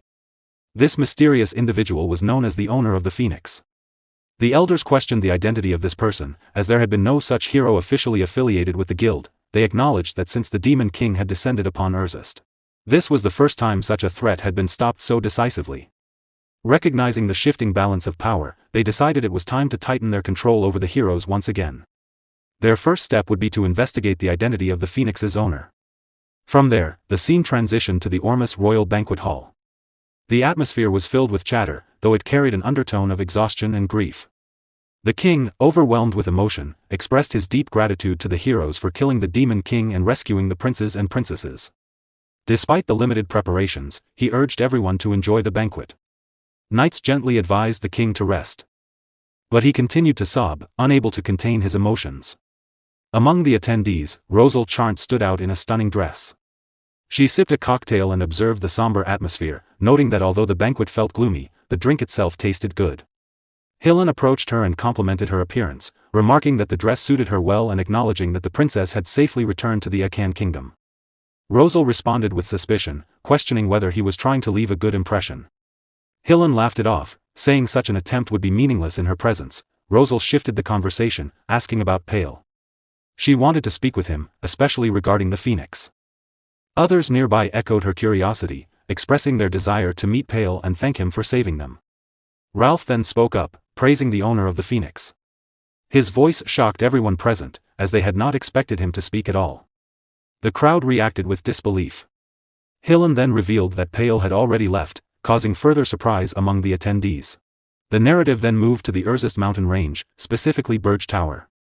Gordon expressed disbelief as he thanked Berge, questioning whether he had truly killed the Demon King of Beasts and returned. Berge confirmed it without hesitation. Gordon was stunned, realizing that Berge had actually accomplished such an impossible feat. He began to worry about the consequences and how Berge planned to handle the aftermath. Berge dismissed his reaction, telling him to stop staring. Taking his seat on the throne, Berge explained that with Draxen dead, other Demon Kings would soon make contact. If he were absent during that time, suspicion would fall on him. Gordon understood and acknowledged the reasoning behind his immediate return. Berge then reflected on the battle. He admitted that he was still weak. Even though Draxen had used his final attack, the damage had not been as severe as expected, partly because Draxen had already been weakened. Berge realized that it was not enough to rely on his original strength alone. He needed to further strengthen the power of the Phoenix as well. At that moment, he received a message from Jason requesting a meeting among the Demon Kings at his tower. That very day, Berge found the timing sudden, noting that there should have been more time before such a gathering. Jason informed him that Draxen Doldov had died. Internally, Berge smirked, already aware of this fact because he had been the one to kill him. However, outwardly, he feigned shock and concern. Jason then added that there was something important to discuss regarding the situation and revealed that a new Demon King had already descended. Berge was genuinely surprised by this. Realizing how quickly a replacement had appeared, he considered the possibility that Archduke Alkine might have anticipated Draxen's death and prepared in advance. Despite this, Berge reassured himself that there was no evidence linking him to the incident. As the black box had disappeared along with the tower, he felt confident in his position and decided to attend the meeting. The scene transitioned to the Tower of Lies, specifically the 13th floor, where the Demon Kings had gathered. Reyna Soldian, the Demon Queen of Bitter Cold, Jason Kochmund, the Demon King of Lies, and Yugur Belva, the Demon King of Adamant, were all present. Draxen's absence was noticeable. Among them was a new and unfamiliar face. She introduced herself as Vivian Blunt, the Queen of the Blood Moon clan.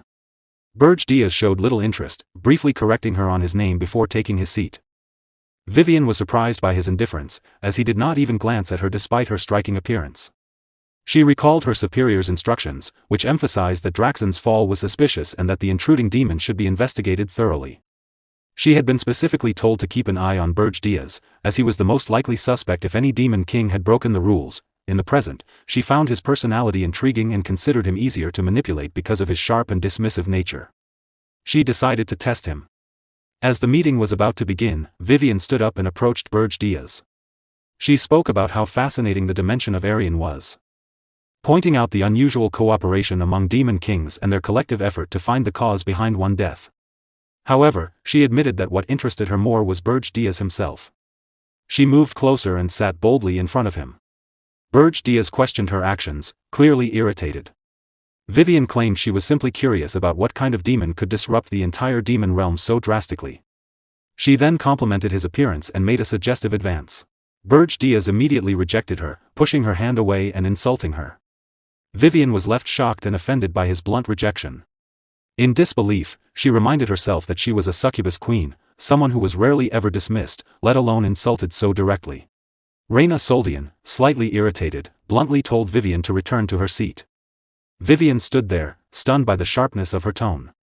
Reina continued firmly, explaining that although the gathering was meant to welcome Vivian, it also served a more serious purpose, to uncover the cause behind Draxon's senseless defeat.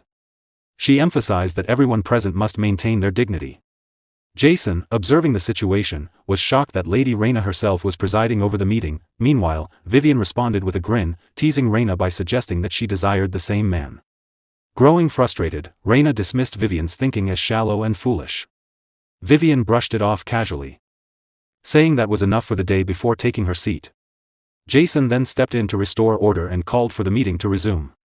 The discussion shifted to the 10-star heroes, who were described as the main force behind the current hero expedition. From there, the meeting continued in a rather monotonous manner.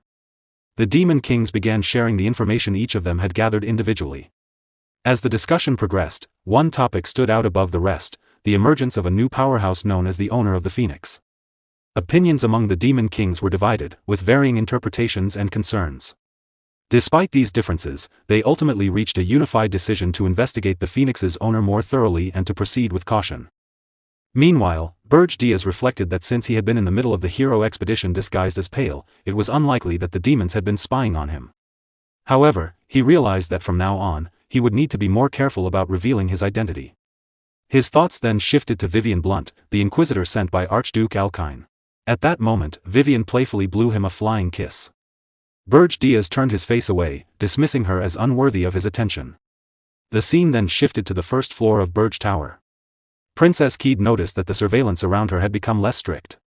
She cautiously observed that no demons seemed to be nearby, and Princess Ernan was nowhere in sight. Seeing this as an opportunity, Keed decided to escape. Fixing her eyes on the exit, she believed that once she crossed the door, she would finally be free. With determination, she began running toward it. However, just as she approached, Ernan suddenly appeared along with her spirits. Ernan confronted Keed, stating that for the sake of the tower's peace and Keed's own safety, she would stop her escape.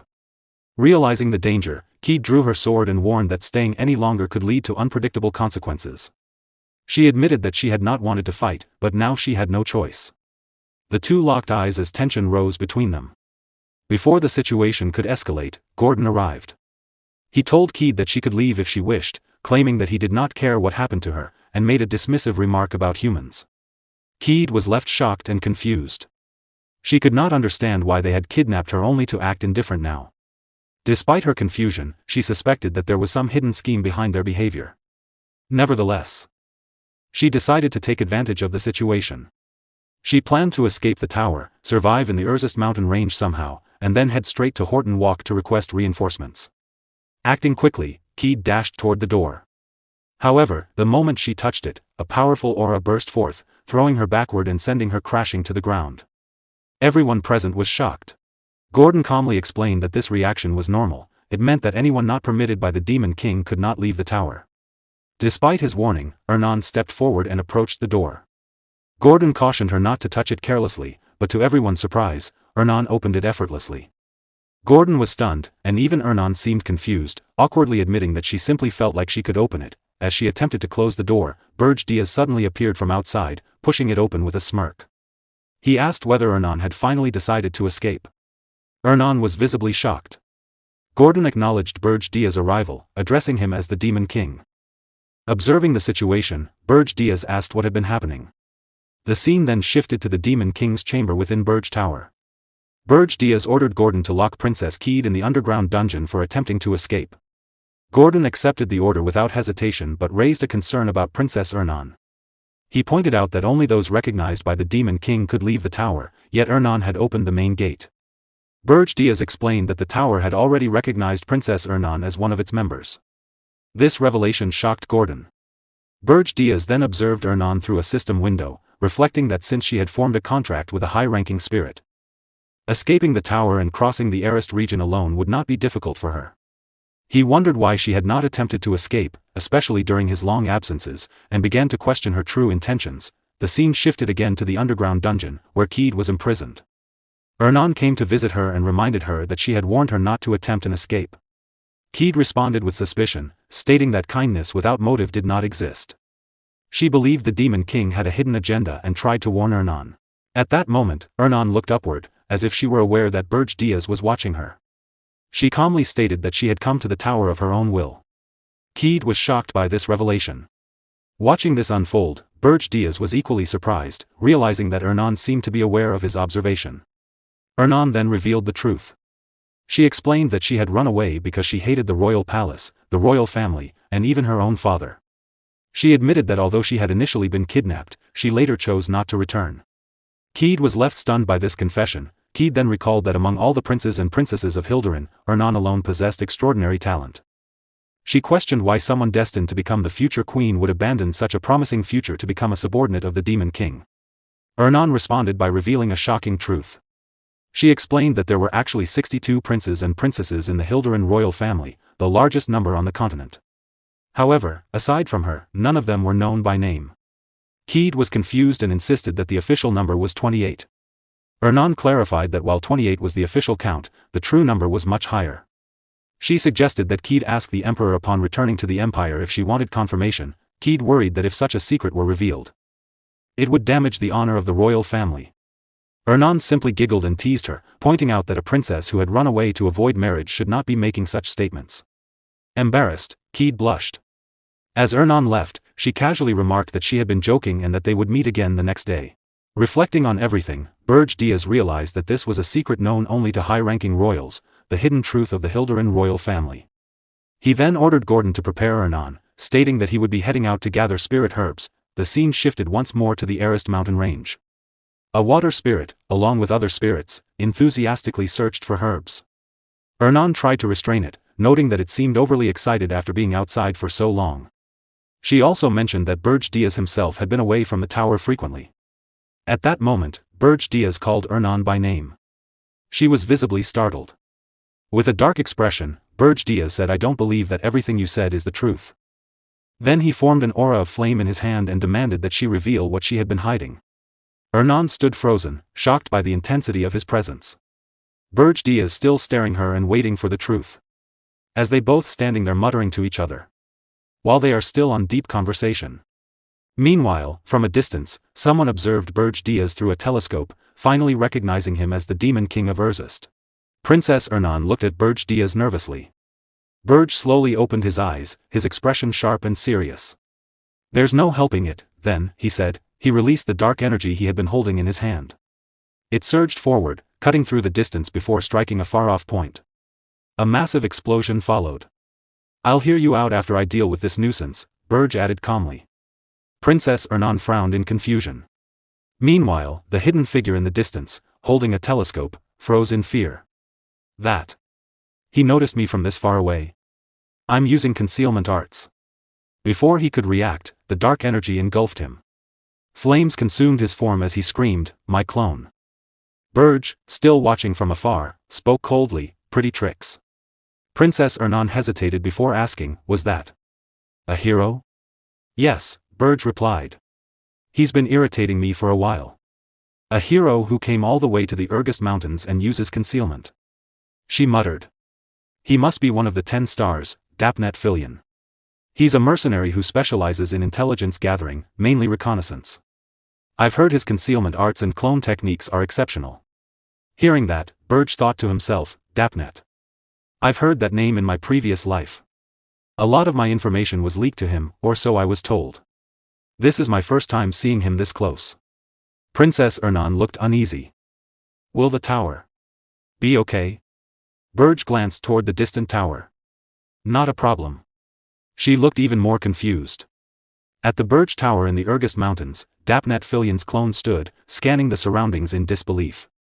There was supposed to be a Demon King here. So there should definitely be a tower nearby. But why can't I see anything? A system notification appeared, Mana's Phantom remote control activated. The tower is now invisible. Consumption, 10 demonic energy points per second.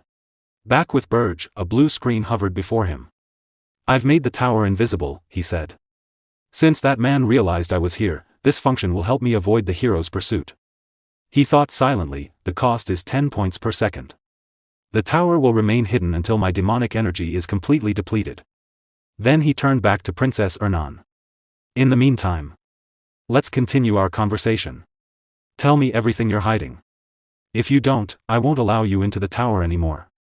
Princess Ernan stiffened.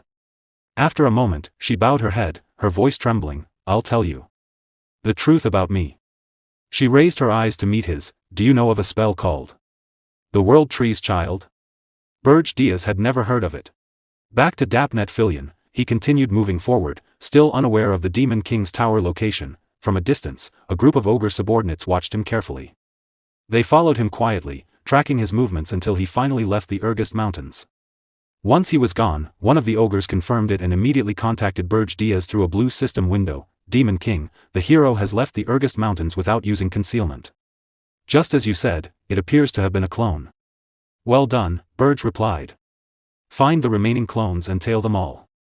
Yes, Demon King. The ogre responded before ending the transmission. The system screen flickered again. Mana's Phantom remote control active. The tower remains invisible, remaining demonic energy, 65,220 points. 65,210 points. 65,200 points. After seeing this, Berge fell into thought. The tower's location was almost exposed. That was dangerous. It's stronger than before, but still vulnerable against a hero's full assault. I need to deal with Dapnet Fillion. Princess Ernan, who had been standing quietly, suddenly spoke. He must have been sent by my father to find me. Berge glanced at her. I suppose that makes sense. As the first princess, he won't give up easily. Or could this be connected to what you mentioned earlier, the World Tree's Child? She hesitated. It's a long story. I have time, Berge said calmly. After a brief pause, she began. Long ago, the kingdom of Hilderan was a powerful empire. But after countless wars, its strength declined. And it was reduced to a mere kingdom. Her voice grew heavier. My father wishes to restore those glorious imperial days. To achieve that, instead of an army of 10,000 soldiers, a single, truly powerful mage, one who could dominate the battlefield, is far more valuable. Berge narrowed his eyes. Don't tell me. She nodded. Yes. But geniuses aren't created through education alone, and naturally gifted individuals are rare, Princess Ernan said quietly. Berge Diaz looked at her in shock. No way. She continued, her voice steady but heavy. Yes. The World Tree's Child is a spell that creates. She pointed to herself. Enhanced humans, like me. Berge's expression hardened in disbelief as he processed her words. Princess Ernan went on, from the fetal stage, massive amounts of mana are forcibly injected to create a genius in magic with extraordinary mana sensitivity. Berge frowned slightly. Humans are doing the same things as demons, it seems. He paused before adding, but even so, the fetus and the mother couldn't withstand it. Could they? She lowered her gaze. No, many died. There was a trace of sadness in her voice as she continued, and even those who survived often lived with deformities. Or didn't live very long. Berge remained silent, absorbing the weight of her words. Only the successful cases are ever revealed to the public, she added bitterly. At that moment, Berge suddenly noticed something. His eyes snapped toward a distant point. Princess Ernan was still speaking, but both of their gazes shifted at the same time, toward a massive, one-eyed creature slowly approaching them. Berge Diaz raised his hand, gathering dark energy into his palm, preparing to release it. It must have sensed the mana she released just now and came this way. He thought. Seems like a top-tier monster. Step aside, princess, but before he could act, Princess Ernan suddenly stepped forward, placing herself in front of him and stopping his attack. I've cast it successfully. She thought. I was created to be an overwhelmingly exceptional genius, the one-eyed creature responded immediately. Its massive eye glowed as a large, red magic circle formed before it. With a roar, the creature unleashed its spell and charged forward. At the same moment, Princess Ernan cast her own magic, forming a large blue circle in front of her. Her mana sprite appeared and used ice magic to reinforce her spell, blocking the incoming attack. Blue energy flowed around her, surging with power. A massive wave of ice burst forward from her spell and rushed toward the creature, then struck the giant one-eyed monster head-on. The ice spell struck the one-eyed creature, spreading across its body. The freezing force crushed its eye, and shards of ice tore through its flesh as blood splattered outward. Berge Diaz stepped forward, observing the fallen monster. A human defeating a top-tier monster in a single blow? He said. No wonder the king refuses to give up on you. Princess Ernan steadied herself, her gaze cold. This is blood-stained power. Berge looked at her carefully. With strength like that, and being closest to the throne, you still don't want to return to the kingdom? You expect me to believe that? It's the truth. She shouted angrily. Try using the magic tool you gave to Hillen on me. I've told you everything honestly. Berge replied calmly, Armani's orb shatters easily against a spirit's mana. It can't be used on a spirit user. He began gathering dark energy in his hand once more. So speak your true intent. If you're trying to deceive me again, I'll show you what a demon king truly is. Princess Ernan's expression hardened with anger.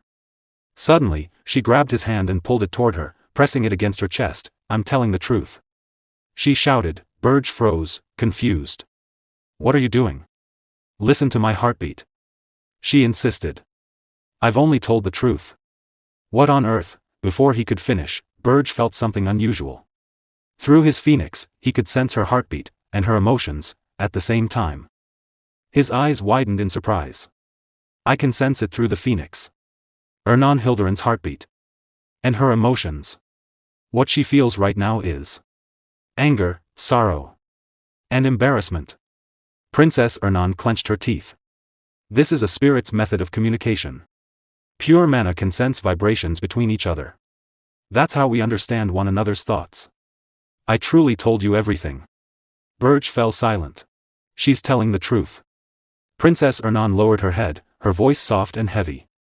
When I first saw you, I knew immediately. You were different from other demon kings. I thought you might be able to help me. Berge hesitated. Help you? What are you saying? Still holding his hand against her chest, she looked up and cried out, please. Help me.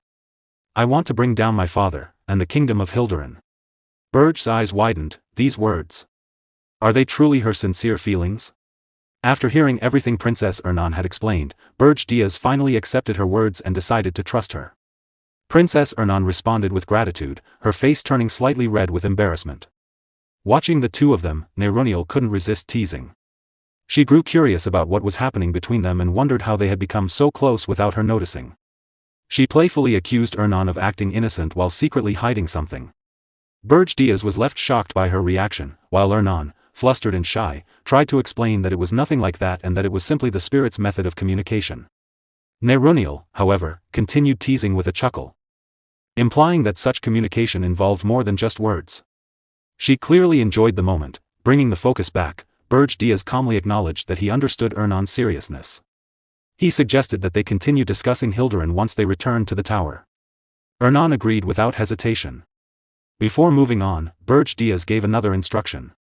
He told Ernan to use the spirits to locate the real body of Daphne Filian, as they were planning to capture him.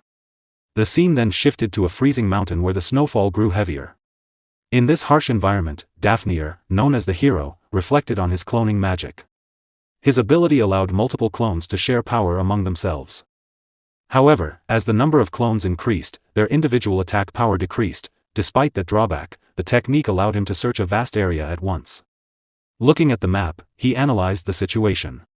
A demon king's tower should be at least 50 meters tall. Yet, despite scanning the entire area, there had been no sign of it. Based on the information provided earlier by Lord Wharton Kolo and Lord Hillen Cargill, calculations had already been made. The route and timing of the hero expedition had been determined with 93% accuracy using his method. With that in mind, he concluded that the tower's location had to be somewhere nearby. He carefully scanned the surroundings, convinced it should be within reach. The Demon King was also somewhere close, yet nothing could be seen. The absence of any trace left him deeply unsettled. Suddenly, a warning alarm rang from his map. In that moment, he realized something was terribly wrong. His clones, which were capable of avoiding even high-level monsters, were being destroyed in large numbers. As the situation escalated, Berge Diaz's demons moved swiftly across the battlefield and began eliminating the hero's clones one after another. After completing their task, they reported that they had destroyed the clones and noted that, for a 10-star hero, the opponent did not seem particularly strong. Hearing this, Berge Diaz smiled with satisfaction and ordered them to destroy every remaining target. The demons immediately accepted the command and continued their assault. Confident in his advantage, Berge Diaz began calculating his next move. He realized he still had enough points remaining. He planned to eliminate all the clones and turn Daphne Erphilion into his subordinate. With that achieved, he believed he would gain complete control over the continent. However, the situation suddenly changed when Gordon appeared through the system window and informed him that there was important news. Berge Diaz turned his attention to the update and learned that something was wrong with the tower. Gordon explained that the mana ghost was behaving abnormally and had heated up to the point where it could explode at any moment. At the same time, an urgent system notification appeared, reporting that the tower was facing overload due to prolonged invisibility. The cost of maintaining invisibility had increased drastically. It now required 100 points per second, while the remaining demonic energy stood at 49,910. This revelation left Berge Diaz shaken. He quickly realized the severity of the situation. At this rate, there were less than 10 minutes before the system would fail. If he could not capture Daphne Erphilion within that time, the tower's position would be exposed and the hero expedition would begin. As the pressure mounted, Gordon added another update. The area outside the tower was now filled with an overwhelming number of clones surrounding them from all sides. Meanwhile, the hero continued scanning his surroundings from every direction. Yet he still could not locate the tower. This confused him, as he was certain his calculations were correct. He became convinced that the tower had to be nearby. After investing so much mana into the search, he resolved to find it no matter what. At the same time, Berge Diaz quickly took action and contacted Krutu. He ordered him to prevent any more clones from approaching the tower and instructed him to search every corner of the area without exception. Krutu acknowledged the order. Without delay, Berge Diaz turned to Gordon and demanded detailed data. He requested the locations of all destroyed clones, especially those created by the hero's magic. Gordon began processing the information. As the data came together, Diaz analyzed the pattern. He realized that the clones could not move far from the real body. This meant the search would naturally center around the original source.